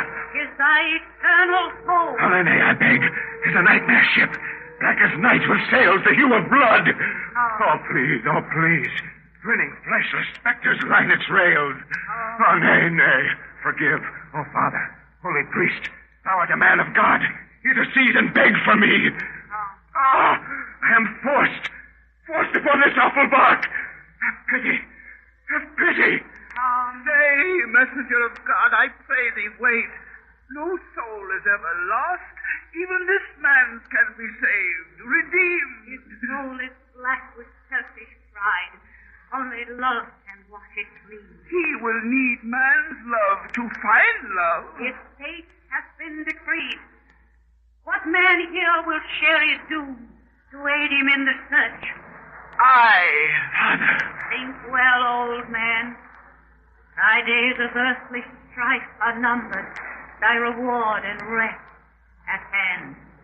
If thou wouldst teach him love, thou too must sail upon this ghostly bark, a living man amongst the dead. I am ready. I go with thee, son.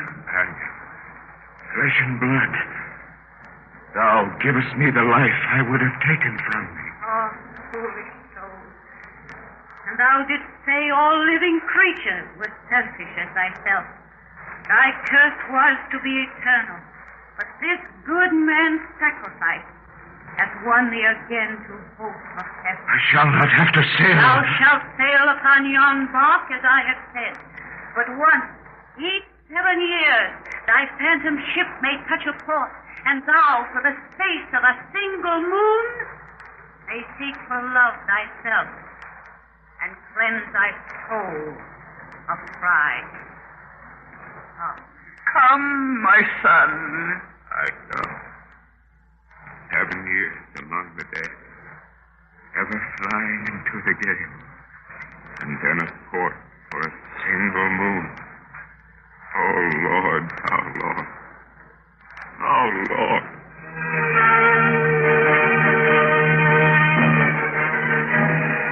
200 years a mating on the ghastly ship of death, ever flying into the gale.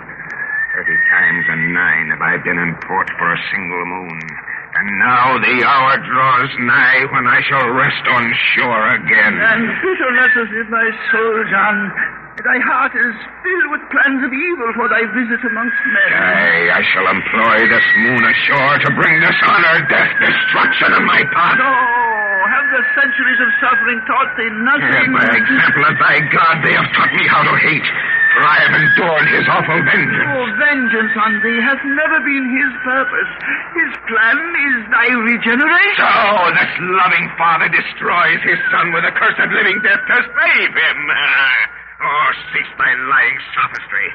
My centuries of pain have confirmed the truth I knew of old, that love is but a lie, and that self is all that matters. Yet for 200 years and 80, I have been thy comrade on this phantom ship of death. And how at first I was deluded by that comradeship of thine. I believed 'twas love that made thee share my awful fate. But my brain at last searched out the truth. That which is worse than death to me meant to thee but longer life. Thou art old, about to die. Thy seeming sacrifice has let thee live almost 3 centuries beyond thy span. Poor John, I pity thee. How more than blind are they who will not see? Oh, pity me not. Listen, priest. 30 times and 9 now have I gone ashore, for one brief fleeting moon in each long 7 years. Each time I have been humble, seeking that love which now I know does not exist. Everywhere I found distrust and looks in fear. For though men knew not that I am he they call the Flying Dutchman, they sense I am a being set apart. I am of the dead who live. And in mine eyes men see the horror stamped by centuries of pain. 30 times and 9 I sought for love and found but hate. And now I shall employ my moon ashore to pay. Our phantom ship draws into port. Again for a moon I join the world of men who worship thy revengeful God. And I shall bring dishonor, death, destruction in my path. Dost hear me, God of vengeance? I go ashore to pay thee for my curse. I go ashore to pay.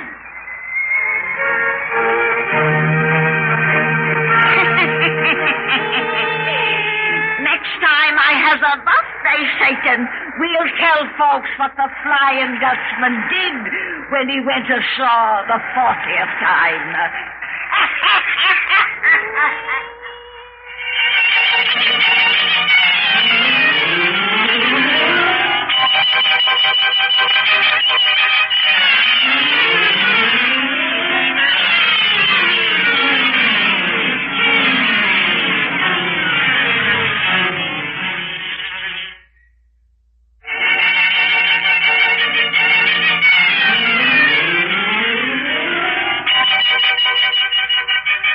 We bring you The Witch's Tale, written and produced by Alonzo Deen Cole.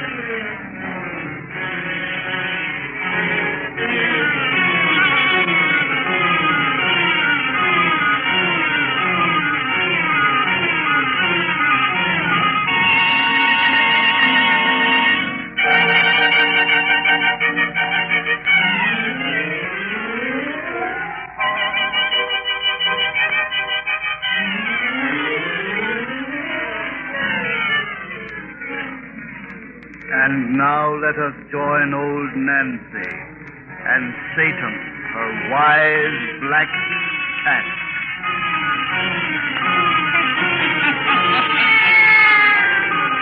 Hannah am 3-year-old I be today. Yes, sir, going on 104. Now, if you folks will just douse out them lights, we'll spin you the finish of our yarn about that famous sailor man we begun the last time you was here. That's right, Satan. We told how that fella Vanderdecken, for his blasphemy against his Lord, was condemned to sail the seas until his selfish soul is cleansed by love, which he's allowed to come ashore and look for once each 7 years. Will, sir, to help him in his search, a good old priest volunteered to share his curse, but his help didn't do much good. For when we left them, but draw up to the fire and gaze into them embers, hear for yourselves just how we left this Vanderdecken. 30 times and 9 now have I come ashore. For one brief fleeting moon in each long 7 years. 30 times and 9 I sought for love and found but hate. And now I shall employ my moon ashore to bring dishonor, death, destruction in my path. Dost hear me, God of vengeance? I go ashore to pay thee for my curse. I go ashore to... Now gaze into embers deep and hear the finish of our yarn about the Flying Dutchman. The Flying Dutchman.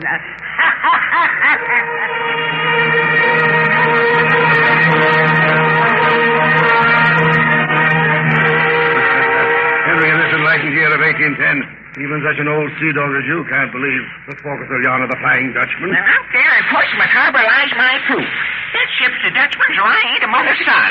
No, Uncle Henry. You merely say that because it's a dingy-looking old hulk you didn't see come in last night. I tell you, no one saw that ship come in. And I tell you, I recognize it. For nigh 300 years, every sailor man upon the 7 seas has seen that black two-decker fly by him at least once. And dead calm, I've seen it. Cross our bows like lightning. Backwards. With ever stay and sail straight out again a gale. While we on a human ship couldn't even smell a breeze. Are you sure you hadn't been sampling the ship's rum barrel when you saw all that? Yes, I am. If that out there is an actual ship, why don't we see hide or hair of any little creature on its rails around the yard? Oh, look, Uncle Henry. There's a small boat coming from our port side now. I'll be... Now, when did they launch that? While you were so busy talking. And there's 2 men in it. 2 living men is all the ghost ship carries. But neither of those men or their clothing look 3 centuries old. And you say that's the Flying Dutchman, Dave? The Dutchman don't grow any older. That's part of his curse. And neither does the priest who travels with him. They get new clothes when they come to shore every 7 years. They mean to land about here, I think. Well, I'm leaving before they do. You and Judy better come, too. Nonsense. All right. But I'm a warning you to have nothing to do with a big fella coming in that small boat. Henry, such superstition is unchristian-like. To show you what I think of your ridiculous fears, I'm going to invite those men to be my guests. What? Peter Cooper, you're going to take them into your house? If they care to come. You don't know what you're saying. Why, the Dutchman's a holy devil. You make me hope that big man in the boat is your Flying Dutchman, Uncle Henry. He sounds interesting. Indeed, he does. They're landing, Papa. And I'm a-going before the Dutchman's eyes light on me. Oh, he's surprising, I tell you. Look at Uncle Henry run. My superstitious credulity almost discourages me with humankind.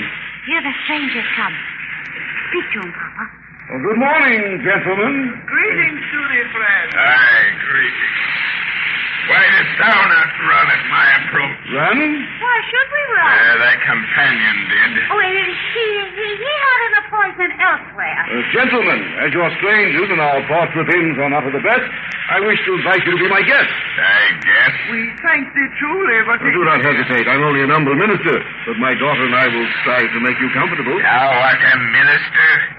A man of God? Yes. And thou art his daughter? Yes. A minister and his child. We thank thee, sir, but my comrade and I cannot... I guess... Say we can, we shall. I thank thee, worthy servant of the Lord.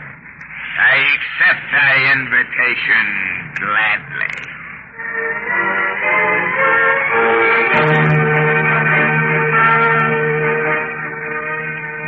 John, thou must not abuse the hospitality of this good man's house. Thou must not harm his child. I have merely suggested that she take a walk with me this afternoon. I know thou meanest wrong to her, because she is the daughter of a man who serves the God you hate. I shall warn her and her father.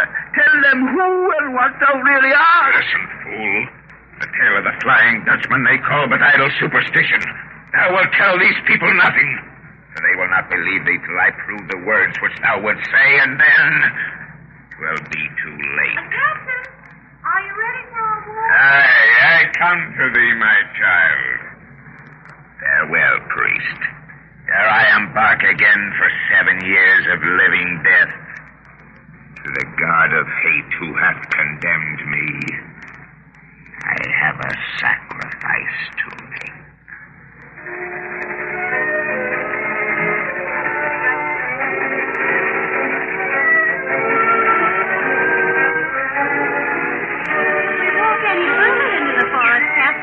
Be late returning home. Only a little distance more. Well, we're completely off the beaten track. Aye.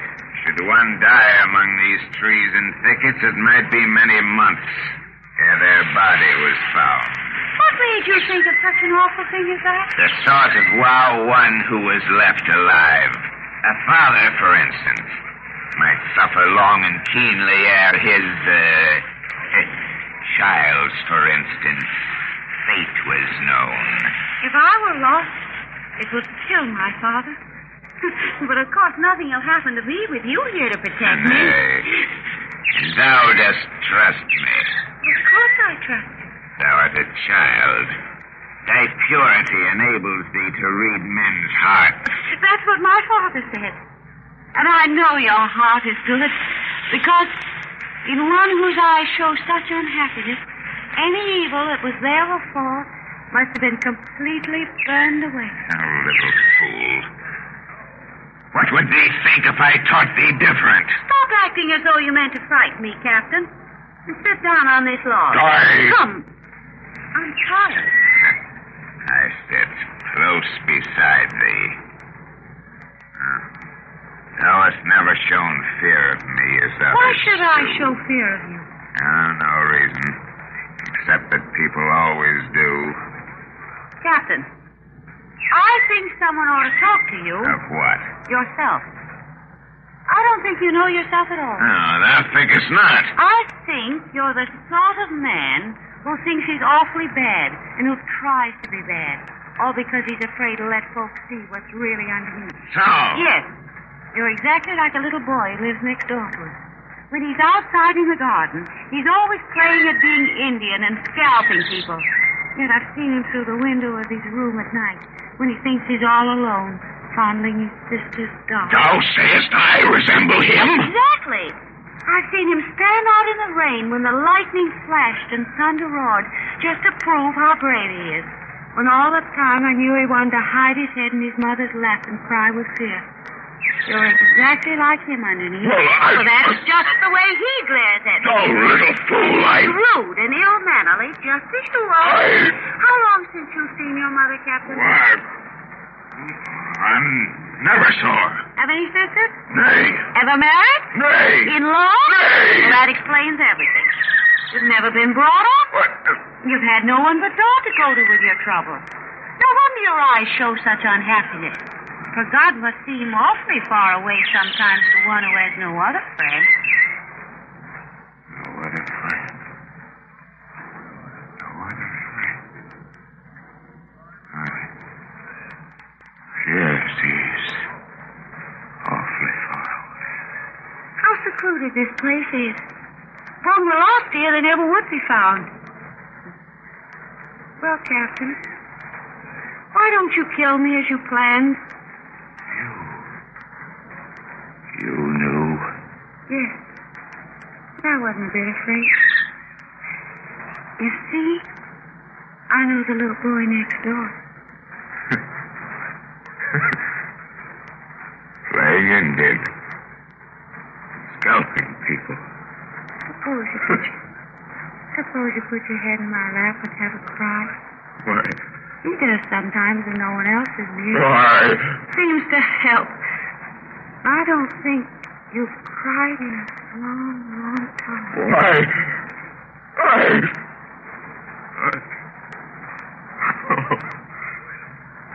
Father, forgive thy foolish child. Father, forgive thy foolish child.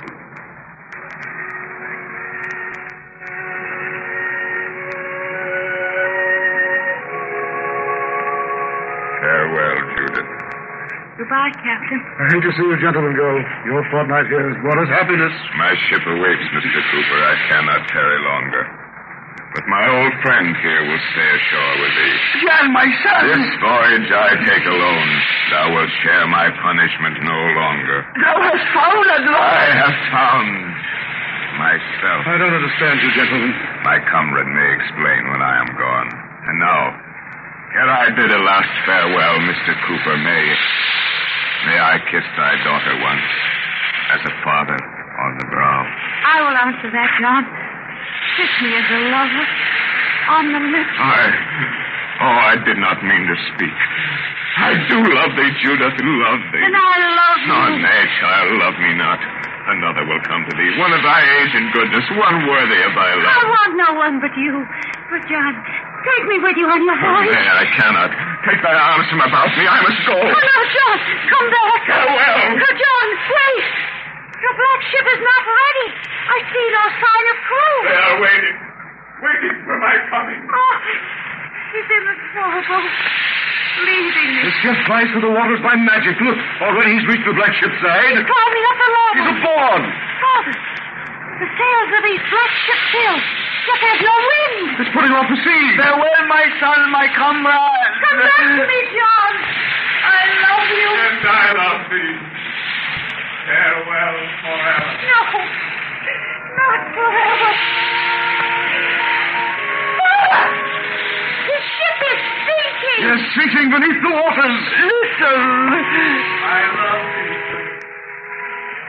Love thee. Oh, gracious Father, my prayers are answered. His long voyage is at an end. Thou hast taken back his soul.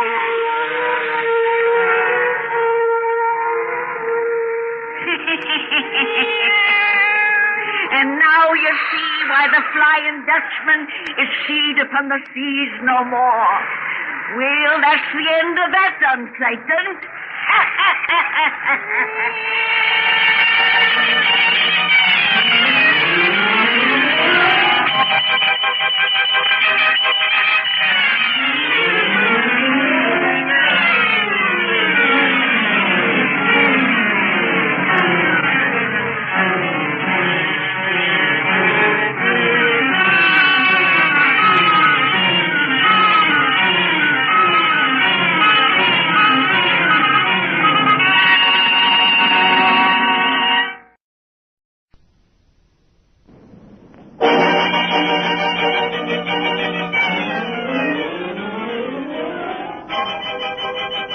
We bring you The Witch's Tale, written and produced by Alonzo Deen Cole.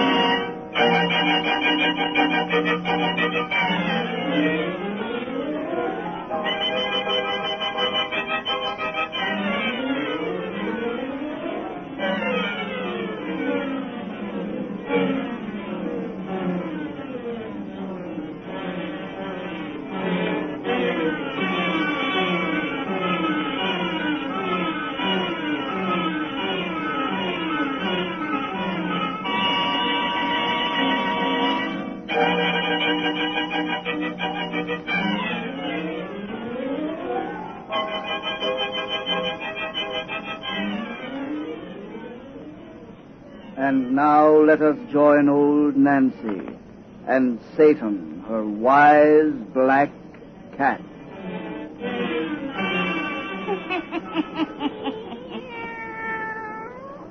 111-year-old I be today. Yes, sir, 111-year-old. Well, Satan, if folks will just douse out them lights now, we'll be getting down to business. We want it dark and cheerful for our pretty little yarn. Draw up to the fire and gaze into them embers.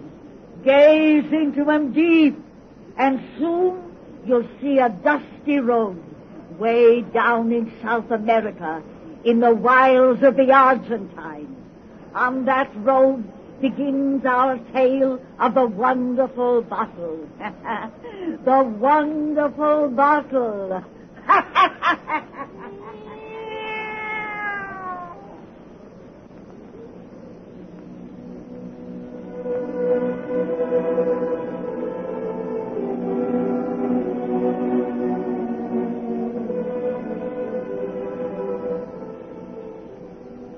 There's another signpost, Matt.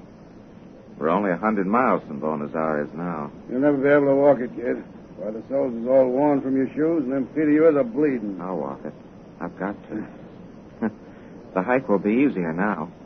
Think of the load that's off my mind. I don't have to worry any longer as to whether my shoes will hold out. When two guys are as down and out as we are, they don't really have to worry about anything. God. And we left the States to seek our fortune in the Argentine. Fortune. Ha! We certainly haven't found it, have we? But maybe we'll strike something in Buenos Aires that'll put us on our feet again. If you can stand on your feet when we get there. Kid, you simply got to bust into that $50 you have and buy a pair of shoes. Oh, I can't do that, Matt. That 50 is every cent I've been able to scrape together in the last 3 months. It's got to go home to my folks. They need it terribly. I suppose you don't need it. Oh, I'm young. They're old. I really owe it to them. Matt, you don't know how they scraped and saved in order to help me work my way through college. And now they've been taking care of Eva since her parents died because, well, simply because they know she's going to marry me someday. It nearly drives me crazy to think $50 is all I have to send them. And it drives me nuts to be tramping across country bumming meals when you have money pinned inside your shirt. If that dough has got to go to your folks, get an express order and send it to them, for the love of Mike. Well, I can't until we get to Buenos Aires. That's where they think I'm doing so well in my own business. If I sent them a money order from anywhere else, Matt, they might suspect the truth. Ah, but your own way. I think you're a darn fool, but I kind of envy you at that. Must be nice having folks and a girl like that Eva you're so crazy about. I ain't got nothing. Never had. I'm lucky, aren't I, Matt? Yeah. God, I'm hungry. So am I. It's been a long time since our last meal. About 36 hours, that's all. Say, kid, take a look behind them trees. Gee, what a beautiful house. There ought to be some odd jobs we could do in a place like this to earn a dinner. Oh, we'll soon find out. Here's the entrance gate, Matt. Come on. I'm right behind you. What's that? An old Spanish woman back there on the road. She's calling to us, Matt. She's a servant on the place, I suppose, who wants to tell us no bums allowed inside the ground. Yeah, I suppose so. Well, we've been kicked out of better places than this. Come on. I'm coming. All right. Don't get excited. Can't you see we're coming out?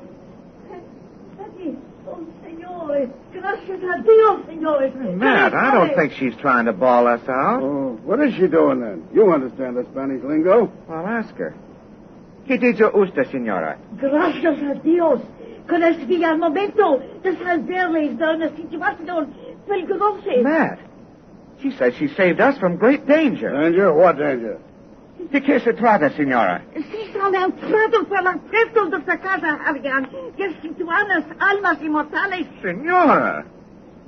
She says if we'd gone to that house, we'd have lost our immortal souls. Lost our souls? Se construía esa casa por la diabla. She says that house was built by the devil. By the... Oh, you're joking, señora. I mean, usted hace broma. No. El viejo que vive a la esoriada del diablo. Si habían ido a ese puerto, la vendería una botella que la mandaría a infierno. She says the man who lives there is a servant of hell. That if we'd gone to that door, he'd have tried to sell us something that would damn us forever. Well, if that ain't the craziest yarn I ever heard. She must be a little mad to tell us a story such as that. If she ain't, Giving us a bum's rush. Let's go back and try for a meal. She's not a servant in that house. I'll thank her for advice first. Accepte usted la expresión de ma profunda gratitud, señora. Tenga que irme ahora. Oh, no. Adiós. Oh, no. Ustedes son americanos. Todos con ucraniano. Si van a esa casa, se contraen mafiosa. She says if we go to that door, we'll regret it. Bunk, come on. I'm coming. Adios, senora. Oh, go fly a kite. Oh, don't talk to her like that, Matt. People down here are very superstitious. She probably believes the crazy yarn she told us. Well, if the devil built that house, I'll say he's a good architect. It's the swellest joint I've seen in South America. Must be great to have a place like that to live in. Instead of being like us. Wonder if we'll ever sleep inside a house again. Matt, someone's opening the door. The old guy's coming out. To tell us to beat it, I suppose. Oh, I suppose so. I bid you welcome to my house, senor. Huh? Is he talking to us? May I invite you gentlemen to have dinner at my table? Dinner? Us? Of course, senor. Jeff! Matt! We're dreaming. At last our luck has changed. I overheard your remarks, senor. In meeting me, you soon will find that your luck indeed has changed.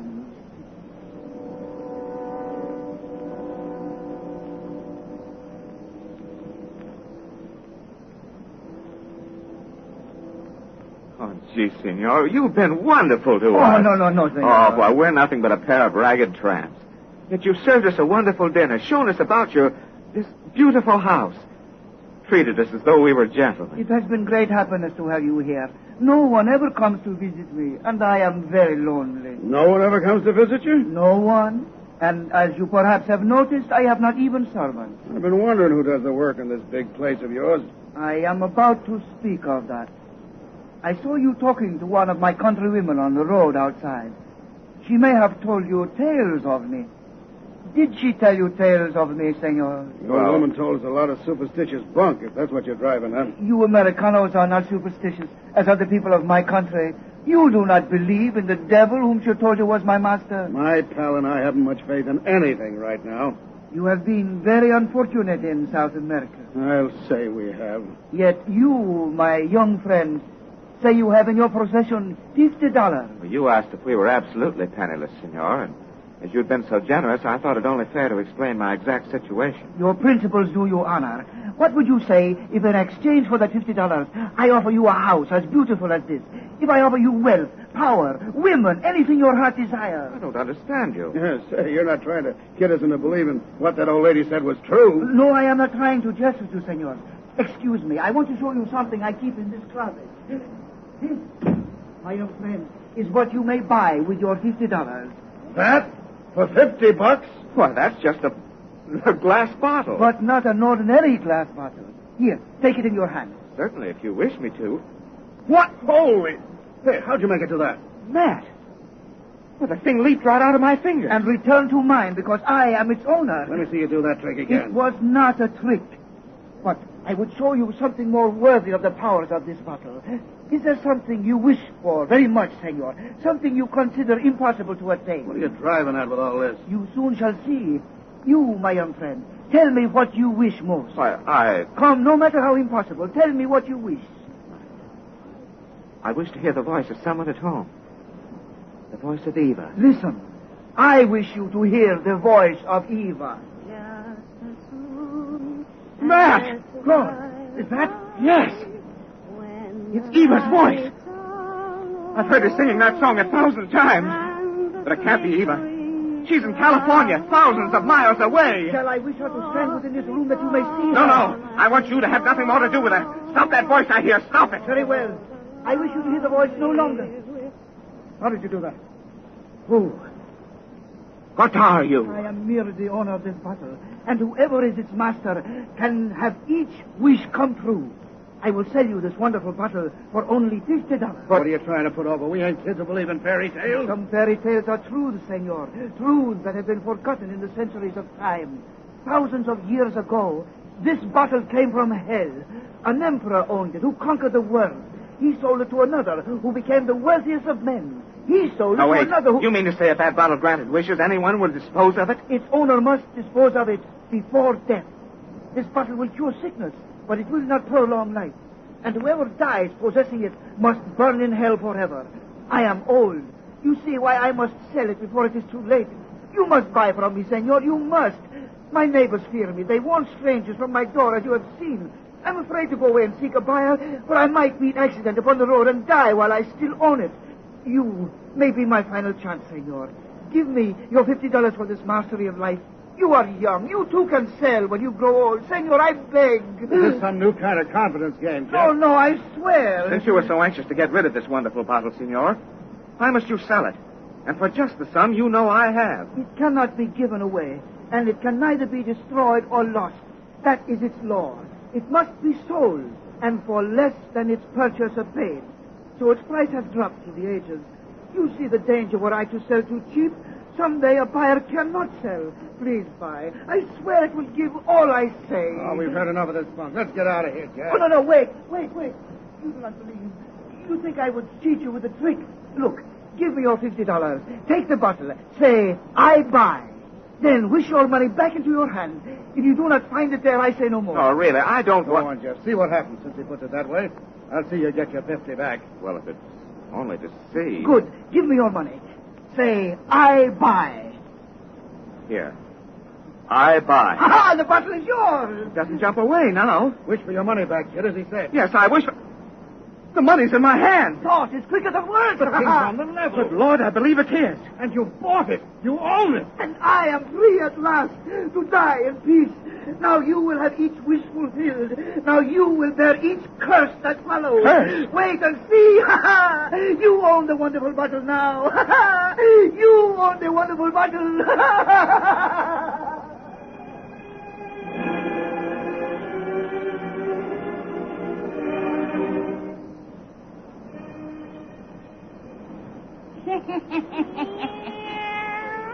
Satan, if these folks wants to hear the rest of our little yarn, they got to come see us next time I has a birthday.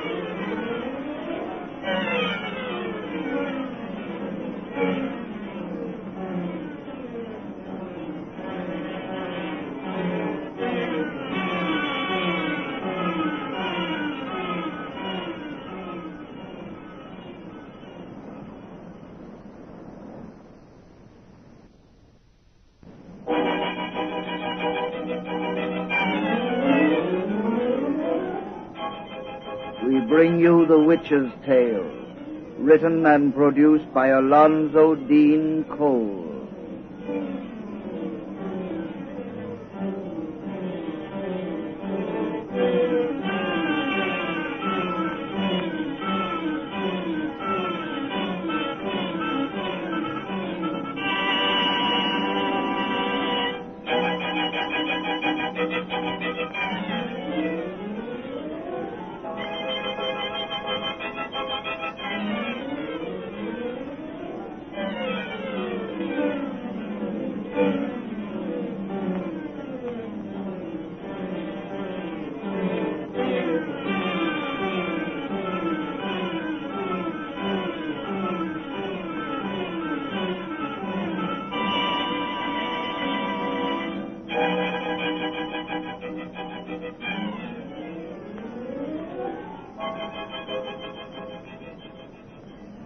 And now let us join old Nancy and Satan, her wise black cat.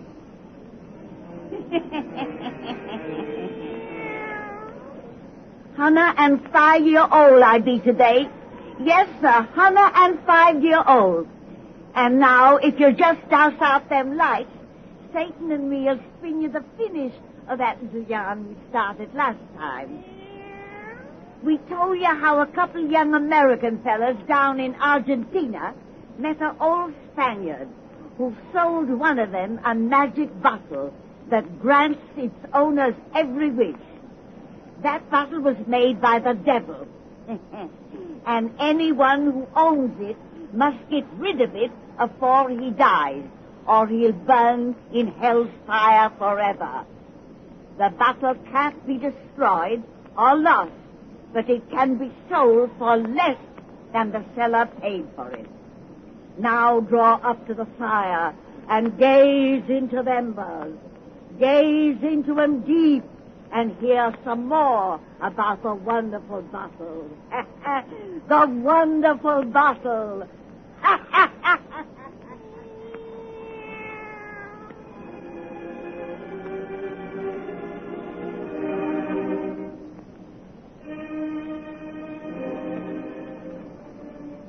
can't get over it, Jeff. As impossible as it seems, that darn bottle does everything that old spaniel said it would. Boy, here we sit in the best hotel in Buenos Aires, with swell clothes up on our backs and pockets full of money, and all you've done is wish. Yes, but I'll be glad to get on that boat tomorrow.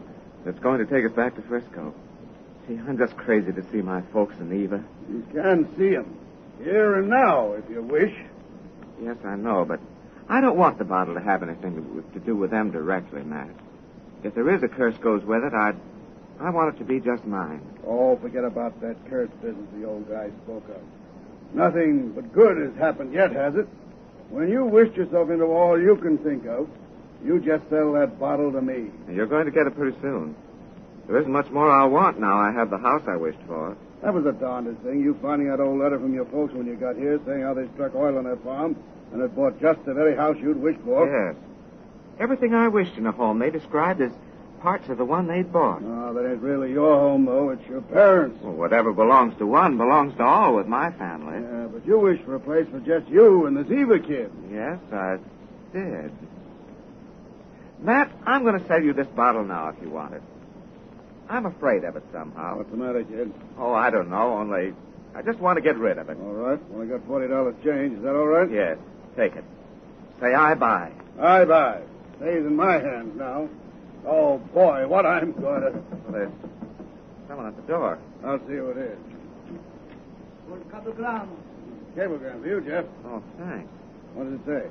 More good news from your family? It's from Eva. It says... Father and Mother killed last night. I wished a house for Eva and me. God. There is a curse goes with this bottle.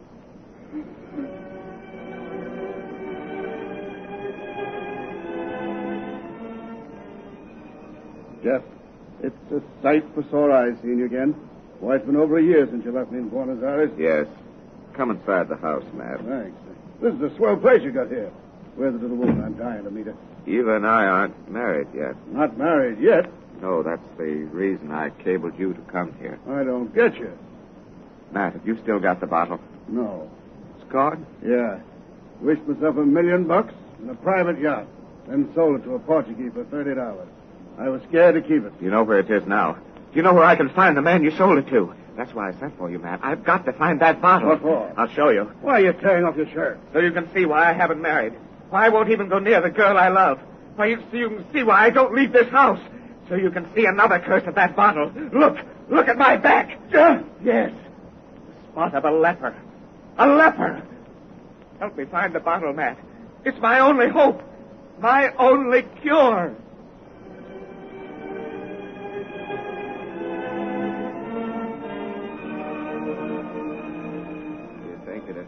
That place we're going, Matt? I hope so, kid. Don't lose your nerve. We've searched so long.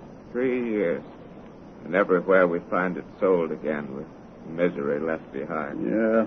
All the other folks who try to get things easy just like us have found it don't work out. There's no shortcut to happiness. Hang on to me, kid. I ain't so used to going without eyes yet. Curse had to hit you, too. But if the bottle's where we're going, Matt, it will bring back your sight as well as cure my... Don't hold my hand so tight. Even through these gloves, my scourge may reach. Oh, forget it. I ain't afraid. Oh, gee, you've been great to me. Keeping me with you on your boat. Away from people who'd send me to some island all alone. Ain't no reason to send you away. You're more afraid of hurting folks than they are of being hurt. And here in China, there's thousands worse than you. Yes, I can walk the streets here. My kind are common. Oh, here we are, Matt. This is where the woman lives. The Dutchman said he sold the bottle to. Lead me to the door, kid. Here. Now, I'll stand back. She only has it. She'll only sell it to us. She'll sell just as we did. Just as we'll want to sell again. Now, make sure she has it. Get it from her quick. She's an English woman, the Dutchman said. You can talk to her, Matt. You buy it, I'll buy from you. Make her sell it to you. Make her. Quiet, Jeff. Someone's coming. What do you want? Does the Mrs. Duncan live here? I am Mrs. Duncan. I've come about a bottle. You will buy it from me? You will buy it? The cursed bottle? Yes. Thank God. I'll bring it to you. Wait. You see, kid? No one wants it long. I can go home to Eva soon. To Eva. You know it's law? Yes. What is its price? You'll buy even when I tell you? Oh, yes. I paid 6 cents. Now the price is 5. 5 cents. Don't hesitate, Matt. 5. The price to me will be 4. Oh, think, Jeff. Soon it can be sold no more. I don't care. If I burn in hell forever, I've got to have that bottle. 5. Here. I buy. Oh, I'm free again. Thank God.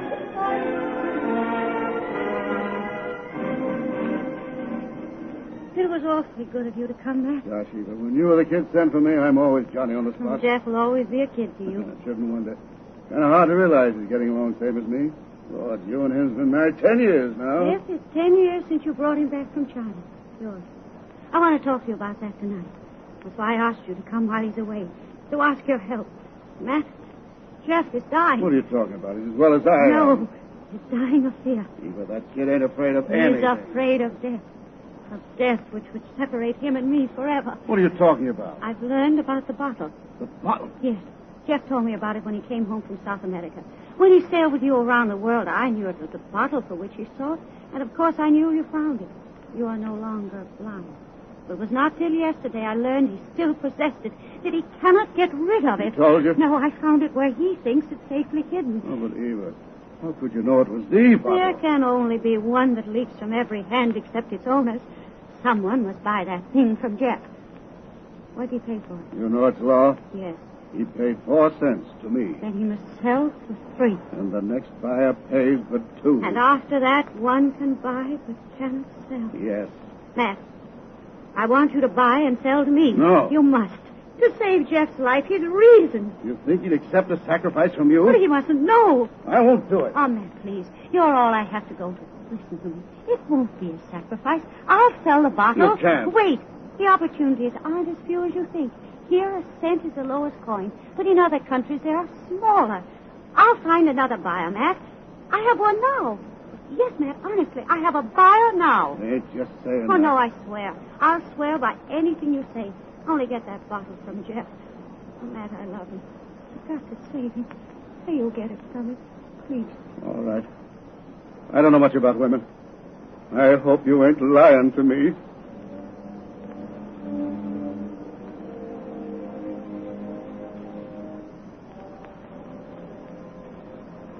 Jeff, darling, you mustn't blame Matt. I made him do it by lies, deceit. Oh, I don't blame Matt, dear. I should have known when I let him take the bottle from my hands. But he said he needed it, and only its owner can profit by its powers. He swore he had a buyer who would save him from its curse.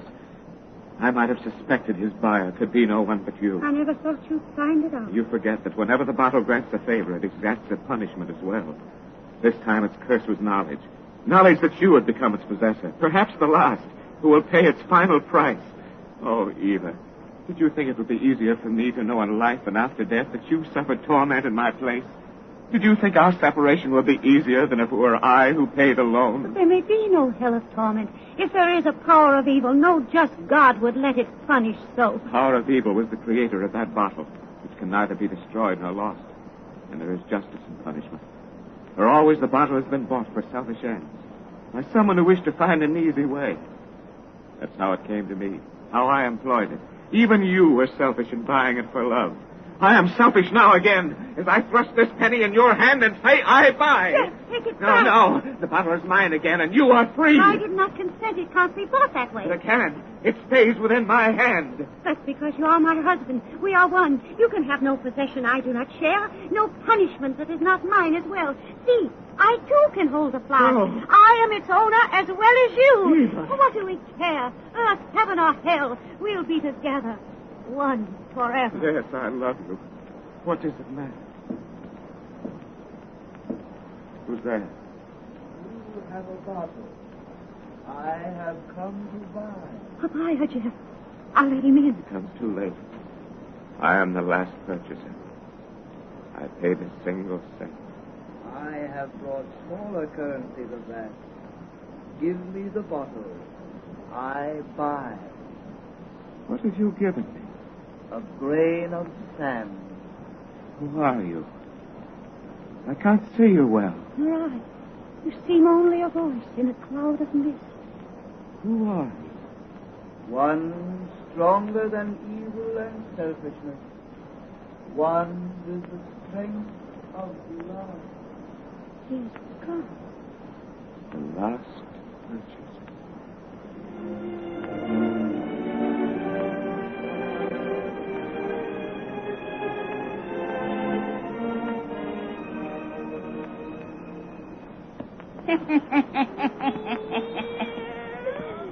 And that's why you don't see no more wishing bottles round these days.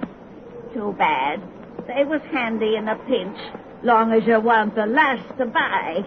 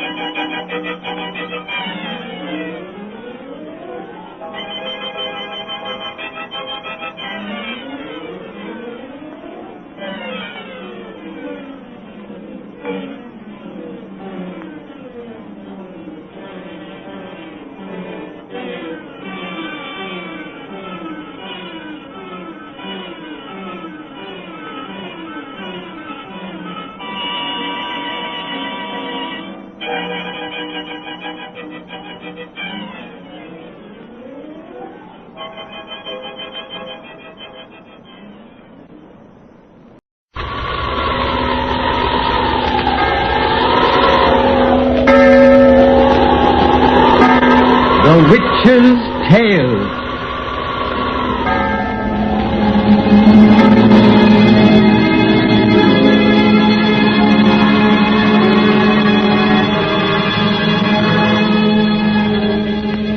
The fascinations of the eerie, weird, blood-chilling tales told by old Nancy, the Witch of Salem, and Satan, her wise black cat.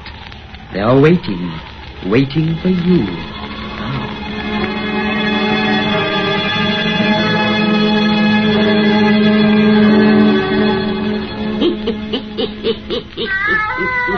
And 2-year-old I be today.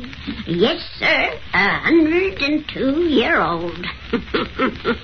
Well, Satan, now it's time to spin these folks another of our cheerful little bedtime stories. Douse out them lights, so we'll have it nice and dark. When you listens to our tales, sitting in the gloom, it helps you to have purty dreams. Now, draw up to the fire and gaze into the embers. Gaze into 'em deep, and soon you'll be away out west in Michigan. And there, in a fine big house where there's a party going on, begins our yarn called Rat in a Trap. Rat in a Trap!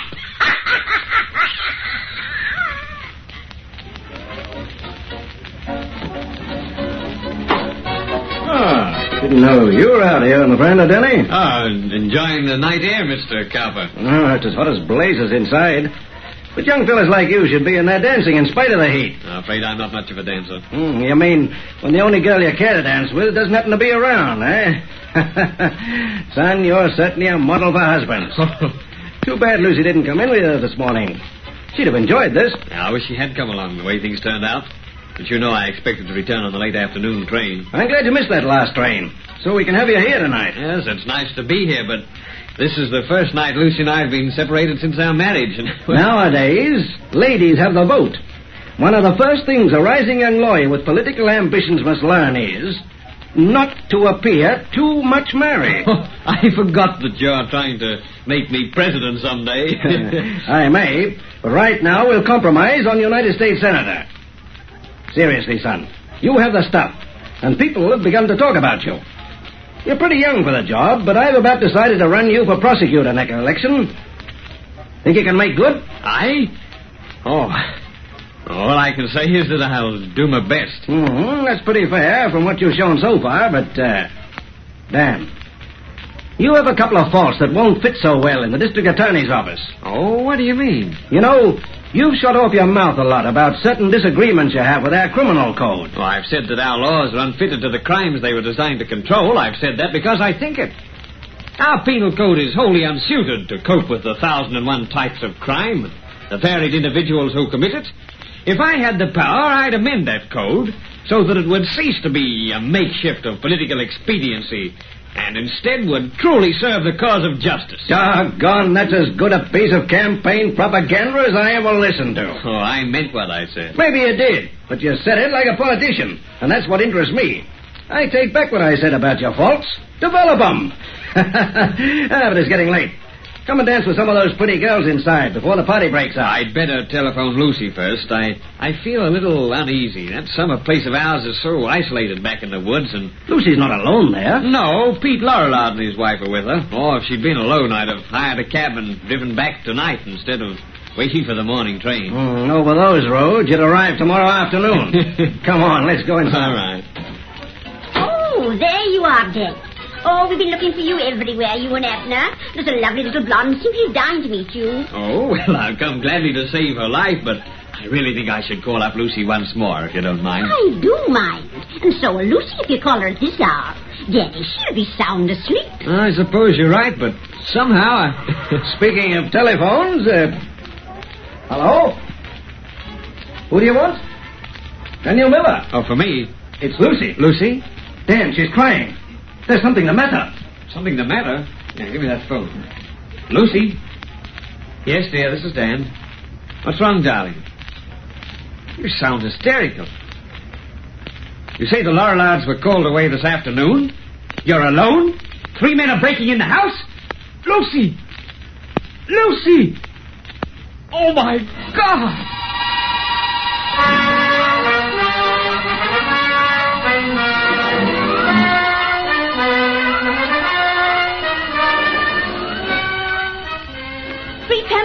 Hobos! Drunken brutes! They're breaking in! Oh, God! They'll be inside the house in a moment! Lucy, and I'm 50 miles away! Yes, you can't help me, and I can't help myself.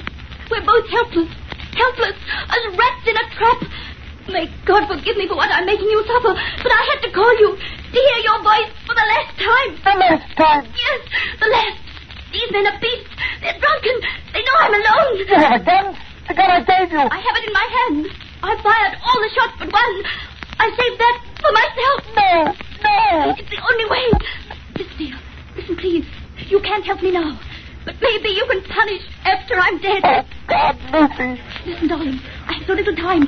The leader came here this afternoon begging food, and I saw him plainly. He's a big, dark, unshaven man with a livid, crisscross scar above his left eye that runs from brow to temple. Remember, dear. Remember. Oh, Lucy. Wait. Mr. Laurelard drove him away. Then the Laurelards were called to town. The man had been watching. He came back with 2 others. One, short with red hair. The other, a blonde man with a limp. Remember, dear. Remember. They're in the house. Lucy. The lock to this door won't hold a moment. They're beating at it now. The door is giving. I have the gun ready. A bullet through my head. They can't hurt me. Lucy. Remember them, dear. Please, Dad. I love you, dear. Goodbye.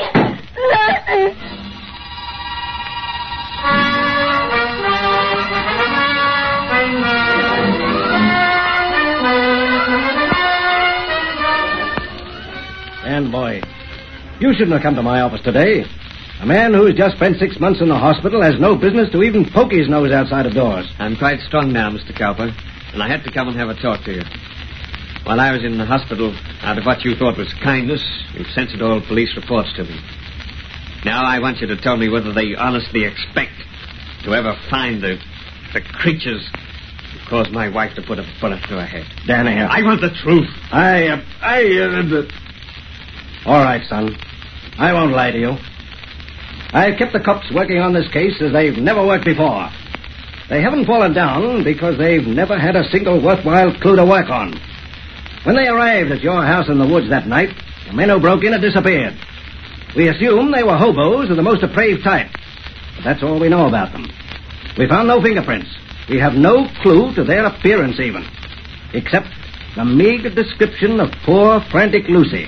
Yes. The meager description of poor, frantic Lucy.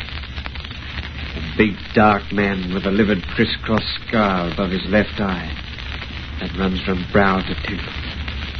Remember, dear. Remember. One a short man with red hair. The third a blonde man with a limp. Remember, dear. Remember. Son, the cops have picked up hundreds, whom they've been forced to turn loose again. There's no evidence of any kind. If we had the guilty brutes before us in this room, we couldn't prove it without their own confessions. As a lawyer, you know what we're up against. An impossible job for lawyers and police. And if our law could catch them in its net, the code provides no punishment to fit their crime. Goodbye, Mr. Cowper. Goodbye? Why, you say that as though we mightn't meet again. We may not. I'm leaving town tomorrow. I've got a job to do. Say, look here. You haven't a crazy idea that you can find those men yourself? Dan, to locate those three brutes and secure evidence against them, a man might have to search the hobo jungles of this country an entire lifetime. I know how bitter you feel, son, but the past is past, and grief and hatred won't unmake it. I've got big things in store for you, boy. Pick up the threads of your normal life again. Think of your future, your career. My future's to remember. My career's to repay. Goodbye, Mr. Cowper.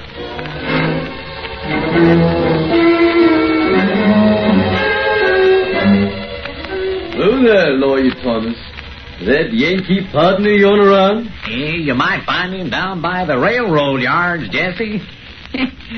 Dave Morton sure peeped through some funny friends. Well, I suppose he likes them tramps, Lawyer Thomas. I haven't an idea. Sure, that man's been in this town off and on for nigh 8 years now.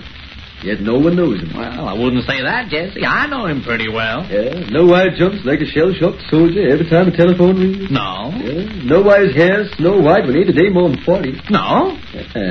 Know what his real name was before he changed it to Dave Morton? No, and them things is none of my business or yours. Just the same, there's a mystery about that man that sort of worries me. Lawyer Thomas, why do you suppose your partner, Lawyer Morton, pays me $5 cash money for every tramp we get in the jailhouse who I persuade to take him for a tonic? My partner pays you money to secure him hobo clients? Hey, are you here now to bring him such a case? But this time it's just for joke. The client I'm bringing him today is that tramp who murdered the old woman. Big Mike, the dog Sheriff Greeley rescued from the lynching mob last night. Big Mike asked me to get him Mr. Morton for his lawyer. Said a pal of his had told him about him. No partner of mine is touching his case. If Morton got the brute off by a miracle, they'd both be lynched. Here's Morton now. Hello, Jesse. Hello, Tom. Oh, Dave. Lawyer Morton, a man over at the jailhouse who ain't got no money wants to hire you to get him out. Thanks for bringing the message, Jesse. But if you're speaking of Big Mike, I've already seen him. I'm going to defend him. You're going to defend Big Mike? Yes, Tom. Lawyer Morton, you're joking. Dave, you're mad. The man is guilty. Guilty as hell. I'm going to save him from the rope because I like his looks. He's a big, dark man with a scar above his left eye. A livid, crisscross scar that runs from brow to temple.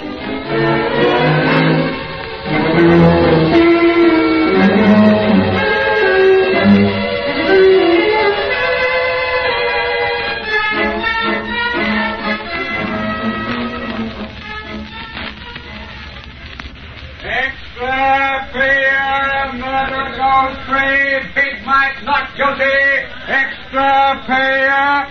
Morton wins acquittal. Jury frees Big Mike. Extra payer. God. Look at the people buying them papers and then standing round reading them, talking about me. If you hadn't have sneaked me here to your house, boss, they'd have had me swinging on the lamppost by now. Come away from the window. You're safe here, Mike. Gee, I hope so. But you gotta get me out of town quick. They'll look for me here and string me up. They'll never lynch you, Mike. I'm taking care of you now. Better have another drink. And I draw those curtains tighter. Yeah.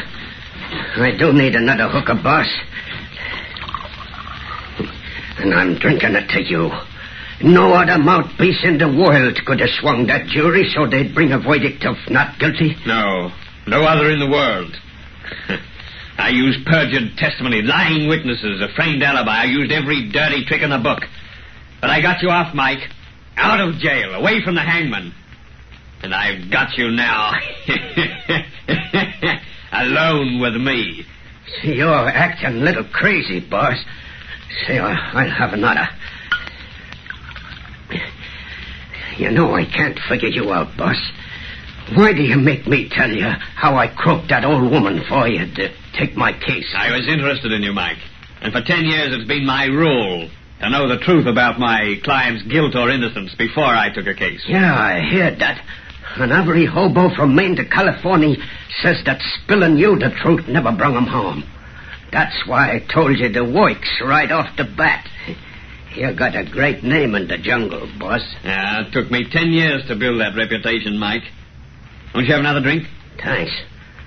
But, gee, you'll have me stewed in a minute. Well, here's how again. Say, you're a funny guy. You not only spend your own dough to buy witnesses and all, but then you bring me to your house and treat me like a prince. It's very simple, Mike. I've done the things I have because you interest me. Yeah, interest me tremendously. Yeah, I'd like to know more about your life, about your travels, experiences.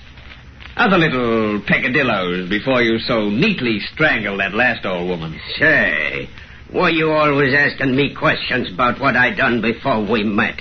Are you afraid to trust a man who saved your life? Oh, but you ask such nutty questions. How long I'd had this crooked scar over my eye, for instance? I was merely curious as to whether you had it 10 years ago when you were in Michigan. And I told you I don't know nothing about Michigan. Oh, come on, Mike. You've lied about that long enough. I never mentioned it before, but friends of yours have told me you were there. What friends? Let me see now. Oh, yeah, their names were Red and Limpy. Red and Limpy? You know them? Quite well. I haven't seen them lately. Have you? No.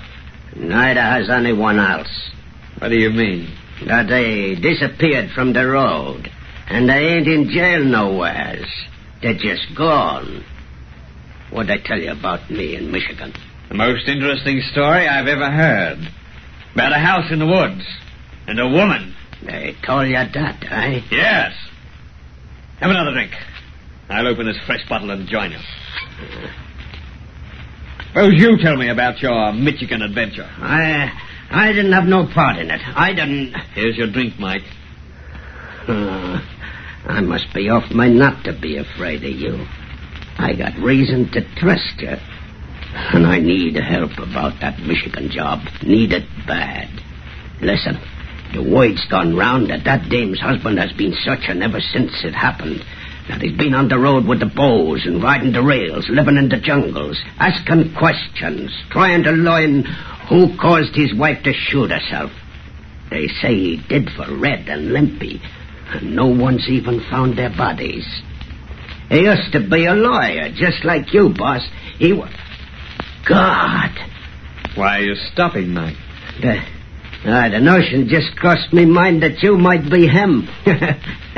I must be drunk to think a thing like that about the guy who saved me from the rope. If you was her husband, you'd have sent me there.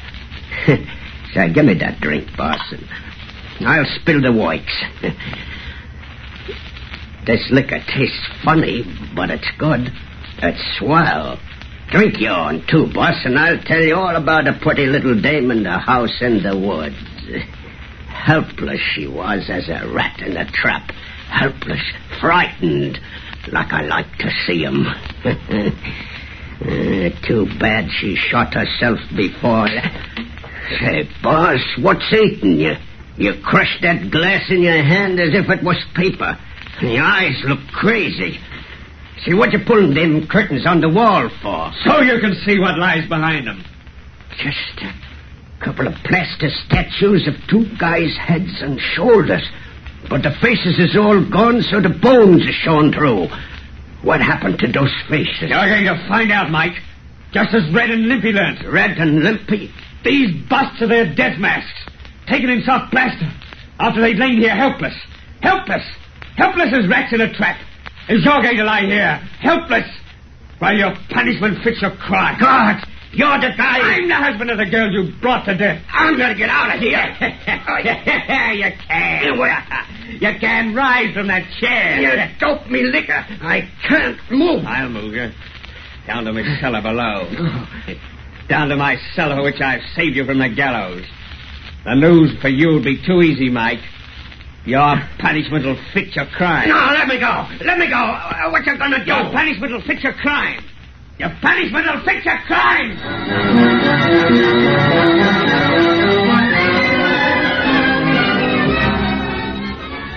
You can't see a thing in this cellar, can you, Mike? And no one's so helpless as when they're in the dark. I want you to be very helpless, Mike. More helpless than a rat in a trap. Helpless as a woman alone in the house in the woods. Helpless as a man who loved her and who heard you 50 miles away. Helpless as a man who heard the shot that killed her. He couldn't raise his hand to save her. What you gonna do to me? Hey, you got me tied to stakes and spread eagled on the floor. But how you gonna kill me? What you gonna do? You're struggling, Mike. But your buns will hold. I tied them very tight. What did you do to Red and Limpy that you're gonna do to me? In them plaster busts upstairs, what happened to their faces? Guess, Mike, guess. If you don't tell me, I go nuts. Nuts, I tell you, raving nuts. Oh, no, you won't. Not for many hours. I've investigated the length of time required to drive men mad. Your brain's undeveloped, so it'll take you longer than most. Help! God, if I could only see you. You're putting something over me head. Yeah, part of a little apparatus that made Red and Limpy featureless. Use your imagination, Mike. You may guess how it's done. Oh, God, why don't you curse at me, beat me, kick me, do something I can understand? What are you going to do to me when you leave me? How am I going to die? When I reach the top of these stairs, you'll know. When I open the secret panel, it'll soon be the door of your tomb. Then you'll have a moment's light. Just enough for a quick, short glimpse around you. Two skeletons beside me. The bones of Red and Limpy. What else do you see? There's a cage coming over my head. A cage like a rat trap. Oh, it is a rat trap. A rat is in the cage with me. And soon he'll be crawling over my head and biting. That's what happened to the other faces. A rat. No! Don't leave me in the dark waiting, helpless, guessing when that rat's going to start a bite. That's your punishment, Mike. Oh, goodbye.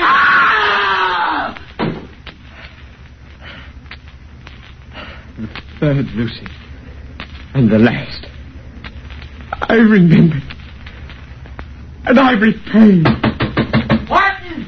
Dave Martin! Martin! Yes, Tom. I hear you. For God's sake, let me in! Quick as you value your life! I'll let you in, Tom. What's the matter, Tom? What you knew would be the matter when you got Big Mike acquitted. A lynching mob is formed and a tenant for this house. They won't find Big Mike here. He's gone. They ain't after him. They're coming here with the rope to hang you, Dave. They can hang me if they want to, Tom. They think I wish to live. I don't. Why, you're talking like a fool. Come on. There ain't time to talk. But I want to talk, Tom, about imagination.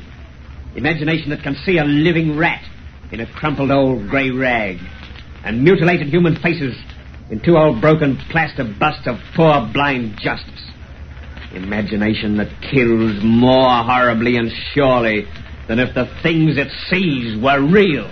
Dave Morton, I think you're mad. That mama's almost here. And if they find you, they'll hang you to a tree. Keep away from that front door. Here, what are you going to do? I'm going to meet them. Those who usurp the place of justice must expect a punishment to fit their crime.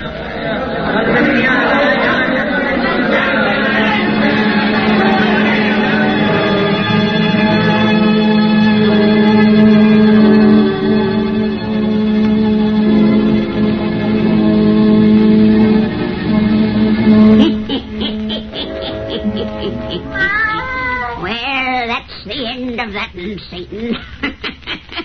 Next time we'll have another purty yarn to spin these folks. A very purty yarn.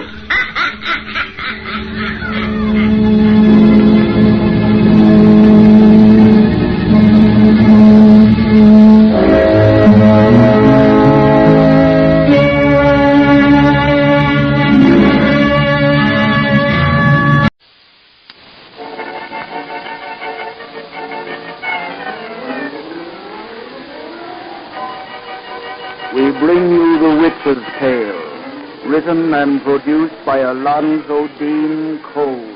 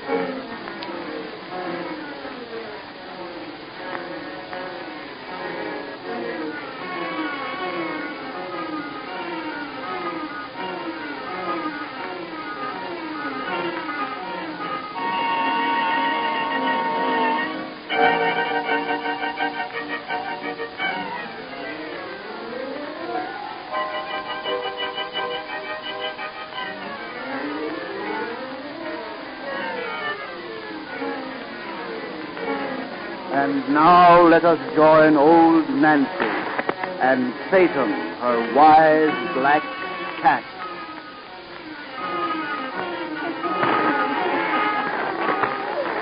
123-year-old I do today. Yes, sir. 123-year-old. Satan. Tell folks to dark out them lights so we'll have it nice and dark. That's it. Draw up some fire and gaze into them birds. Gaze into them deep, and soon you'll be upon a ship that's bound for Africa. Africa was strange things happen. Aboard that ship begins our yarn about a man who studies insects. Our yarn of the entomologist. The entomologist.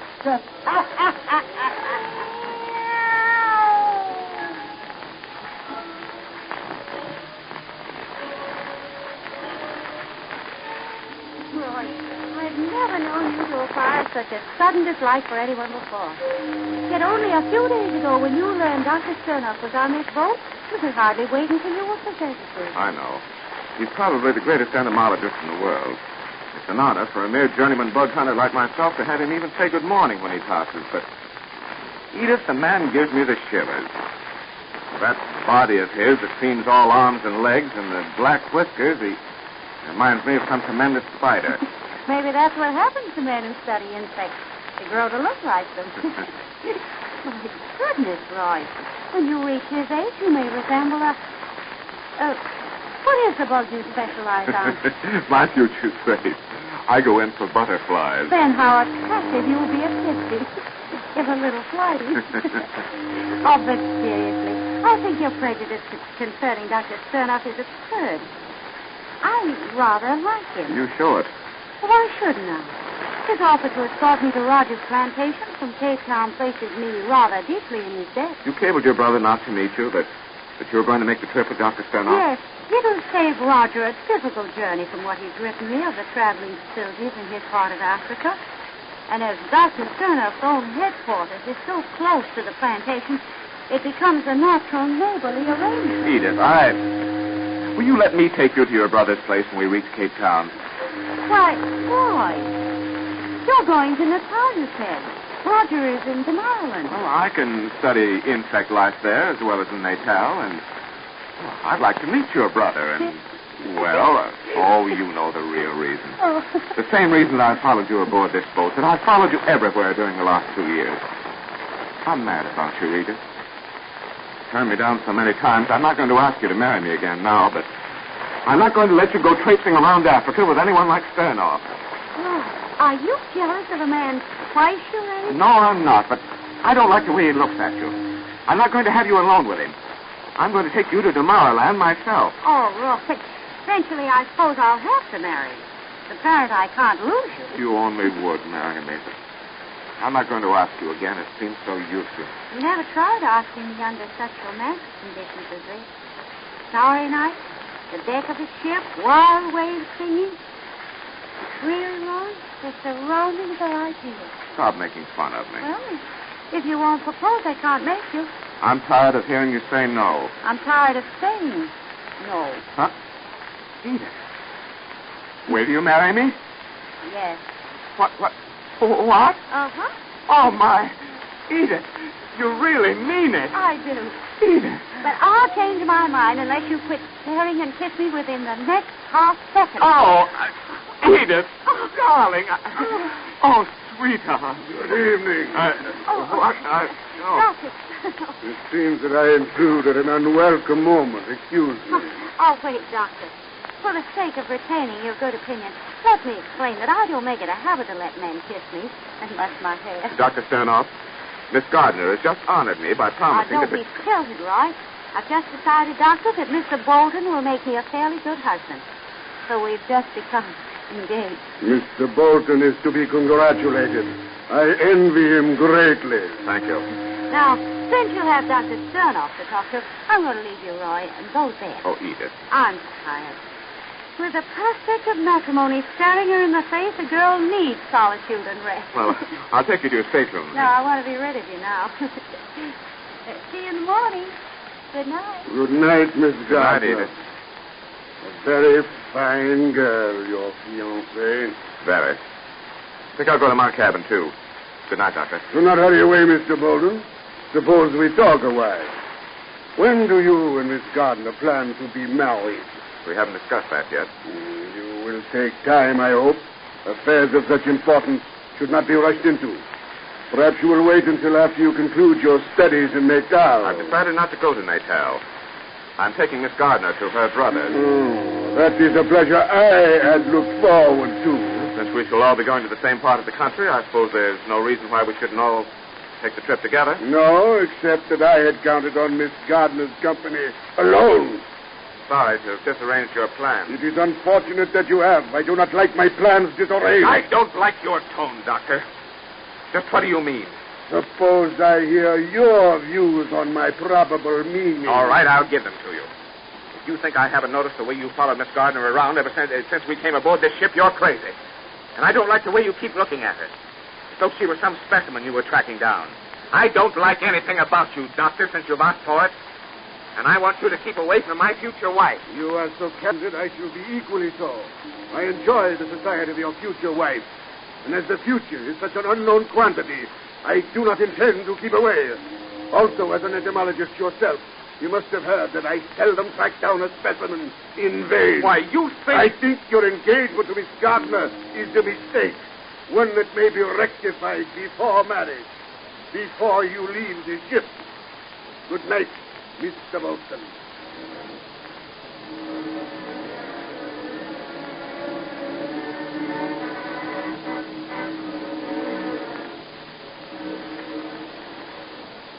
Oh, I wish I could have heard such a ridiculous quarrel. You must have sounded like small boys with chips on your shoulders. Well, that's the reason I never told you about it until tonight. It was so utterly ridiculous. But it confirmed my suspicion that Sternoff is nearly as mad about you as I am. Well, you don't know how flattered I feel.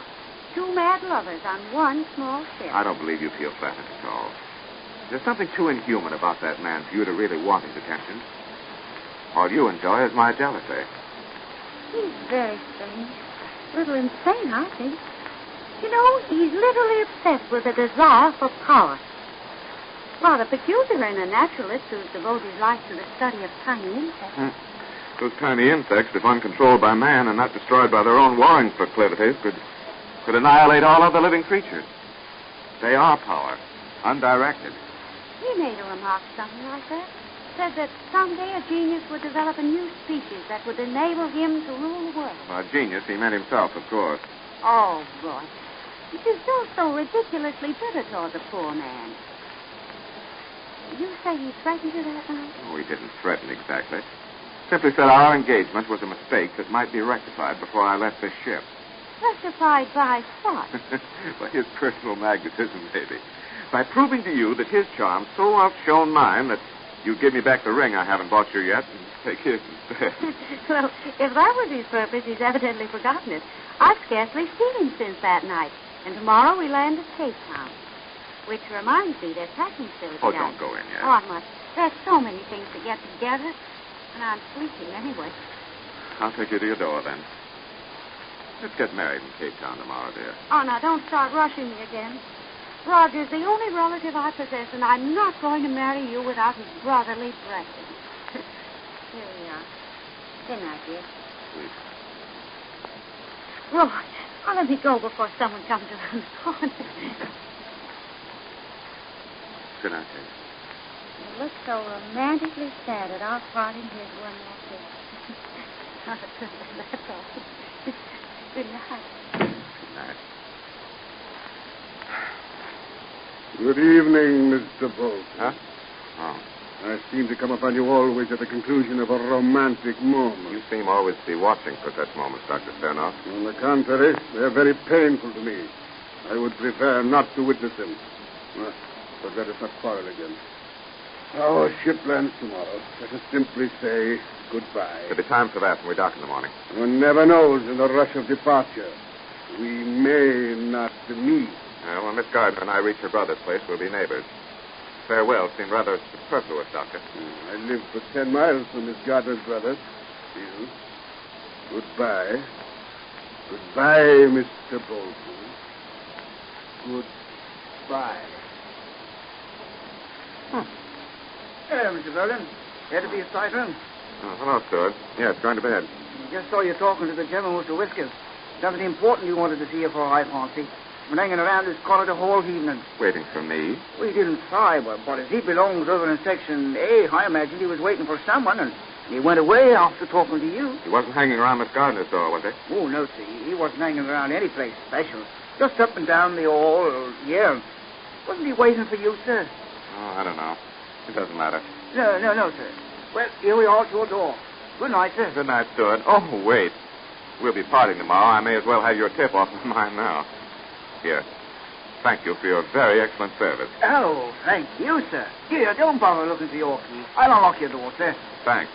Here, now, just a minute. And now I'll turn on the light. Well, it's a good thing I came in. The light switch don't work. It was all right when I left this evening. There's probably a fuse down house. You just wait outside now. I'll let it fix your exit. Now, the door's slammed shut. I'll open it, Stewart.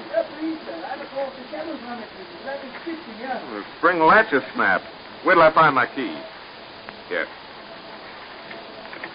Stewart, my key doesn't work. You don't? Oh, that's funny. Well, just don't bother, sir. I'll help you with this fire again.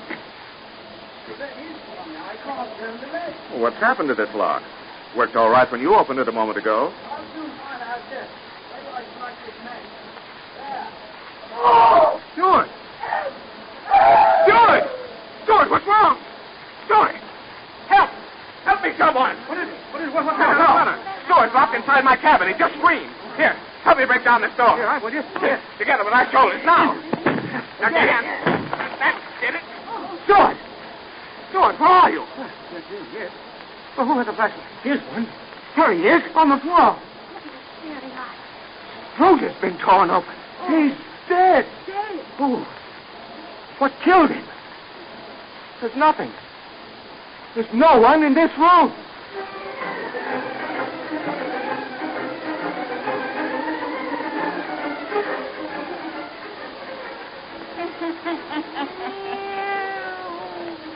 What do you think killed the steward, Satan? That's right. But them as didn't understand what Satan said will have to come see us next time I have a birthday. And then we'll spin you the rest of our yarn about the entomologist. The entomologist.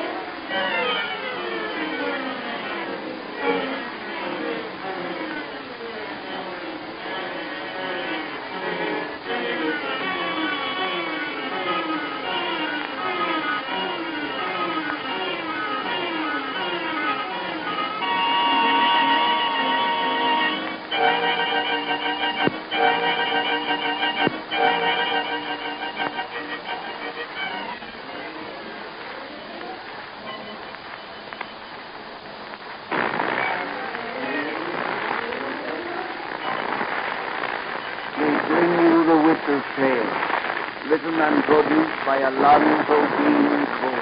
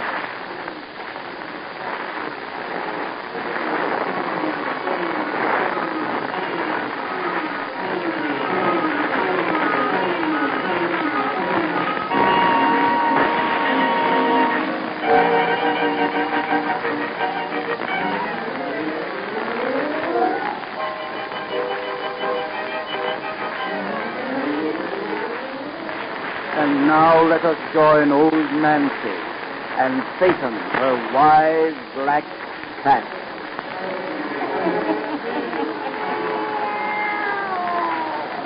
$109 I be today. Yes, sir, 109.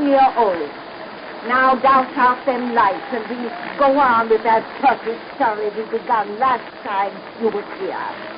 What we leave off, Satan? Oh, yes. We told how them two scientists who studied insects was both in love with the same girl, and how she naturally preferred the youngest and best looking, which made the other fella kind of mad. Well, sir, they was all aboard a ship bound for Africa, and on the night before they landed, a steward on the boat went into the young fella's cabin just ahead of him, and was very mysteriously sick. Now draw up to the fire and gaze into the embers. Gaze into them deep, and soon we'll be in an African jungle. For that's why we picked up our story now. And soon you'll hear more about the entomologist. The entomologist.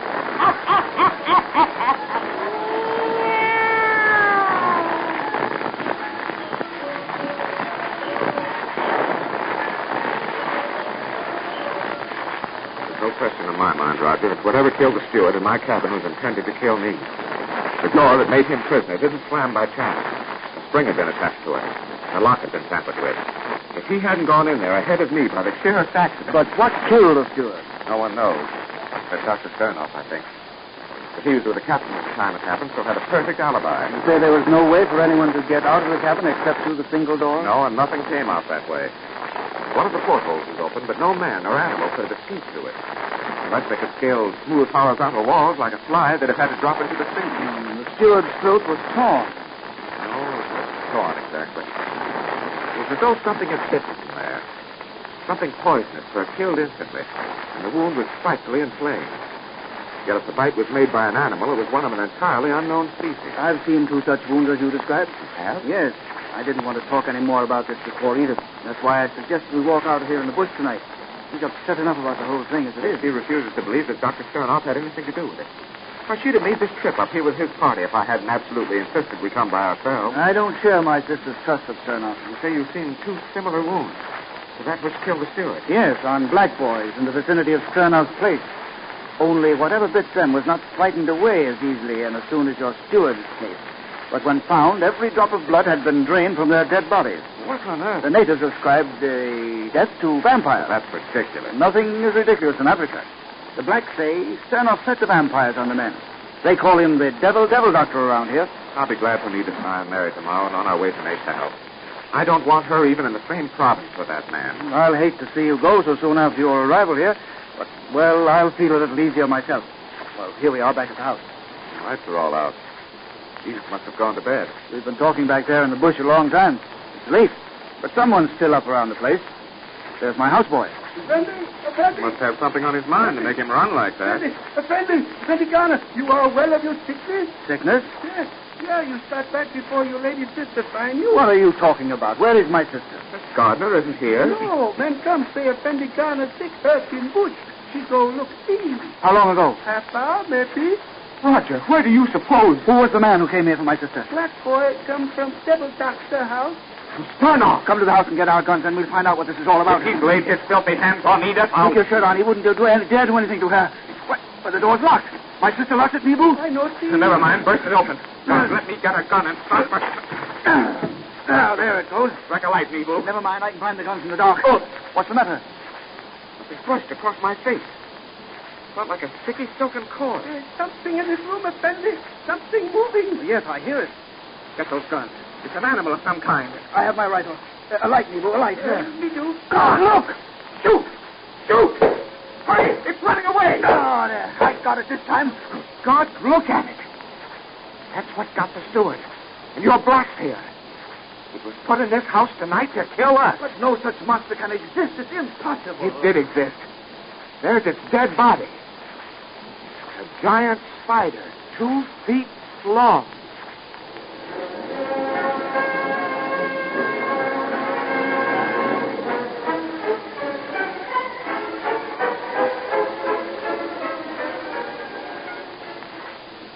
Easy now. Sternoff's house lies right back of that high fence. You don't think any of those spiders are loose out here? I hope not. God, where did such a monster come from? I think Sternoff made it. Made it? Yes. The man is a scientific genius. I believe he's found a way to increase the size of a small, ordinary spider. I remember a paper he published some years ago hinting at the possibility of such a thing.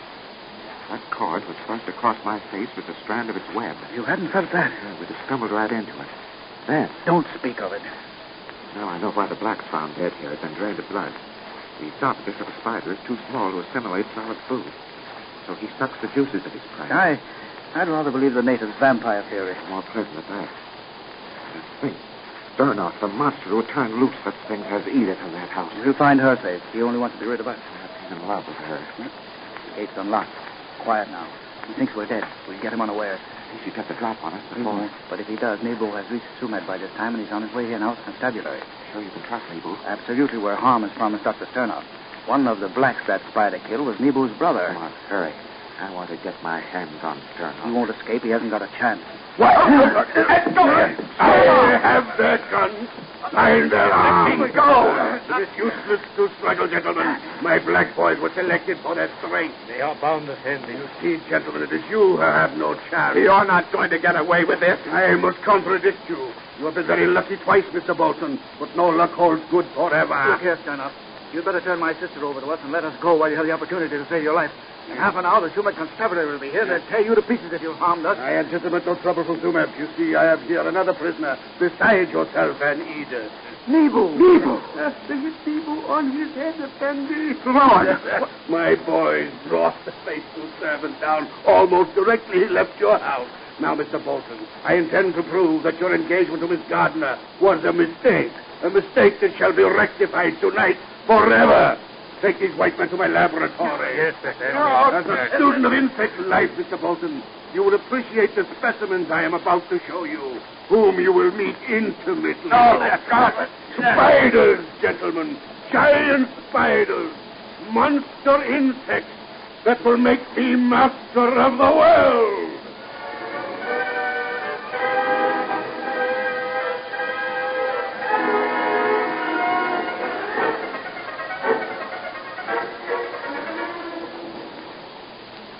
Look at them in their cages behind these bars. Spiders. I made them giant. Look at them, scary, eight-legged monsters whose poison pulses will kill an elephant. Harmless in their cages now, but soon they'll be swarming about you in this room. You can't. You won't. But I can, I shall. This lever here opens every cage at once. I shall press it just as I myself go out this door to safety. Alvo, Marty, cut the ropes which bind the white man's hand. Yes, sir. I wish your bodies free. Through the glass panel of this door, it will be a better show to see you try to fight my baby. What a rotten beast you are. And he has Edith in this filthy house. Edith is upstairs, quite safe and ignorant of your presence here. She will be ignorant of how you die. She is very fortunate to be chosen for my mate. As I shall be the master, she will be mistress of the world which I will rule by giant insects who are power. You're mad. Even a madman can't go through with him. It's useless, boy. We haven't got a chance. Turner, if you have a single strain of decency in your pockets before you turn those things upon us, give us a drink. A drink? Yes, whiskey. God, we've got to have something to nerve us before you open those cages. Oh, don't ask that swine for anything, Roger. Let him pull his lever and get it over. No. I can't bear to think of those spiders coming at us. I'll go crazy, Sternoff. So I won't know what's happening. I'll cheat you out of your show. Whiskey, Sternoff, whiskey. The least you can do is grant me that. The brother of my future mate has a streak of yellow. Bring them whiskey. Yes, not from me. I want nothing from you. Whiskey for me. Whiskey, for God's sake. Give it to him. Here, Effendi. Thanks. Get out, you brat, so you won't see a white man whine. We go, Effendi. This boy, Nebu. Rocky has him secure outside. Nebu cannot get away, Effendi. Get out, both of you. White man now unbound. Maybe danger you, Effendi. I have a pistol in my hand, haven't I? If I haven't the nerve to try anything, get out and close that door. Yes, Effendi. I'm impatient. My throat is dark. Drink your whiskey, you yellow dog. Yes, a drink. Whiskey. For you, Sterner. I just wanted to drink, but I saw it in your eyes. I'm blind. I can't see it. Where's his pistol, Roy? I've already got it. Roger, he stumbled against that lever. The cages are opening. Quick, out that door. No, you will not. He's locked it. Open that door, son of you fool. Those spiders will kill you as well as us. No, I'm their master, their creator. Get the teeth on him, Roy. No! He's thrown it among those spiders. They're coming from their cages, coming from all sides. Come, my babies, with your poison tongue. Roy, smash that glass panel in the door. Yeah. Quick, they're almost on us. I have it. Right. There's Nebu outside. Nebu, he's free. Nebu, open this door. No. You cannot get away. Edith. Nebu found me and set me free. Nebu, you were a prisoner, too. How did you... Careful, Doctor's man. You touch people well. I have hit a knife. They're dead. Come on. Come away, quick. Out of this place. No. Oh, those spiders. My babies, don't let them get away. Run outside this house. The spiders are everywhere. Get them, my babies. Get them. No, not these. Spiders have some Erna. Keep away. I made you. I am your master. Keep away. Keep quick. Don't look back, Edith. Run. Oh, Roger, what are you stopping for? You upset this lamp. There. He set the place on fire. That's the only weapon that will stop those things. Catching everywhere. But we're safe outside. At last. Good fire. Eat evil spirit. Eat devil. And those spiders. Oh, please, God. Kill everyone.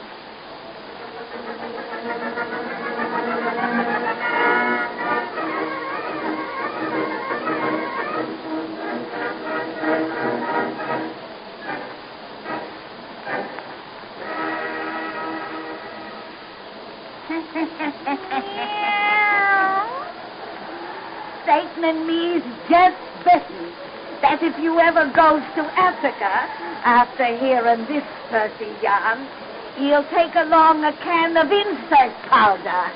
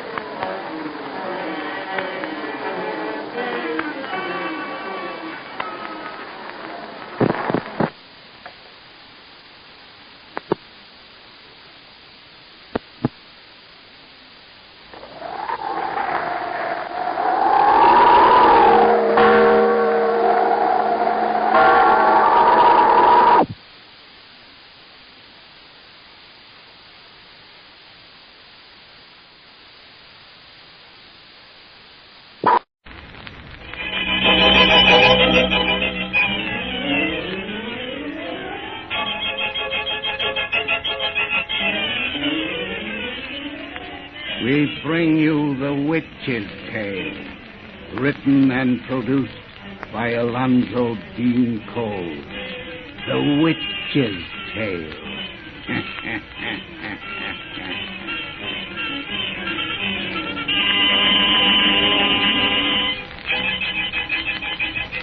It is our purpose in these programs to perform a double function by providing thrilling entertainment and also by bringing you important information in a brief message. Tonight's message may save you or other members of your family needless suffering from distressing pain. I refer to pains which you recognize as rheumatism or neuritis or discomfort in the kidneys and the back.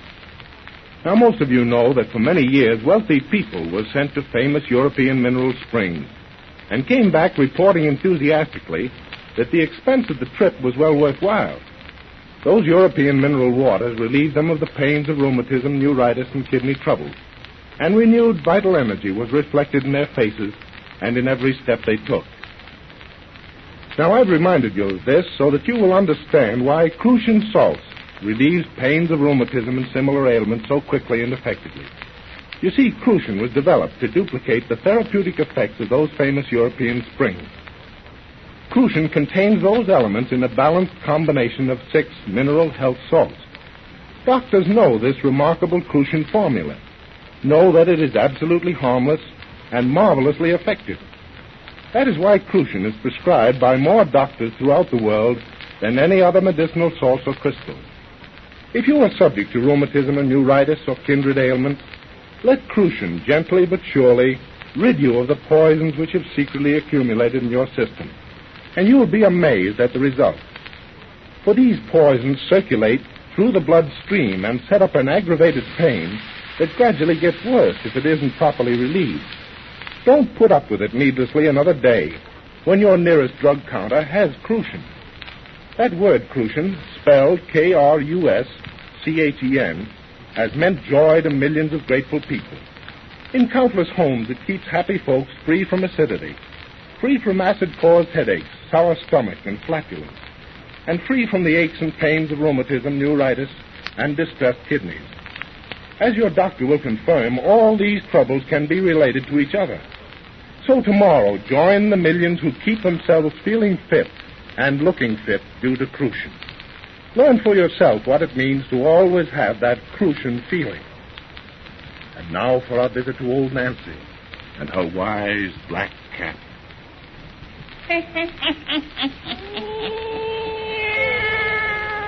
Hannah and 5-year-old I be today. Yes, sir. Hannah and 5-year-old. Real Satan. It's a real bedtime story we got for folks tonight. Everybody douse out them lights so's we have it nice and dark. Our little tales is best listened to amongst the ghostly shadows. Now draw up to the fire and gaze into the embers. Gaze into them deep, and soon you'll be across the sea in England. There begins our yarn of Rockabye Baby. Rockabye Baby.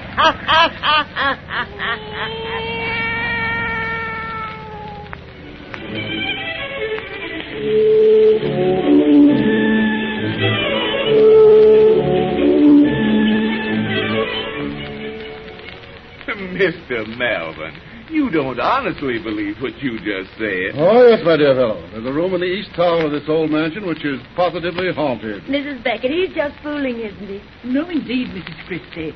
I share Mr. Melvin's opinion that his tower room is queer. So do I. I wouldn't enter the place after sundown for £20,000. Robert, I never heard of such a thing. 3 grown-up people believing in ghosts. Well, everybody's entitled to their own opinions, honey, but I warn you, ladies and gentlemen, that my wife and I came from Missouri. Missouri?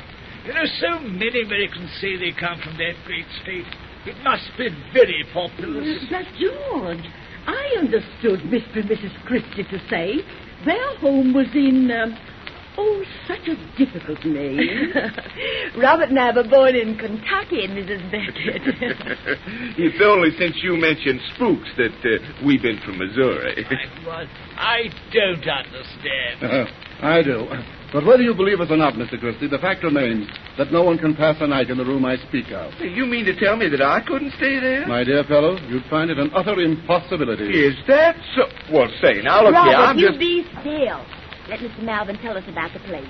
What's supposed to happen is so scary, Mr. Melvin. Wait till we have another drink to make the yarn seem better. Yes, capital idea. I'll be the barmaid. You better not take any more drink. Of course I'm having more. But this will make you sick this evening. Well, what if it does? I know how to handle my liquor, Susie. When I hear you married couples quarrel, I truly appreciate my bachelorhood. Oh, please don't think that Robert and I were quarreling, Mr. Melvin. Oh, I should say not. Our little arguments never mean anything, do they, Rockabye Baby? Rockabye Baby? Oh, that's just a little family secret. Yeah, one that goes way back.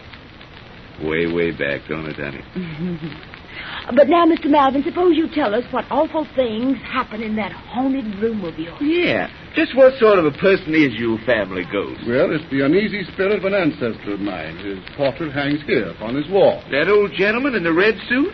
Robert, he looks just like pictures of Sir Walter Raleigh. He lived in the same age, and like Raleigh, he died by the headsman's axe. His head was chopped off? Yes, he went to the block for murder. I blush to admit that my ancestor was a cold-blooded killer of the most depraved type.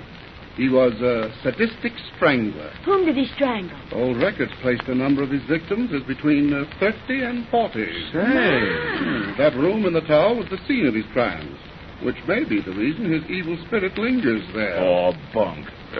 Pardon me, Melvin, but you can't convince me that spirits linger anywhere on Earth. Still, the fact remains that no one can remain in that room after nightfall. You said that before, so I reckon you believe it, but I'll remain in your haunted room any night you say. If I permitted it, you wouldn't see it through. Is that so? Say, you a betting man? On occasion, why? Because I'll bet you $100 that I'll stay in your tower room tonight. Me too, Robert. I wouldn't miss it for the world. Sorry, old chap, but I never make a wager of less than £1,000. £1,000? That's $5,000. Well, if Mr. Melvin insists on throwing money away, I'll just take him for $1,000. Very well. I'll make out my check. You cover it. And Beckett here will hold the stake. I'll cover it. Where's the fountain pen? You can use mine, old chap. The terms are that you will remain in that room from midnight until sunrise. If you fail, your wager is forfeit. And when we come down cheerfully to a late breakfast, you forfeit yours. Exactly. Here's my check, Beckett. Here's mine. Right there. It's nearly midnight now. Take us to your tavern, Mr. Melvin. I'm just dying to see the play. Very well. Well, there's no electricity in the room, but you'll have plenty of candles and be quite comfortable. At first. Oh, do you carry a pistol, Christy? A pistol? What would Robert be toting a pistol? Since you have none, I'll lend you one of mine. One has a feeling of security with a gun in his possession, even though it will prove of little value against the dead whom you may meet. Well, will you listen to this man, Susie? If he keeps Tony Lamb, me believing in his ghost. Believe as you like, but at the first indication of something abnormal in that room, I advise you to consider your lives rather than your wager. If we see a spook big enough to drive us out of that room, I'll consider it worth £1,000. That's why we came to England, because we hoped something different would happen. I have an idea that tonight you shall see something very different, Mrs. Christie. I'm quite positive that you shall.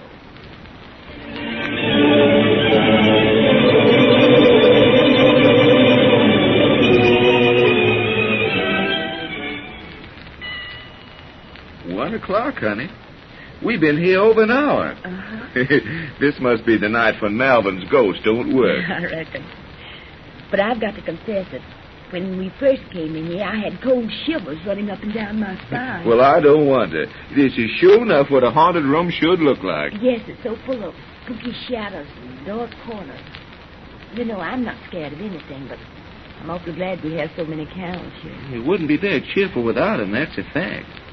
You know, to folks who were the least bit superstitious, all that talk that Malvin handed out and the appearance of this old room, well, their imaginations might get working so they'd be scared to death. Yes, imaginations are powerful things. Oh, what's that? I don't know. Oh, I see. Honey, it's just an old loose shutter banging against the window. Look. It startled me. Creepy old room, this, isn't it? I mean, if you let your imagination get going. No danger you and me doing that. Well, I should say there isn't. Only, Robert, what do you think makes Mr. Malvin so sure that something's going to happen here tonight? Of course, we've only known him a couple of weeks, which is hardly time enough to judge, but he doesn't strike me as the sort of man who'd bet £1,000 for, well, just for the fun of betting. Well, Malvin isn't the kind you'd call a natural chance-taking gambler, is he? He must believe there's something queer about this room, and listen, you take his gun and all. Oh, that's 'cause he and the Becketts are just superstitious idiots. Still, I shouldn't be making crackpot bets like this. Guess I've been drinking a little too much lately, Susie. I'm afraid you have then, Robert. Oh, I don't care about the foolish things that makes you do like betting, but, Robert, it's pulling you away from me. Oh, no, Susie. Yes. We're drawing away from one another. Away from the time you used to hold me on your knee. Sing your rockabye, baby? Like a crazy lunatic? Yes, but it wasn't crazy. It was something precious. We were just kids when you sang it to me first. I was only 5. And I was 9.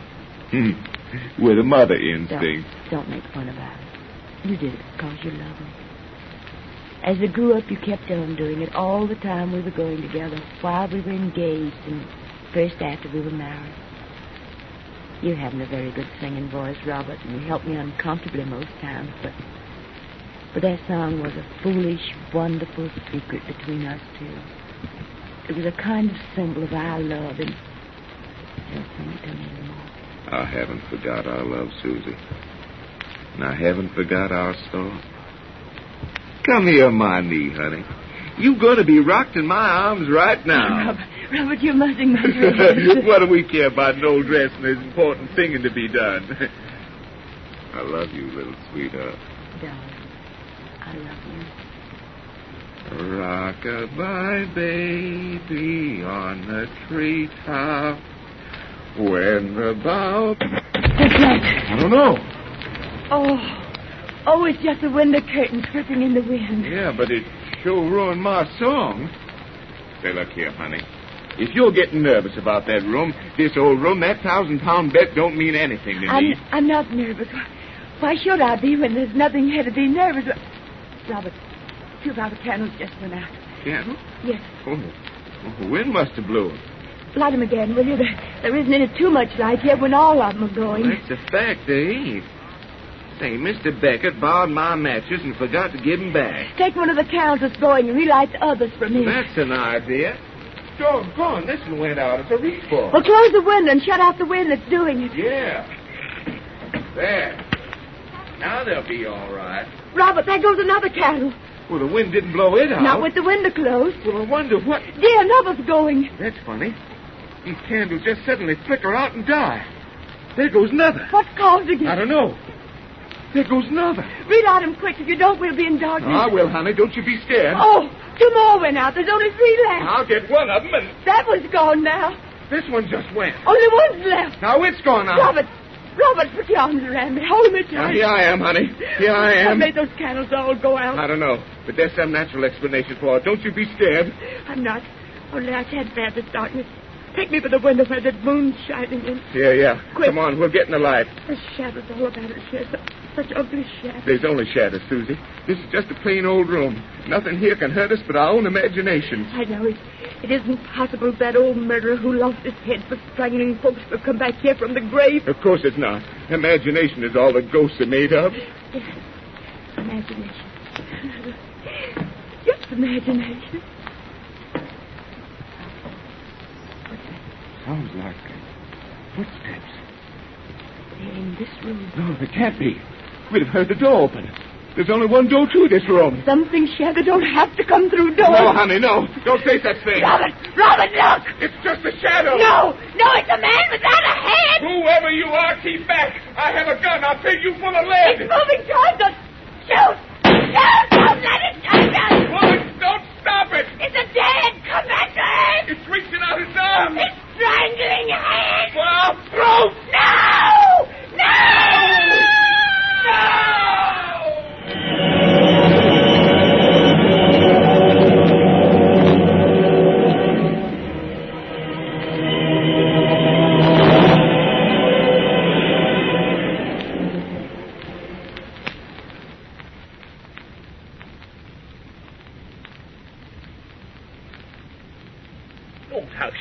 So did he. Then she dropped to the floor, fainted most likely, and I made my getaway. Quick, help me out of this costume before he brings her from the room. Well, Agnes is down the hall. She's told me already. Oh, what a cushy game this is. A secret passage to that room, candles with prepared wicks, and your ghastly headless maker. Not forgetting the way I built the story up. Any fool who bet he's not afraid of ghosts, and the gun with tampered cartridges made him sure it was the dead they shot at. Besides ensuring me they'd use no weapons of their own. I told you this was the greatest easy money scheme I ever had. It certainly appears so. And this is only the first time we've worked it. With all the silly chumps there are in London, we'll soon make a fortune at it. I'm all right now. Hide that costume in the cupboard. Right-o. Hurry. Agnes can't stall in the hall much longer. Well, I'm with you now. Open the door. Well, there's Agnes. George, she's alone. What? Christy's aunt with her? No. Agnes. Haven't they come out yet? No. And there hasn't been a sound from that room since they screamed. I told you this scheme was too fantastic to succeed. You frightened them, all right. But then their common sense returned. And now they're in there laughing at us. I won't believe that. They were terrified. Then why haven't they come out? What's that? What? Listen. It's Christy's voice. He's singing. Yes, rockabye baby. A lullaby to let us know your ghost won't spoil his beauty sleep. You terrified him? Oh, be still. There's something queer about that song. What do you mean? That singing is queer. I'm going to find out why. Keep away from that door, you fool. No. There's something wrong in that room. Give me that candle, Agnes. Come on. George, the actor doesn't see us. And his wife lies so still in his arms. Oh, God. I think she's dead.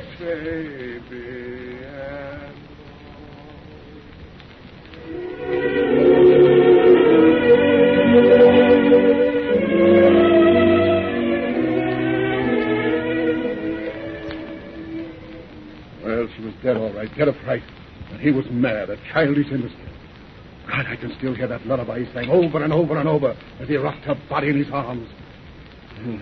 Beckett and I left England the next morning.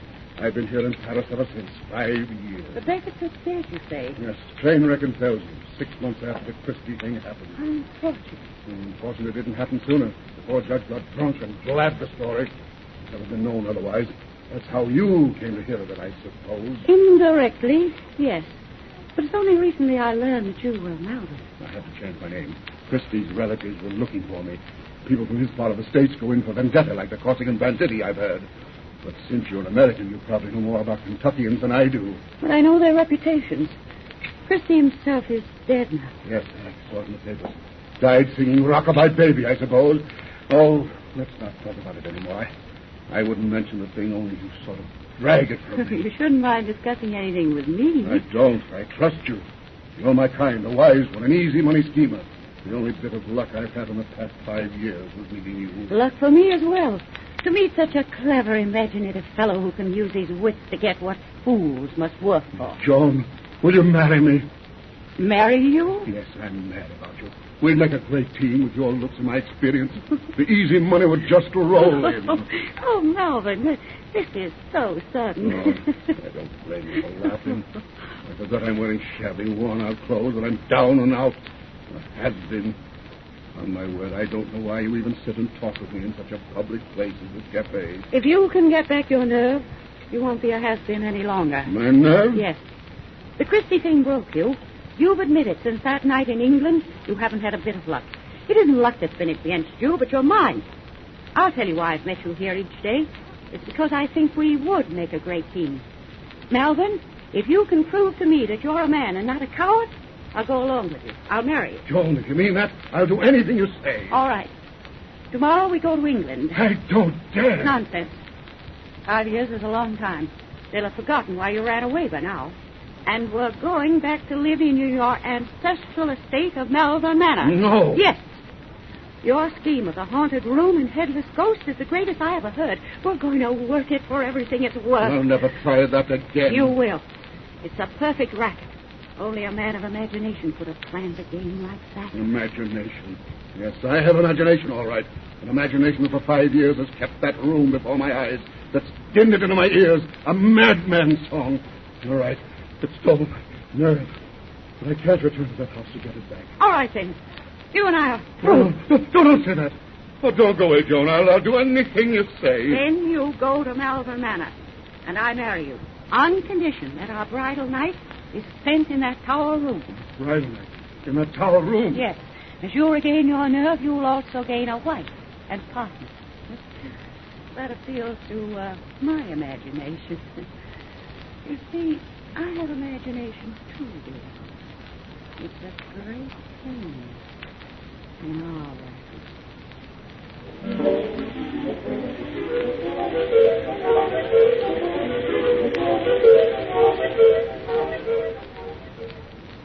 Mind these narrow stairs, Joan.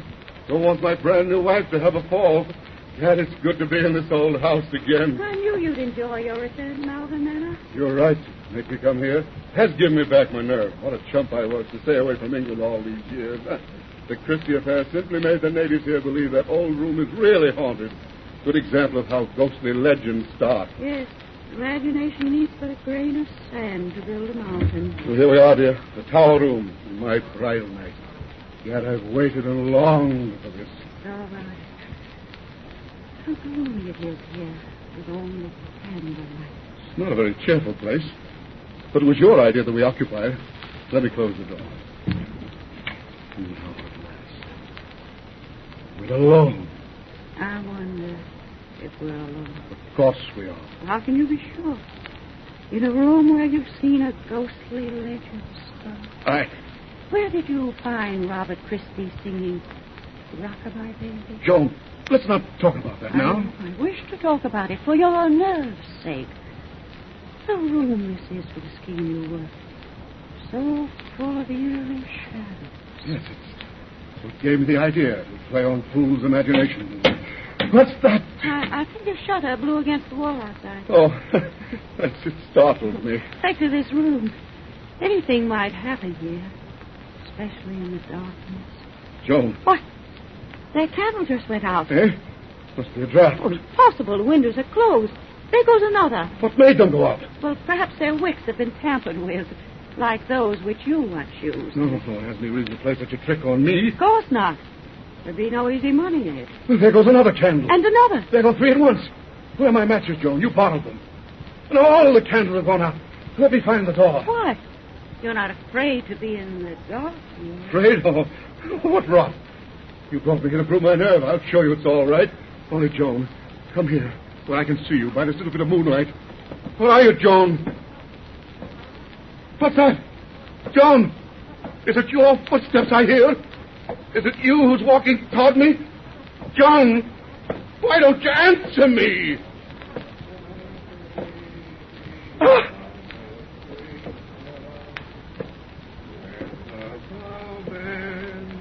Christy's here! I see him in the moonlight! Christy! Risen from the dead! Ah! That's what I brought you here to see, Malvin. To see and hear the walking dead. Now you know the terror he and Susie knew. It's Robert Christie's sister whom you married, Malvin. 5 years I've searched for you until I found you to bring the only justice that would fit your crime. Cower against that wall and stare at him in fear. Oh, Robert's still alive. I can't command the dead, or Susie would be with him. But you know the power of imagination now. Look at him, alive. A helpless, harmless madman whose only lucid moments are memories of horror. He and his physician have been hidden in this house for days, waiting for you to come here on your bridal night. Your bridal night. I promised you a wife and partner. Your wife is fear, your partner death. So now I'm going to kill you. Turn your eyes from Robert and look into this gun. Turn your eyes and look upon it as I fire it at your heart. Say something. Look at me before I shoot. Look at me, I say. Melvin! Is that you, Doctor? Yes, that's it. Oh, afraid. Miss Christie, I've come to tell you. Oh, never mind. Come in and bring that candle. All I want you to tell me is, what's the matter with this man? Here he is, leaning against this wall. Look at me, Melvin. Doctor, he fell as I touched him. This man is dead. That gun in your hand, did you? No. Oh, no, I didn't kill him. Out of fright. Susie did. Imagination. Imagination. Miss Christie, you're hysterical. You've got to pull yourself together. I don't know what's happened in this room tonight, but it's still another shock that you spare. Shock? Yes, your brother. My brother? Where did Robert go? He was with me here just before I let you in. He was with you here? Of course. You sent him as I told you to. Up that secret passageway when I pressed the signal button. But I couldn't send you. Before your signal came, your brother's heart stopped beating. My brother... Robert died 10 minutes ago. You knew his condition. His heart just stopped. That's what I came up to tell you. But I tell you, my brother was here.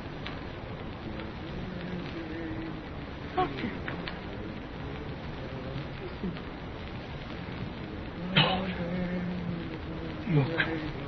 Look. Among those shadows there. Robert. And Susie's in his arms again. Imagination. Imagination.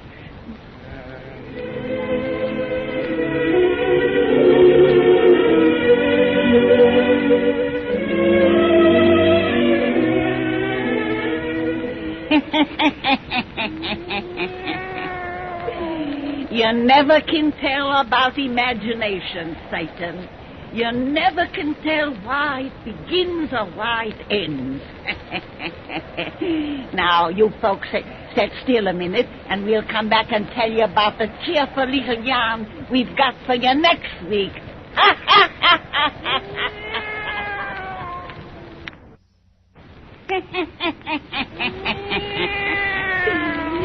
Satan, next week when these folks come to see us, we're gonna take them to Chinatown at San Francisco. To Chinatown. And there we're gonna spin them our yarn of the confession. The confession.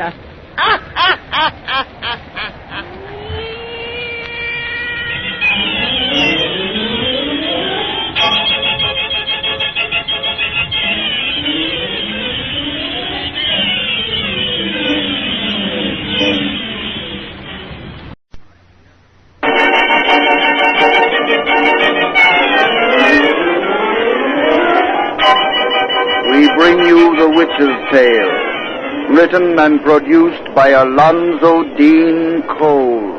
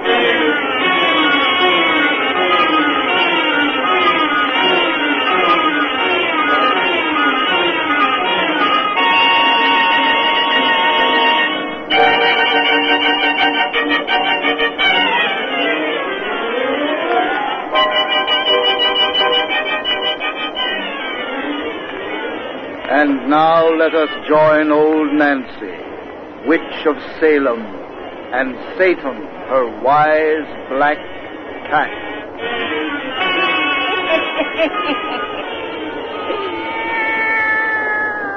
Hannah, 10-year-old I be today. Yes, sir. Hannah, 10-year-old. Satan. A lot of folks have been writing us letters asking how old Nancy got to be such a nice ripe age.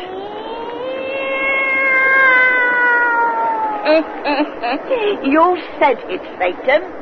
The whole answer to that question is that we knows magic charm.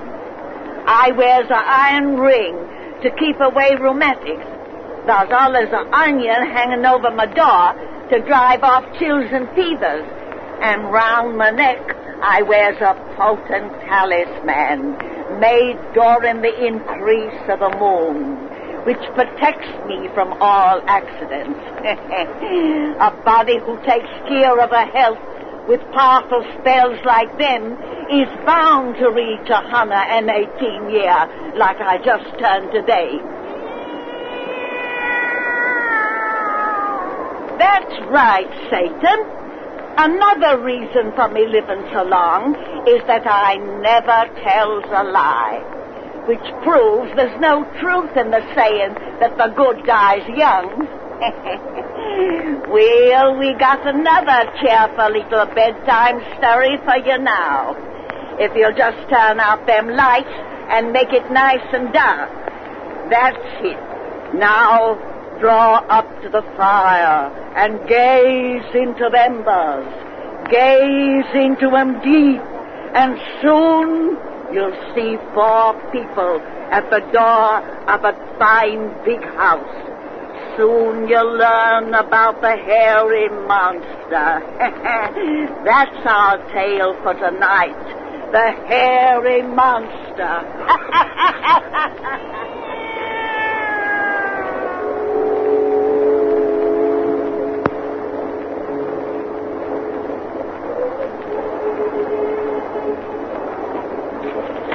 Here we are. Now, just a moment till I find the lights. Hurry, Mr. Week. Gosh, yes. We're terrible excited. I have it. Now, look at the inside of your new home. Oh. Gee whiz. Barbara. Like it? Oh, it's heavenly. A regular mansion. Perfectly scrumptious. And it's all yours, Miss Turner, house, grounds, and furnishings. That is, you'll carry out the conditions of Mrs. Hawker's will and live here continuously for 1 year, beginning tonight. If she'll live here. Huh. Try and get you away, eh, perhaps? Well, I'll say so. After you and Aunt Maggie and I have had to live in 2 rooms and a kitchenette all our lives. Oh, Doesn't it just seem as though we're dreaming? My. I can hardly believe it. It's true, all right. Look, Dad. Mr. Weeks even had a telephone put in for us. I've had the place set in order as though I was moving in myself. Doesn't look like a house that's been closed and tenantless for 5 years, Well, does it? it's just perfect. Everything. Absolutely scrumptious. I'm going to get our baggage from the car, so I'll have nothing to do but explore. I'm going over the place from cellar to attic. Rodney, don't forget to bring in my hat box and umbrella. I won't, Aunt Maggie. Aunt Maggie, just look at these gorgeous window curtains. Real lace. My. But the kitchen is what I want to see. That's my special bailiwick, Mr. Weeks. Where is it? You'll find it at the end of this hall, Miss Thompson. Excuse me. I've got to have a look at the kitchen before I do another thing. Oh, we're all so terribly excited, Mr. Weeks.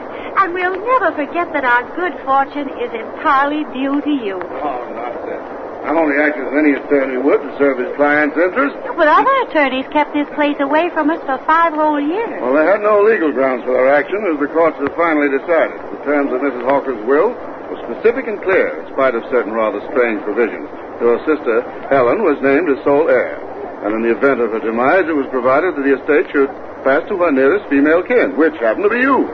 At your sister's untimely death, the executors should have placed you in immediate possession. Now, to continue in possession, I simply have to fulfill the terms originally imposed upon my sister. That's all. You reside in this house for a period of 1 year, during which time you will sleep in the master bedroom upstairs, which was formerly occupied by Mrs. Hawker. You are not to pass so much as a single night away from here, and you must spend at least 3 hours in that bedroom from every midnight to sunrise alone. Funny condition, isn't it? But a very simple one. If poor Helen hadn't been killed in that auto accident the day of Mrs. Hawker's funeral, she would have found it as easy to fulfill as I shall. Now she's dead. And I have this wonderful house. Your sister must have been a very sweet and lovable character. Mrs. Hawker had known her scarcely 2 weeks when she executed that will in her favor. Wasn't it extraordinary? Helen was only her paid companion, a trained nurse like myself. Strange, the workings of fate. Now you, whom Mrs. Hawker never even met, become her heir. What sort of woman was Mrs. Hawker? Helen used to write that she was very peculiar. Well, that's proven by the queer conditions of her will. But despite her eccentricities, Helen wrote that she was a highly intelligent old person who spent most of her time in scientific research. I've heard that, but I hardly think that her studies were very scientific. You'll find some mighty queer stuff in the library she left. Works on magic, alchemy, and such outlandish things as that. Is that what she studied? They're the only book titles. I don't know what the volumes treat of that are written in Chinese. Chinese? Yes, you've inherited quite a collection of Oriental literature. Mrs. Hawker spent most of her life in Tibet. She was the wife of a missionary, I believe, and that's all I or anyone else in this town really knows about her. But she made no friends or confidants. From the time she came here 15 years ago and built this house, she rarely left it. In fact, she scarcely ever left that room upstairs, which you'll occupy in accordance with her will. She must have been very eccentric. That provision isn't the only strange one in her will. You don't have to worry about the others. The executives had seen to their fulfillment. I know. But why? Hey, help me, someone. God. I'll unload you. Much obliged. I wanted to get all this luggage in at once, so I'll have nothing to do but look over our new residence. And besides, it's Mr. Weeks' car we had cluttered up with this stuff, and he may want to drive it home sometime tonight. Say, it's nearly midnight. I must be running along now. Well, it was awfully good of you to meet us at the train and bring us out here. I wanted to enjoy your first excitement over the place. Oh, Barbara, the kitchen is simply scrumptious. There's copper pots and pans, real silverware, china dishes. Rodney, did you bring in my big hat box and umbrella? Here they are, Aunt Maggie. Oh, thank goodness. Well, I'll run along. Guess you'll find things comfortable enough until you can make your own arrangements. Everything's wonderful, thanks to you. You've been a real friend, Mr. Weeks. It's all been a pleasure for me. Good night. I'll take you to the door. We'll all take you. My stars, the moon has come out. Isn't it nice? It was dark as pitch when we drove up here. Mr. Weeks, what's that little white building back there? Our garage? No, son, that's Mrs. Hawker's tomb. Oh, the mausoleum you told me she had built. Yes. That's the one thing I ain't going to like about this place. That tomb. Well, we'll have to get used to it. One of the provisions in her will is that it is never to be removed. That's right. Well, I must be going. Good night. Good night, Mr. Weeks. Good night, sir. Good night. And thanks 1,000 times. Oh, that's all right. Good luck to you all. let's get back in, Babs. I'm just crazy to explore the place. Oh, so am I. And I can hardly realize it's really ours. I don't like that grave in the backyard. Aunt Maggie, you knew that tomb was there before we came. I didn't know it was so near the house. It ain't right for the dead and living to be so close to one another. Oh, how silly. Come inside and stop gazing at it. All right. Shut that door, Rodney, and lock it tight. You ain't afraid Mrs. Hawker will get lonesome out there and try to pay us a visit? If she wanted to, locks and bolts wouldn't stop her. Ghosts can get in anywhere. Oh, Aunt Maggie, don't be so ridiculous. Here, Rod, let's take this luggage up to our bedrooms before we do anything else. You two keep away from them bedrooms till I look them over. What for? What for? Ain't I been keeping house for you two orphans almost all your life? I'm going up and see the beds are made up proper with clean sheets and all. All right, Aunt Maggie. Arrange things to suit yourself. But I'm asleep in the east wing room, you know. I ain't forgetting. Here, I'll take my big hat box and umbrella. You can bring the rest of that truck up later. Okay, Aunt Maggie. She would insist on going up there to fix things just as if we were a couple of kids. Have you found the bedroom lights, Aunt Maggie? Yes, Barbara. This here east room of yours is from... I knew it would be. Oh, Rodney, isn't it wonderful to know all this belongs to us, that we're going to live in this house? You've got to live here for a year. As though that could be anything but pleasure. Oh, tonight, I'm just the happiest girl in the world. What was that? Aunt Maggie. Come upstairs. Something is wrong. Aunt Maggie. Aunt Maggie. She doesn't answer. Where the lights have gone out up here. We're in the dark. Aunt Maggie, where are you? Give me your hand. The east room this way. We find her there. Oh, why doesn't she answer us? What made her scream? Oh, the lights have gone on again. There she is, in that room. On the floor. Aunt Maggie. Well, Aunt Maggie, speak to me. She doesn't move. She's fainted. Look at her eyes, Rod. They're staring at the ceiling, just like she was scared of something. What? I don't know. She's not breathing. Her heart isn't beating. Rod! She's dead.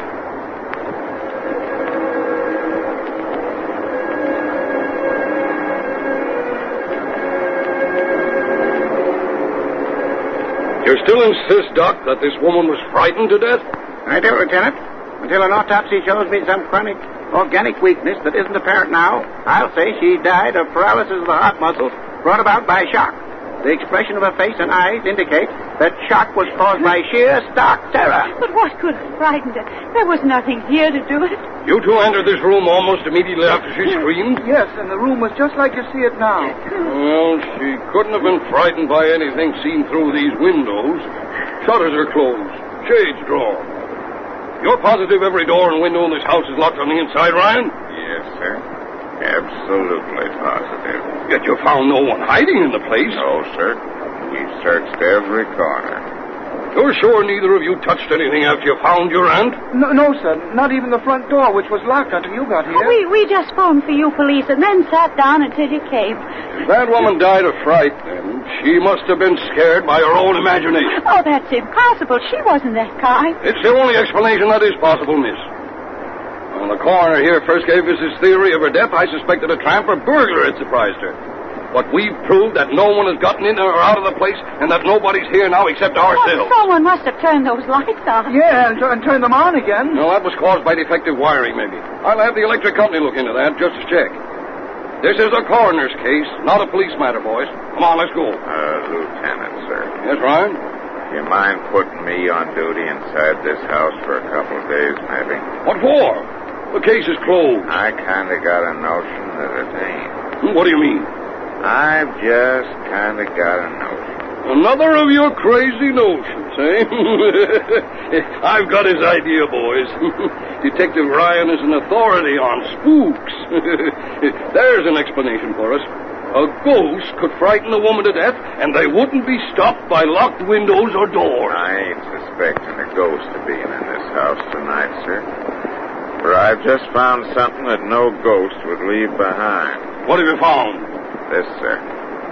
It was snagged on back of that chair. Hair. 2 hairs. 2 white human hairs. Anyone might have shed a few hairs here at any time. But these are most unusual hairs, sir. Look. I'm 6 feet tall, and these hairs are longer than I am.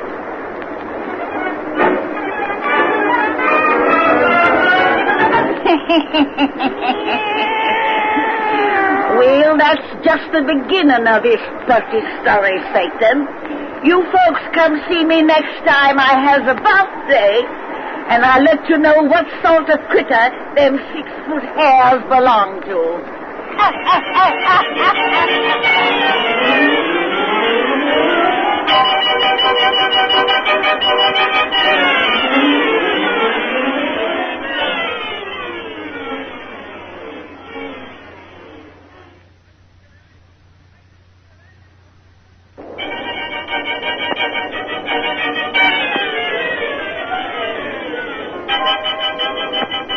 We bring you The Witch's Tale, written and produced by Alonzo Deen Cole.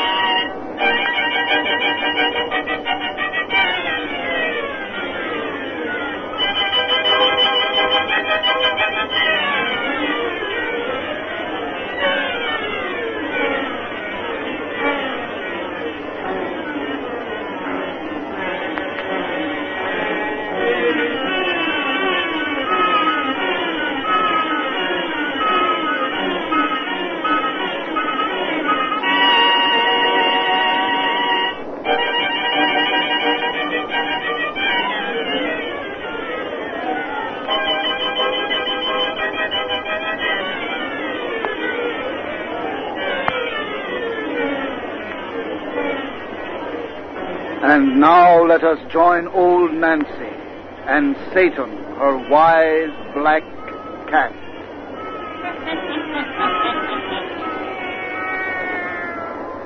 Hannah and 12-year-old I beat today.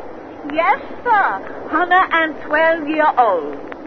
And now, if everybody just douse out their lights, we'll spin the finish of that 30 yarn we begun the last time you was here. Why'd we leave off, Satan? Oh, yes. We told how that nice young girl named Barbara Turner inherited a fine big mansion that had originally been left her sister by a strange old woman named Mrs. Hawker, who'd made a lot of funny provisions in her will. Then the house stood empty for 5 years, for the lawyers let Barbara have it. So when she come to take possession with her young brother and her aunt, she was mighty happy. Until she found her aunt lying in a room upstairs, stone dead. The police doctor said she'd been frightened to death. And then a young detective found 2 human hairs beside her. 2 white human hairs that was over 6 feet long. Now draw up to the fire and gaze into them embers. Gaze into them deep and hear the rest of our yarn about the hairy monster. The hairy monster. Ha ha ha ha ha.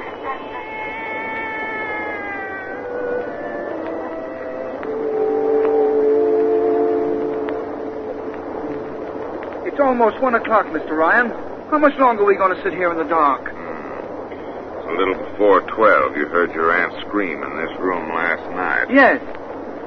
I kind of had a notion history might repeat itself, but it begins to look like I was wrong.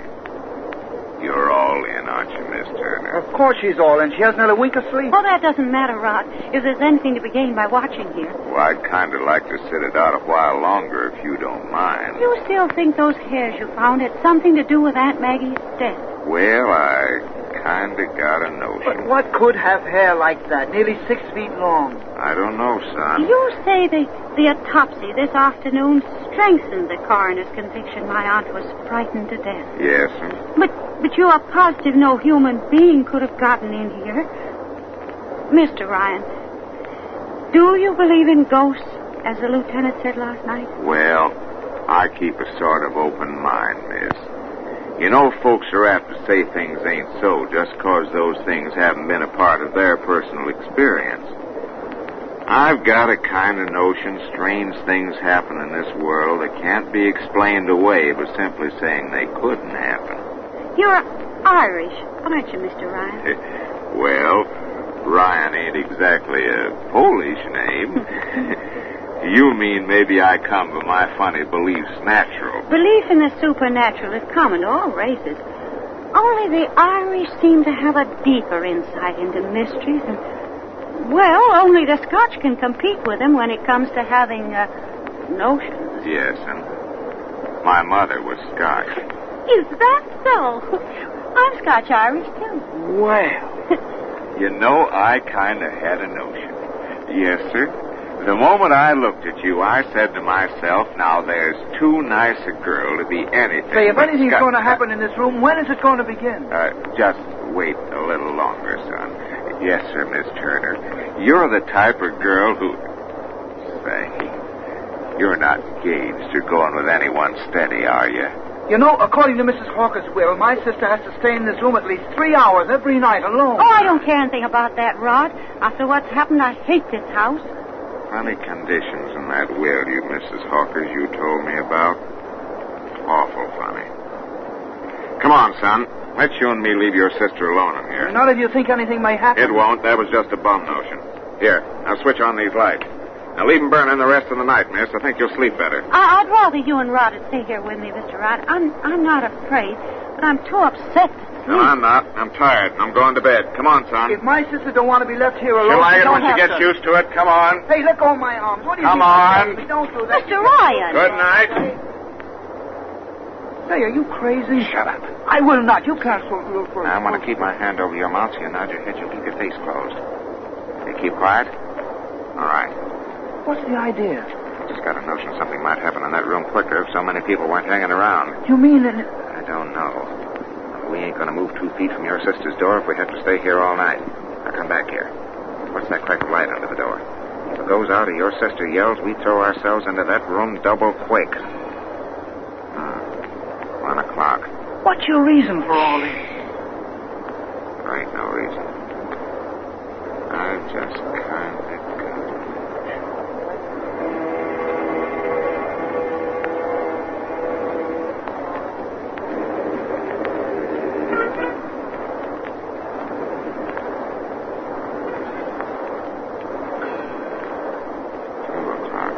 Stood here like statues for a solid hour.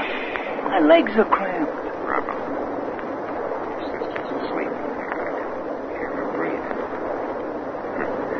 She breathes nice and is soft like. Say, if you're expecting a ghost to walk, they don't come round till after midnight. Ghosts don't leave human hair behind. Oh, I think this waiting is all the bunk. Nothing was in that room last night, and nothing to get in there now with us here in front of the only door. The light just went out under the door. Yes. Come on, let's go. Look, by the bed. Good God. Something coming with air. Yes. Long white hair. Help! I can't breathe. Quick, your gun. Hold that flashlight on it. It's a hairy monster. You missed. Shoot again. I hit it, but it doesn't drop. Oh, it's coming toward me. Bullets don't seem to kill it. Something unnatural dead. Shoot again. My gun's empty. I'll grab it. No, don't touch it. Don't let it touch you. It's going through the wall. There's a false panel, a secret passage there. Give me that flashlight. I'm going up. No, don't go in that darkness alone. He's gone down those stairs, inside the wall. Come on after him. It'll kill him. Babs, come back. It'll kill us all. Mr. Ryan. Mr. Ryan. Babs, I'll go with you. Babs. There's Mr. Ryan's flashlight up ahead. Come on. That thing, that hairy thing has got away. Where does this passage lead to? I don't know. Look out. Here's more stairs going up. Mr. Ryan, are you safe? It didn't hurt you? No. I'm all right. The thing has disappeared. What was it? It wasn't human covered with that matted hair, and it smelled of mold and earth and death. No. Tried to smother me in my Here, sleep. Miss Turner, pull yourself together. I don't know what it was we saw and followed. But here's where I lost it. Here at the end of this secret passage. This is the end. Where are we? I've got a kind of notion we're in Mrs. Hawker's tomb.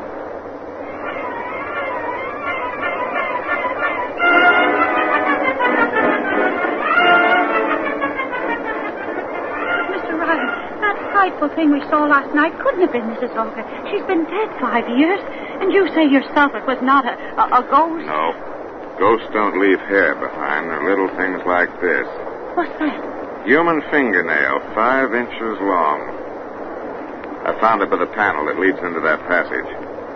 I've read that nails grow out about 1 inch each year. And like hair sometimes, they keep on growing after death. You mean... But last night we saw the dead who's still alive. A vampire? No, a vampire drained your blood. Mrs. Hawker came last night to steal your body. When she was placed in this tomb 5 years ago, she had everything arranged to steal your sister. I don't know what you're talking about. I've done some funny reading, as I told you, Miss Turner. In Tibet, where Mrs. Hawker used to live, there's magicians who know how to suspend all animation of their organs and to live like the dead for almost any time they want. They also know how to kill another human being by smothering its breath and how to set up their own spirit inside the stolen flesh. Mrs. Hawker knew all about the magicians of Tibet. If this incredible thing can be true, that explains those conditions in her will. Yep. That her heir occupy that room with a secret passage leading to this mausoleum. She'd been cheated of your sister and had waited 5 years when you arrived. She was over-anxious to claim your life that she might live again. So she entered that room without caution, and your aunt saw her awful figure in the moonlight. Last night she waited. Careful. But the lights, what made them go out? Master switch inside the passage. She built this house herself, you know. And among the queer conditions in her will was one that the slab above her tomb should be made so it might be lifted by a lever inside her coffin. Another stipulation was that she shouldn't be embalmed. And those instructions were carried out. Uh-huh. Yeah, but why didn't your bullets kill her last night if she's really living? They say you're a champion pistol shot, yet we couldn't find a drop of blood. She hasn't any blood, son. Her body is just a dried-up husk held together by a evil spirit. That husk must be destroyed entirely, all at once. That's why I'm having those lamps put up inside the mausoleum. Those huge sun-ray lamps? Yes, the sun that preserves life is the destroyer of the dead. That's why she can only leave her tomb in darkness. It's night now. There may be danger from her if you lift that flap. Why don't you wait until morning, until the natural sun comes out? I can't have her in the same world with you another hour. You know, Miss Turner, you're the type of girl who... Everything's set, right? You and your brother wait outside here, just in case anything goes wrong. No, if there's any danger, I'm going with you. Miss Turner, you're not engaged or going with anybody steady, are you? We're ready, Ryan, if you are. All right. Lamp set and lever placed? Everything. Now turn your lamps on before we put pressure on this lever. There they go. All right, boys. Heave the slab off. Here it comes. Now keep away from here, Miss Turner. It's off. You are right. In that coffin is a hairy monster. She's alive. She's getting up. Now turn those rays down there in the coffin. Those lamps went out. What's wrong? Connection came apart. I'll fix it. Quick. She's rising from this Good tomb. Lord. You keep back, Miss Turner. Keep away. She's got a hand for Mr. Ryan. With those long nails like knives. Those lamps. God's sake, Tear her those away. lamps. She's cutting him to pieces. Get away. Lamps are out again. And the rays are working. Look. She's let him go. Oh, Mr. She's fallen. She's becoming just dust and bones and hair. She's gone. Destroyed forever. Are you all right? I kinda got a notion. Oh, you're bleeding. She slashed your face and throat. Rod, get the iodine bandages. Thank goodness I'm a nurse. Nurse? You know, Miss Turner, you're just the type of girl who... Say, are you engaged or going with anyone steady? Be quiet. You're weak and losing blood. But are you? No, not yet. Why do you keep asking me that? Oh, I kind of got it.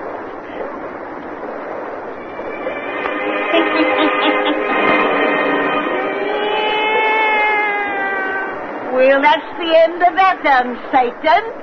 And if it didn't curl your hair, it should at least make it kind of wavy. Well, Satan and me's got business to tend to now. Important business, Satan. Near midnight, Satan.